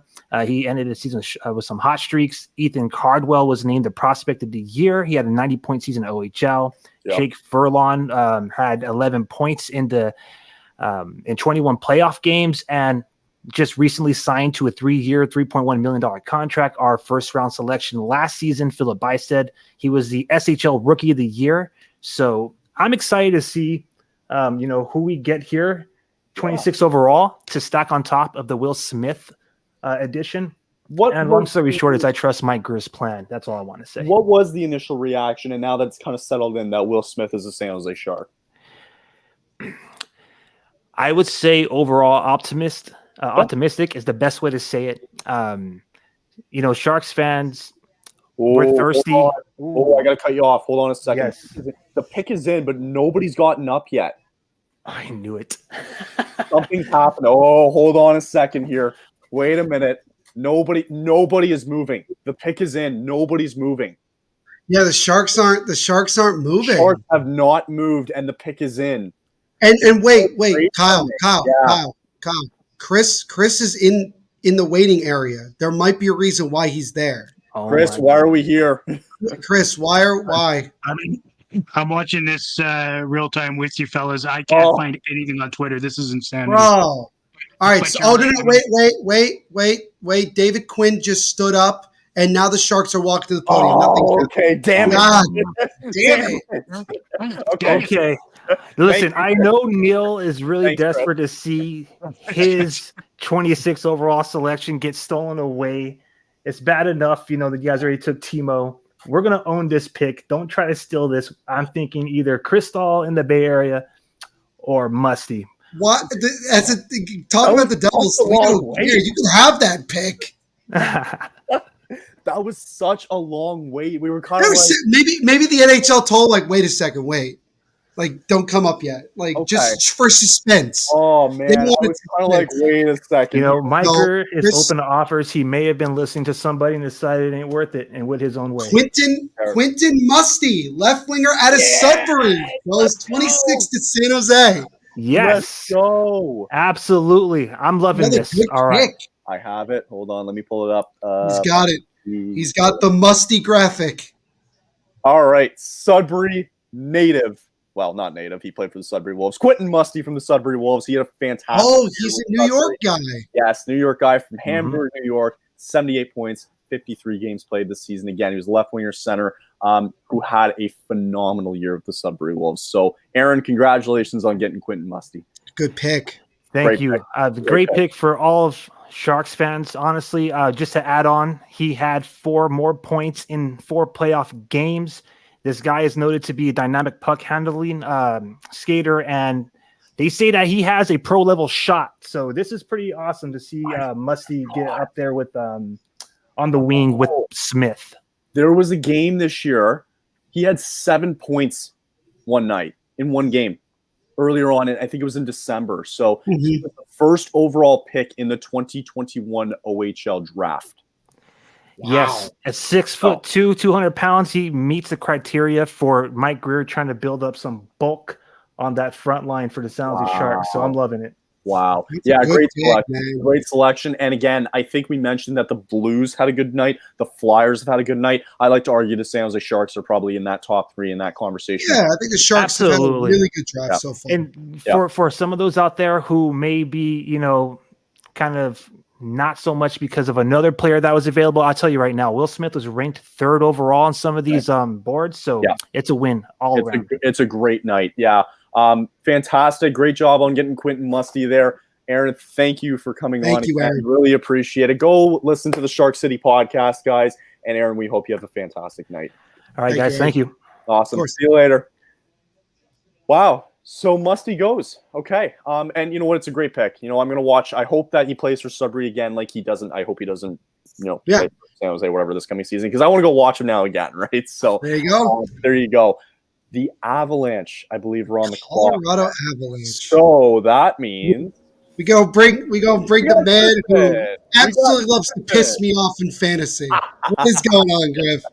Good. I'm doing well, you guys. Thanks so much for having me on tonight. It's still waiting to see if the Avs are not going to trade this pick. We've made it all the way here so far. And I want to pick. I just want to pick at this point. A trade. I'll take it. I mean, there's a lot of my guys I think have been taken off the board at this point, but still a couple of guys I'd be looking forward to.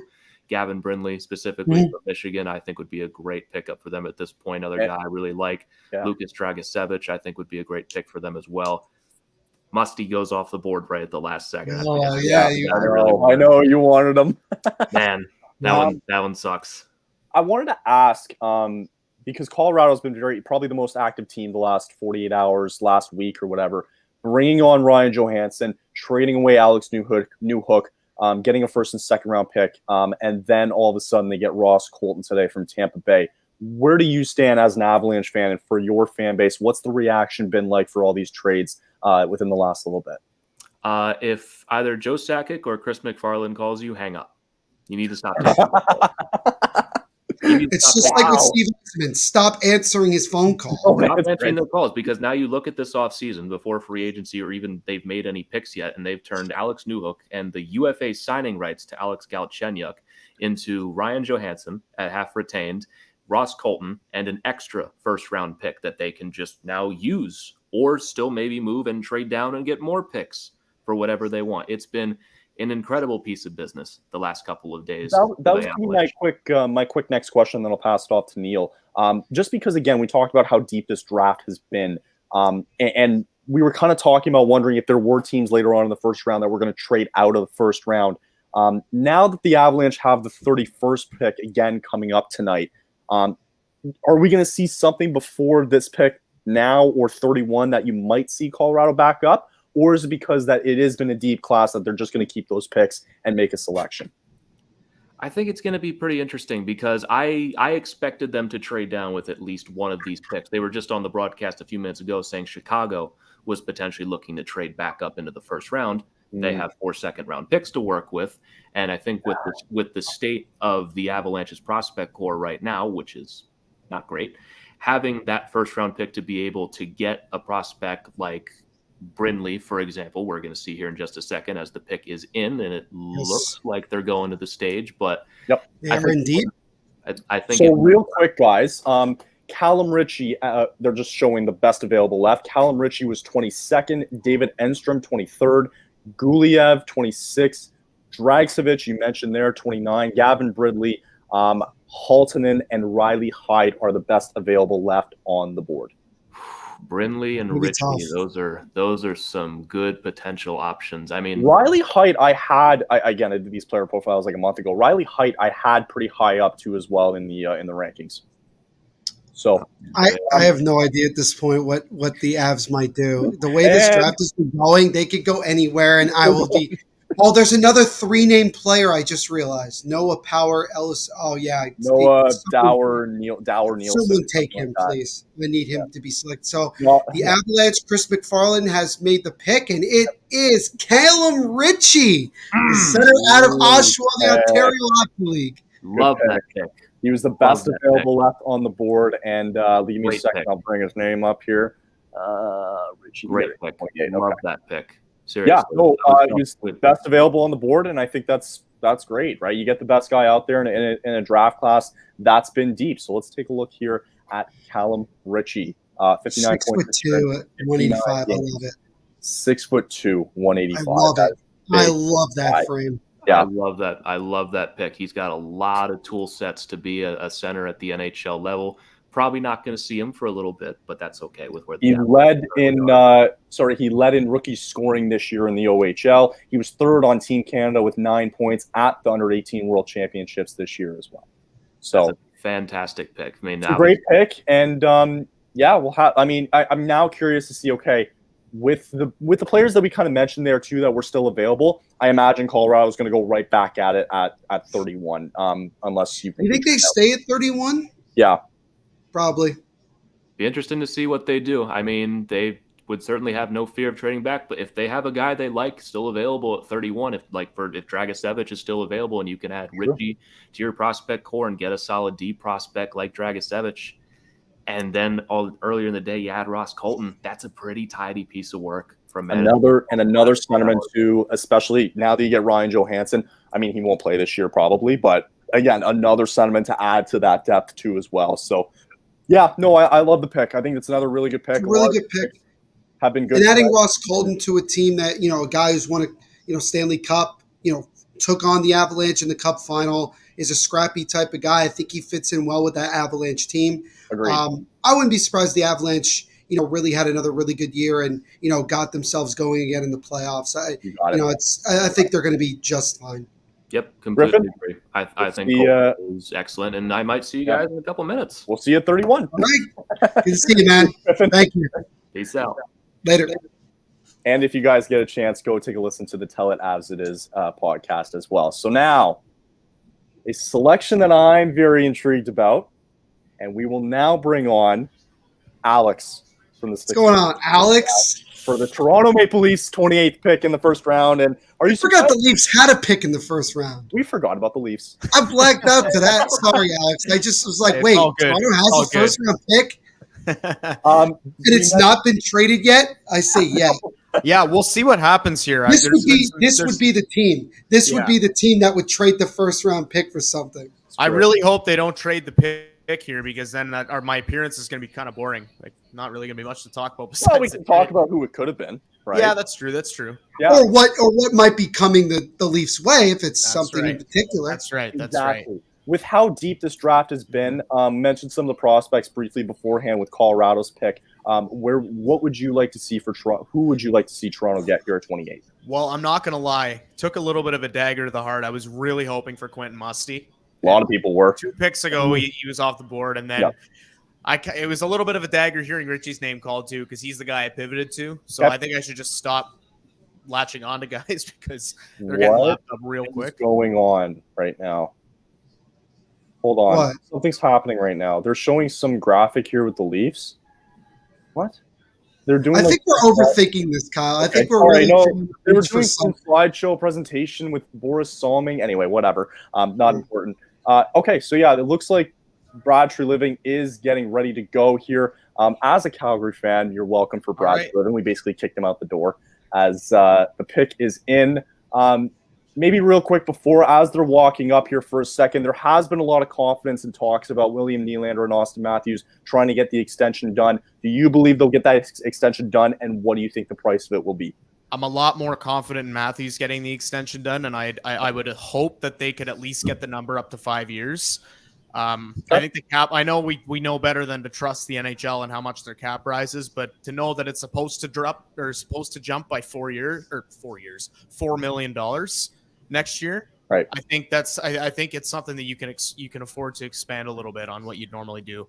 Interesting. Nylander, I saw some reports saying that his team was starting their ask over $10 million. I don't know where the credibility was on the scale. Mm. But if it's over 10 million he's asking for, then I doubt something's going to get done. Yeah. So I also real quick wanted to throw in that Brad Treliving wasn't allowed to get to the table after Calgary made their selection. I thought that was so funny because then I was like, well, man, what if they just like trade like in front of them, right? Or something stupid like that. What if they traded back?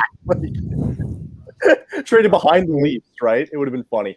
Also, I think it's fair to say the Leafs have the most people standing up at that podium of any team. That is ridiculous. That is unnecessarily big.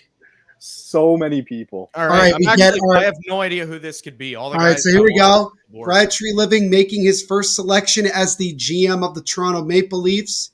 His pin is backwards, but that's okay. Off to a great start. He's still talking. Still very much talking. I want to thank the city of Calgary. And now he just said someone else is going to make the pick. Never mind. Wes Clark is making the pick. He is talking, and the selection is Easton Cohen, right winger out of the London Knights of the Ontario Hockey League. Easton Cohen. Oh, no, do I have that? Uh-oh. I don't know who that is. Oh, no, is this number 2? Do we have a second one that we don't know about? Uh-oh. Is that a reach? That's a reach. That's definitely a reach. Yeah, it's a reach. It's a reach. Well, considering where he's sitting, I am not big on that pick at all. God, poor kid. He has to walk so far to get to the damn stage. Also, I think your volume's on. I think he's a kid. I think he's probably one of those guys that definitely didn't expect to be a day one pick. It's Easton Cowan. I don't have him. No way I have him. I didn't even know who he was. So yeah, it is a reach. I'll just try to tell you what I can here as he's kind of walking down and when they bring the stats up here. But initial thoughts here, Alex, with Easton Cowan now at Toronto Maple Leaf. So he was ranked quite far beyond from where the Leafs picked him. Just looking at a Leaf here, his lowest ranking was on Craig Button's list. He was ranked 34th. Oh, okay. So I mean, he had a good playoffs for the Knights. He 21 points in 20 games. Right. He's a center. 53 points in 68 regular season games. I mean, this is something that could be okay, but I feel like he definitely could have been a second-round pick in this draft. I completely agree with that. Yeah, it feels like a second-round pick almost, right? But, hey, I mean, the scouts know. We don't. He had 20 goals, 33 assists in the 68 games that he played. He is a right winger. So, it's probably something that they need to with, understanding going forward. We don't know still with Nylander. Obviously the extension talks are still there. Again, this is a guy you're not going to see play right away, but I imagine he'll probably play another season in London. I would imagine so. For sure. Yeah. But yeah, I mean, again, this is probably this is going to be a pick we're probably going to look at. You can't judge right away with a lot of these other picks too late. Yeah. It's something that you'll want to see in the next 3 years. Mm-hmm. Yeah. I mean, it's I'll give any prospect a chance. Obviously, I mean, of course, you get drafted. You get drafted for a reason, and like you said, the scouts know much better than anybody else does. But yeah, that was definitely a shock given some of the names on the board. I thought that's someone that they may have, someone they may have picked had they traded back into the second and third round. Yeah. Well, Alex, thank you for coming on. I appreciate it. I know you got to get up early, so I'll let you go. Thanks so much, Alex. And for the boys, I said hi, and go listen to Sticks and Six podcast. Right? Absolutely. Thanks, guys. See you later. Okay, we are moving on. We were at 29. We were almost there, and it's kind of gone pretty quick. Like it's good. It's a good pace. Yeah. It's gone. I think the NHL is probably telling teams, all right, we gotta we're at the end here. Can we wrap this up? You got it. We're at the last couple of picks here. For the third time tonight, the St. Louis Blues will be making. I assume they'll be making a selection here. We haven't talked since 25. I know it's been a while, Lance.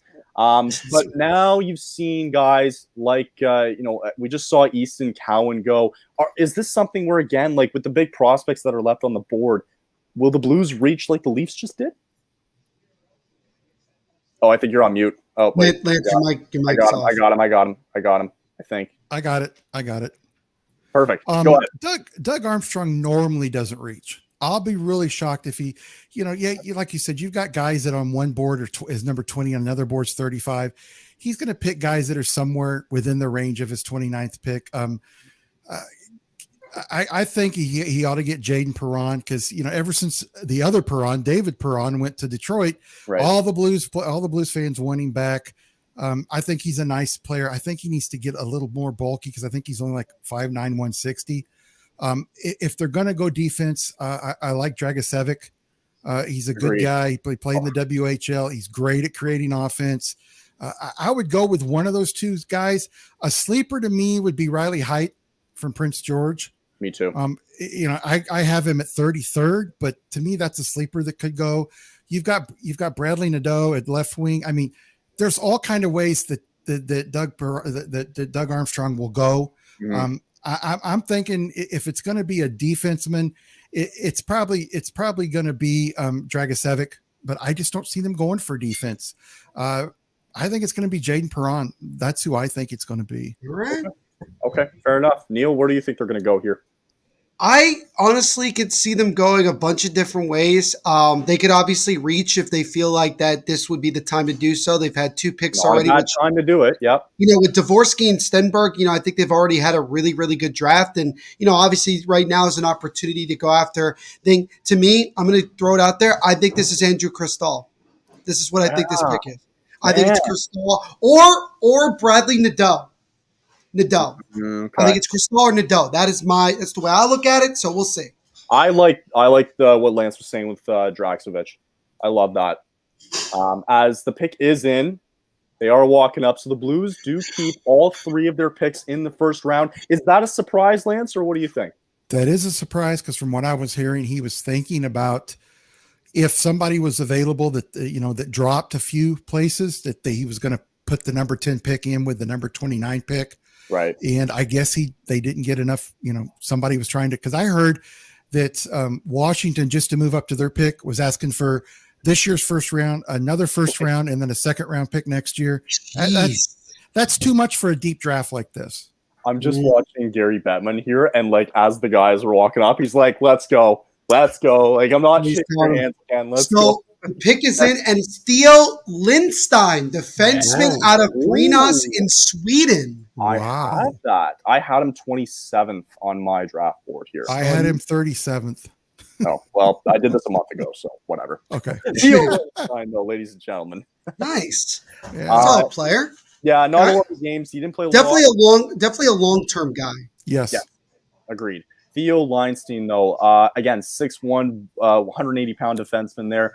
And not a lot of points turned up. He did have a +6 over 14 games, so not a lot you can kind of see with his Brian S. there. So Theo Lindstein, though, I think was a guy who was kind of hanging around the 30-20 range. But yeah, not a bad pick. He was named Sweden's top defenseman in the U18 league during the 2021 and 2022 season. So Lance, initial thoughts.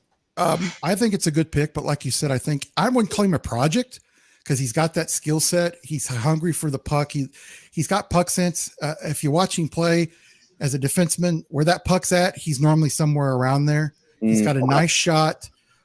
He sees the ice very, very well. I think with a little tutelage, you'll probably see him in 3 years. I know Blues fans aren't going to like that.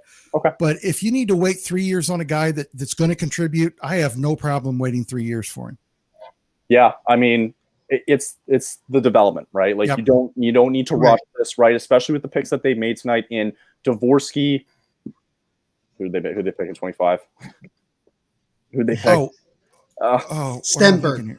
Thank you. Oh my God. Stenberg and now Lindstein. Yeah. So I think again, no North American players picked by the St. Louis Blues tonight.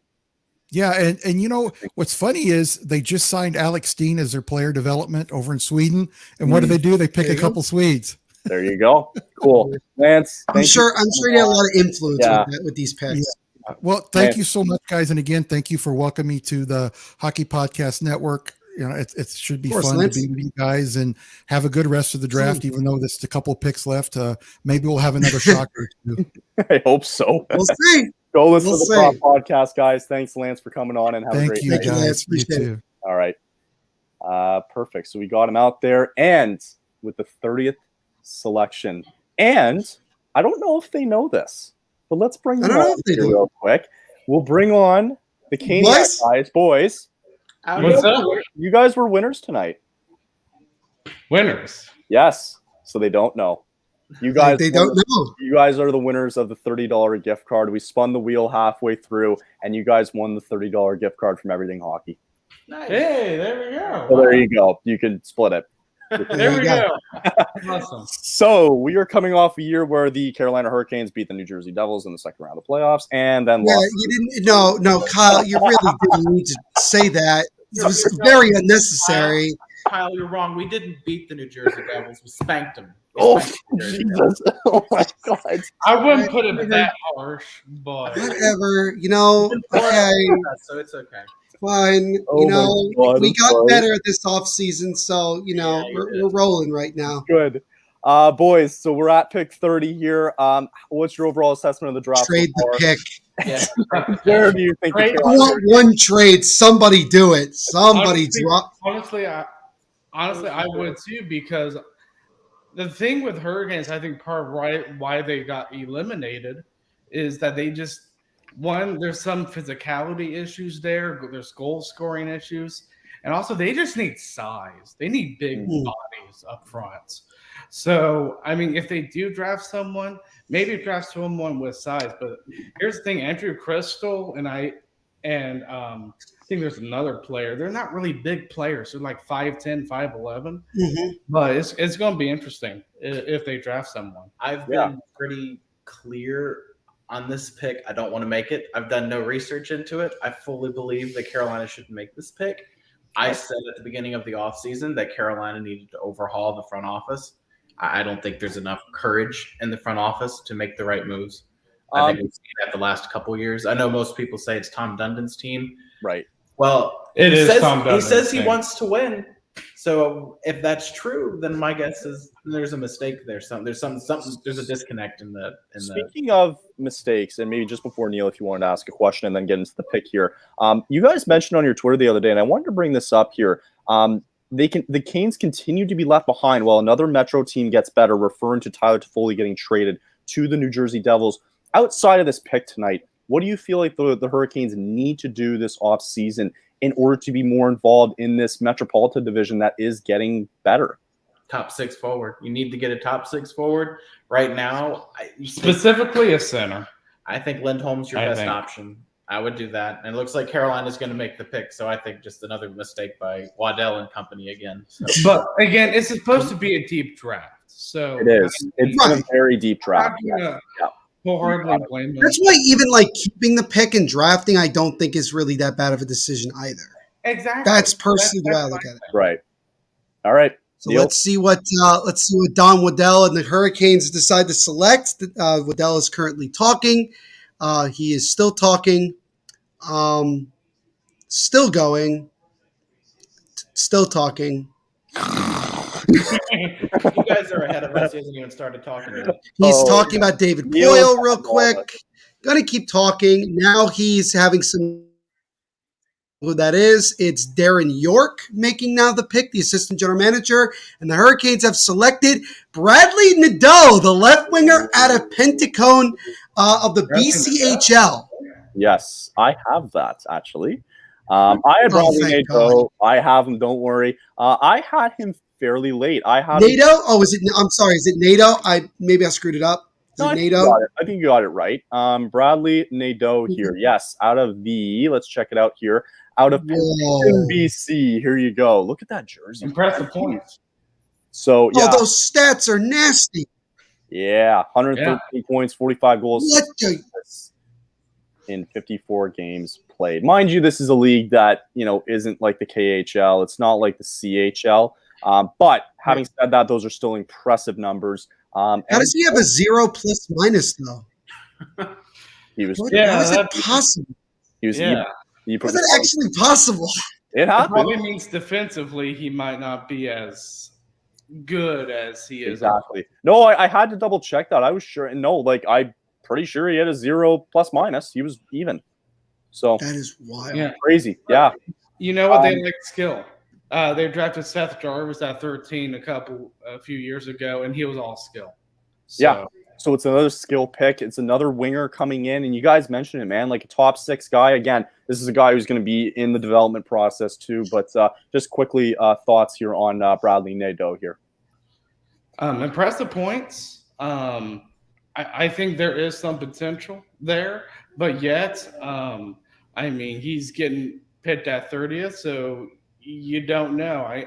I know another pick that was picked late in the draft. I think the year after Svechnikov was Ryan Suzuki, and yet he hasn't made the NHL either. So so when it gets down to like the last part of the first round, it can become a bit of a wild card, but you never know. Again, prospects are like a dart, and the more darts you have, the more you can hit the bullseye. Interesting. And hey, you never know, right? Cool. Exactly. Well, there you go. Thank you guys for coming on. If everybody's listening, go listen to guys from the Caniac Report. And if there is a future Hurricanes Devils matchup again in the playoffs, we would love to have you guys on for a watch along. Oh yeah, we would love to do that. Neil would love that too. I think he's frozen. So no, there we go. Guys, thank you again for coming on. Go make sure to listen to the Caniac Report, guys, and have yourselves a good night. See you guys. See you guys. All right. Have a good night. Thank you. I think you froze out. Awesome. I think you froze out a little bit. I've frozen several times at this point. So, like, whatever you guys were saying, maybe it's good. I have no idea. No worries. We are at two more picks left here. So, 2 more to go. Let's bring Griff. Hey, he's back. Long time no see. How you guys been? We're hanging in there by a thread. Good. We're doing okay. So yeah, again, 2 picks that we noticed, the Leafs, and I guess this last one was a bit of a reach here. The pick is in for Colorado. It was very quick there. So do you foresee this being a reach too, or are we going to see another one of these prospects that are still best available left on the board? I mean, it certainly can be. I mean, there's a lot of good guys left. I mean, you still got Crystal left on the board. You still have Gavin Brindley. You still have Dragicevic. You still have Gulyayev. I wouldn't be stunned if they go and reach for Michael Robel here, the goalie, and get their first goalie off the board. Don't know if they do that, but this pick is kind of house money for them right now. 100%. Yeah. Robel at 6'6" in his athletic ability, that's a goalie that might be worth taking a chance on. I don't know if they do it. I think there's a lot of good guys still left on the board for them. Right. But there's for a 31st overall pick that you got that you're just having fun with right now. Yeah. There's so many options left for them right now. And the pick is in, but they're still chilling at the table right now. No, okay, we got duped before by San Jose doing that, and trust me, they're going to make their. We're not, guys. We're not getting a trade in the first round, are we? Unbelievable that they're having. We blew it all last year when we got like. I'd like to say this is the last time that happened. So usually when this happens, you get them all on the second day for some reason. Oh, 100%. Yeah. You'll see more. Oh yeah, we're probably. I bet you as the day goes on, we're gonna get like 50 plus trades and just left and right, like just everywhere. Probably, yeah. Okay, so they are walking up, so they didn't sit down with 30 seconds left, guys, to make their pick. Oh my god. I mean that in itself. The clock is still ticking. Pick is in. Development that the Avs are going to use both first-round picks and not trade back and not trade them for a player. Good for them. Yeah. Is that a big surprise for you? A little bit. I mean, it makes sense why they would do that. They already got Colton. It's not like they need to go and do that, but it's a little surprising. But if they have a guy they like here, go for it. So here we go. They are making their selection as we speak. Chris McFarland is the one making it, the general manager of the Avalanche, and they go with Mikhail Gulyayev from Omsk Junior of Russia. Hey. Okay, I like it. This was a guy that a lot of people said is going to be a first-round pick, and he just gets in there at 31. I had him 29th, Mikhail Gulyayev. I had him 29th. I like it. Between him and Dragicevic, I really feel like it's hard to go wrong. And obviously a Russian player, 5'10". I mean, I think some Avs fans are sick of 5'10" players with Sam Girard for some reason. Yeah. I like this pick. Between that and getting Colin Ritchie, you're adding a solid center and a solid defenseman to a prospect pool that desperately needs both. And you get Ross Colton earlier in the day. Yeah. I think you got to give the Avs an A for this whole day. I like both of those picks. Overall, it's been a solid night for Colorado, right? I wouldn't put them up there maybe with Philadelphia, St. Louis, just kind of what we've seen tonight. But yeah, like, again, you're going to look back at Colorado's night tonight and go, they checked off some boxes that they needed to, and it was just a solid night. There wasn't anything I think you're going to look back on thinking they could have done anything differently, and they went with their gut and went for their picks. So I'm curious to see what Montreal fans think of this Mikhail Gulyayev pick going forward. So now Alex Newhook going to Montreal. We now know it's Gulyayev going the other way, if you want to quote unquote it, to Colorado as the Avalanche make that selection. So interesting. Any last thoughts about the selection here, Griffin?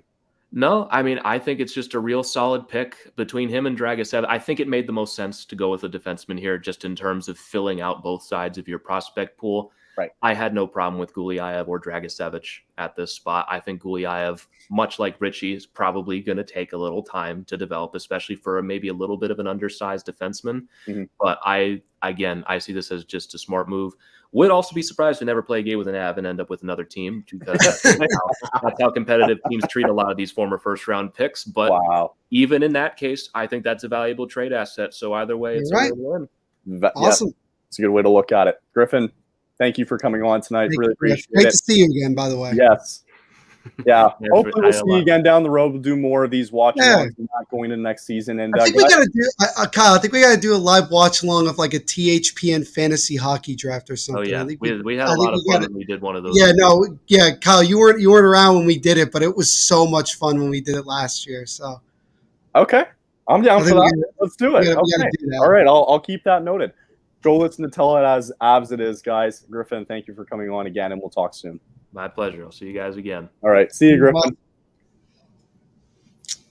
All right. So here we go. Final pick of the night. And it's not a Vegas fan coming on for this last pick, but we still appreciate him coming on. It's Lucas Wester of the Pens Cast podcast. What's up, Luke? Lucas, what's going on? Again, nice to hear from you again. Good to see you guys. I've been following along. Would have liked to have been able to talk more about the Penguins stuff, but I got the Stanley Cup champions. I can't complain. Well, we got time. Why don't we talk a little bit about with Pittsburgh tonight, as they went 14th overall. Oh, God, it feels like ages ago when they picked. Who did they select again? Braden Yeager. Yeager, thank you. Okay. Right, the Yeager bomb. Initial thoughts for you on Braden Yeager coming on to Pittsburgh with Kyle Dubas making the selection? Well, traditionally, guys that have names that sound like Yeager do pretty well in Pittsburgh. See Jaromir Jágr. But I like the pick, honestly. I really wanted Zach Benson, and I think a lot of the Penguins brass really wanted him as well, but did not work out that well. And but I think Yeager's going to do great. I honestly do. I have no problems with that pick either. And like Jacob just said, they got Riley Smith earlier in the day from Vegas, ironically enough. That's a good pickup, I think. It's a very natural fit from Zucker to Riley Smith.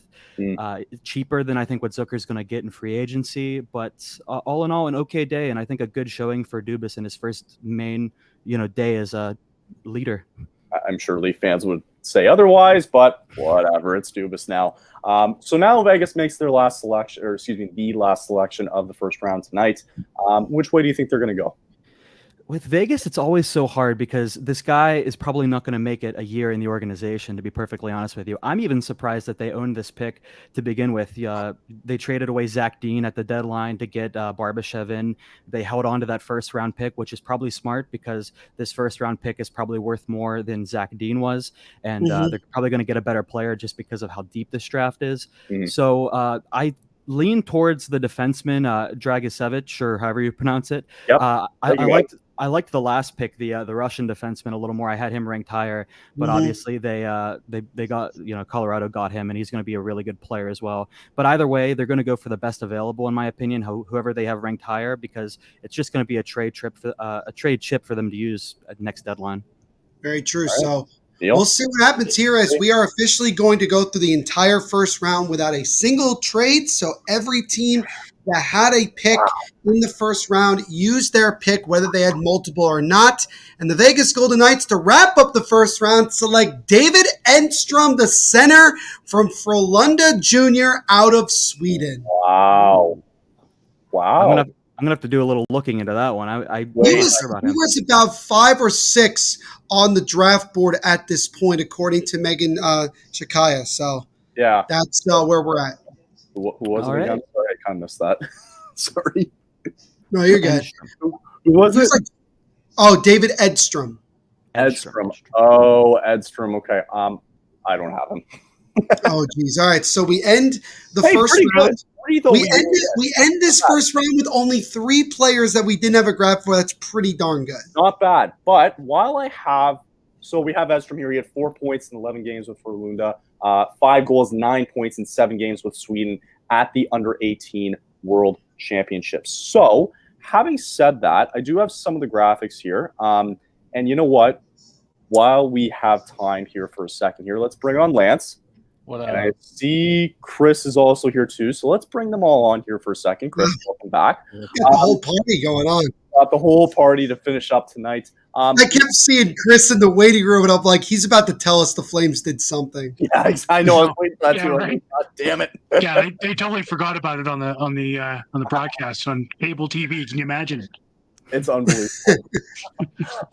But yeah, we just got a couple people here on. But yeah, like some names that were left off here. Dragsevich was one of them. Kristall, I think, is probably one of the bigger names that was left off too. And anybody can take this real quick. What was the biggest takeaway out of the first round tonight? The Arizona Coyotes continue to make picks that I don't understand.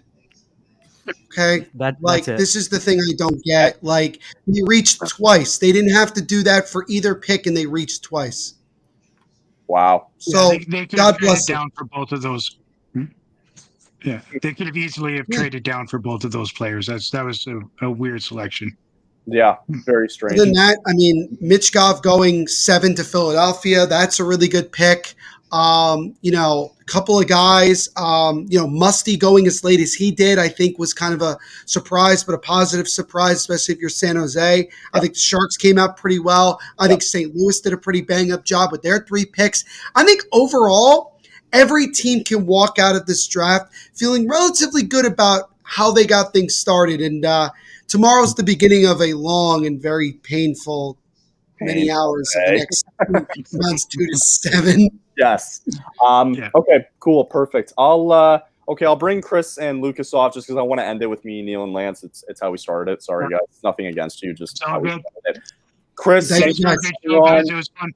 Yeah, thank you for coming on. Thanks for having me, guys. Thank you. Penscast 2, go listen to those guys as well, too. And we really appreciate you guys coming on. Awesome. Cool. Boom. And boom. Lance, you can stay on if you want. Let's wrap this up here, guys. Yeah, because 4 hours has been a while, but yeah. Nearly 4.5 hours. Yeah.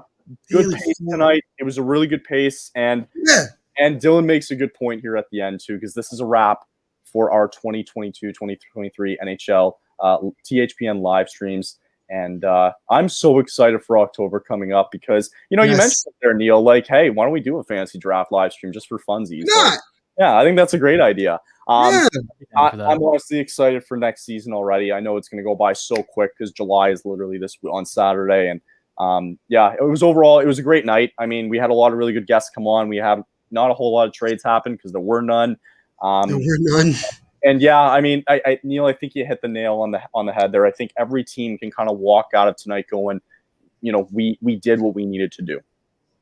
Absolutely. Yeah. And I think when you look at it, at the end of the day, what's really great about this is that all these players have achieved, a dream, and that is to be drafted into the National Hockey League. And obviously the job's not finished. They have a long road ahead of them, some shorter than others. There's a lot of guys out there, and whether you're the first overall pick or the 32nd overall pick, it doesn't matter, because at the end of the day, you are now part of the NHL fraternity, and now you have an opportunity to make a run at being a National Hockey League player and to hopefully be good enough to stay in the NHL for a very, very, very long time. So congratulations to all of the 32 players that were selected. And we look forward to seeing what other great storylines we get through rounds 2 to 7. We will not be covering that because that is not happening at all. We do not have enough time, and it's not going to be on TV either, unless you have NHL Network. But again, congratulations to all of those players, and just another crop of guys for the future of the National Hockey League. Yes, Lance, thank you for doing the tickers and all that tonight. Yes, thank you, Lance. You killed it tonight. You can have the last word here on this before we wrap it up. Just I'm excited for this next season already. I can't wait these few months. Like, what am I going to do? Like, baseball is like a Band-Aid, you know. Like, I like baseball and all, but like, what? Like, I guess I'll just twiddle my thumbs for a few months, man. That's all of us.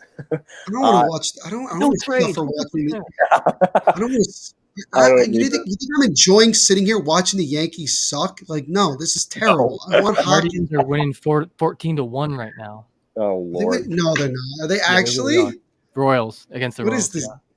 Yeah. Oh, okay. Yeah. And the Yankees lost to the Oakland A's. I'm having fun over here. We were having a great night tonight. Neil, I'll let you close it out. So, yeah, on that note, guys, that is going to wrap it up for us here tonight on this live watch-along extravaganza, going through the entire first round of the NHL draft. And that, like Dylan mentioned before, that is unfortunately for now the last live watch-along that we're doing for the 2022-23 season. But we will be back in the very near future. We have a lot of exciting content to be providing you guys, not only here on the YouTube channel, but throughout all of the podcasts, throughout the entire Hockey Podcast Network. And we're just getting started. There is so much to look forward to. And October will be here before we know it. And free agency starting up in a couple days. So things are going to pick up a lot over the next couple of days. So we'll see how things go from there. But again, just wanted to say thank you to Kyle. Thank you to Lance. Thank you to everybody who came in with us and covered every single team and every pick. Thank you to everybody in the chat, not only tonight, but just throughout the entire season. You guys have been absolutely phenomenal, and we can't thank you guys enough for all the support you guys have given us. And again, don't forget to check out any of the podcasts and all the podcasts here on the Hockey Podcast Network. Go check out Lance's podcast. He's obviously covering the Columbus Blue Jackets. Go check out Kyle here on Twitter at Manifold Kyle. He's also a big-time Flames fan. He tells Flames fans to relax every single day. That's what he's doing. And obviously, go check out the Devil's State of Mind podcast covering the New Jersey Devils. I got a lot to catch up on. I haven't been on my phone all day. Got a lot to really get through, but make sure to check out the podcast as well. And do us a favor, go on Apple or Spotify and give us all a 5-star rating for all the podcasts. Really does help us out tremendously. And also, don't forget to comment, like, and subscribe to the Hockey Podcast Network YouTube channel. Thank you, Lance. Appreciate it. Hit the notification bell as well so you get notified of any time we go live right here on THPN. Kyle, you getting a little emotional there, buddy? I saw you wiping your... I know. It's the last one. It's the last one of the season. I'm so tired. Fair enough. But again, thank you all so very much for hanging out with us tonight, and we will see you in the next live watch along. Once again, congratulations to all of the players selected in the first round of the 2023 NHL Entry Draft. Everyone continue to be the awesome people that you are, and as we always say at the end of every live watch along, make sure to rock on.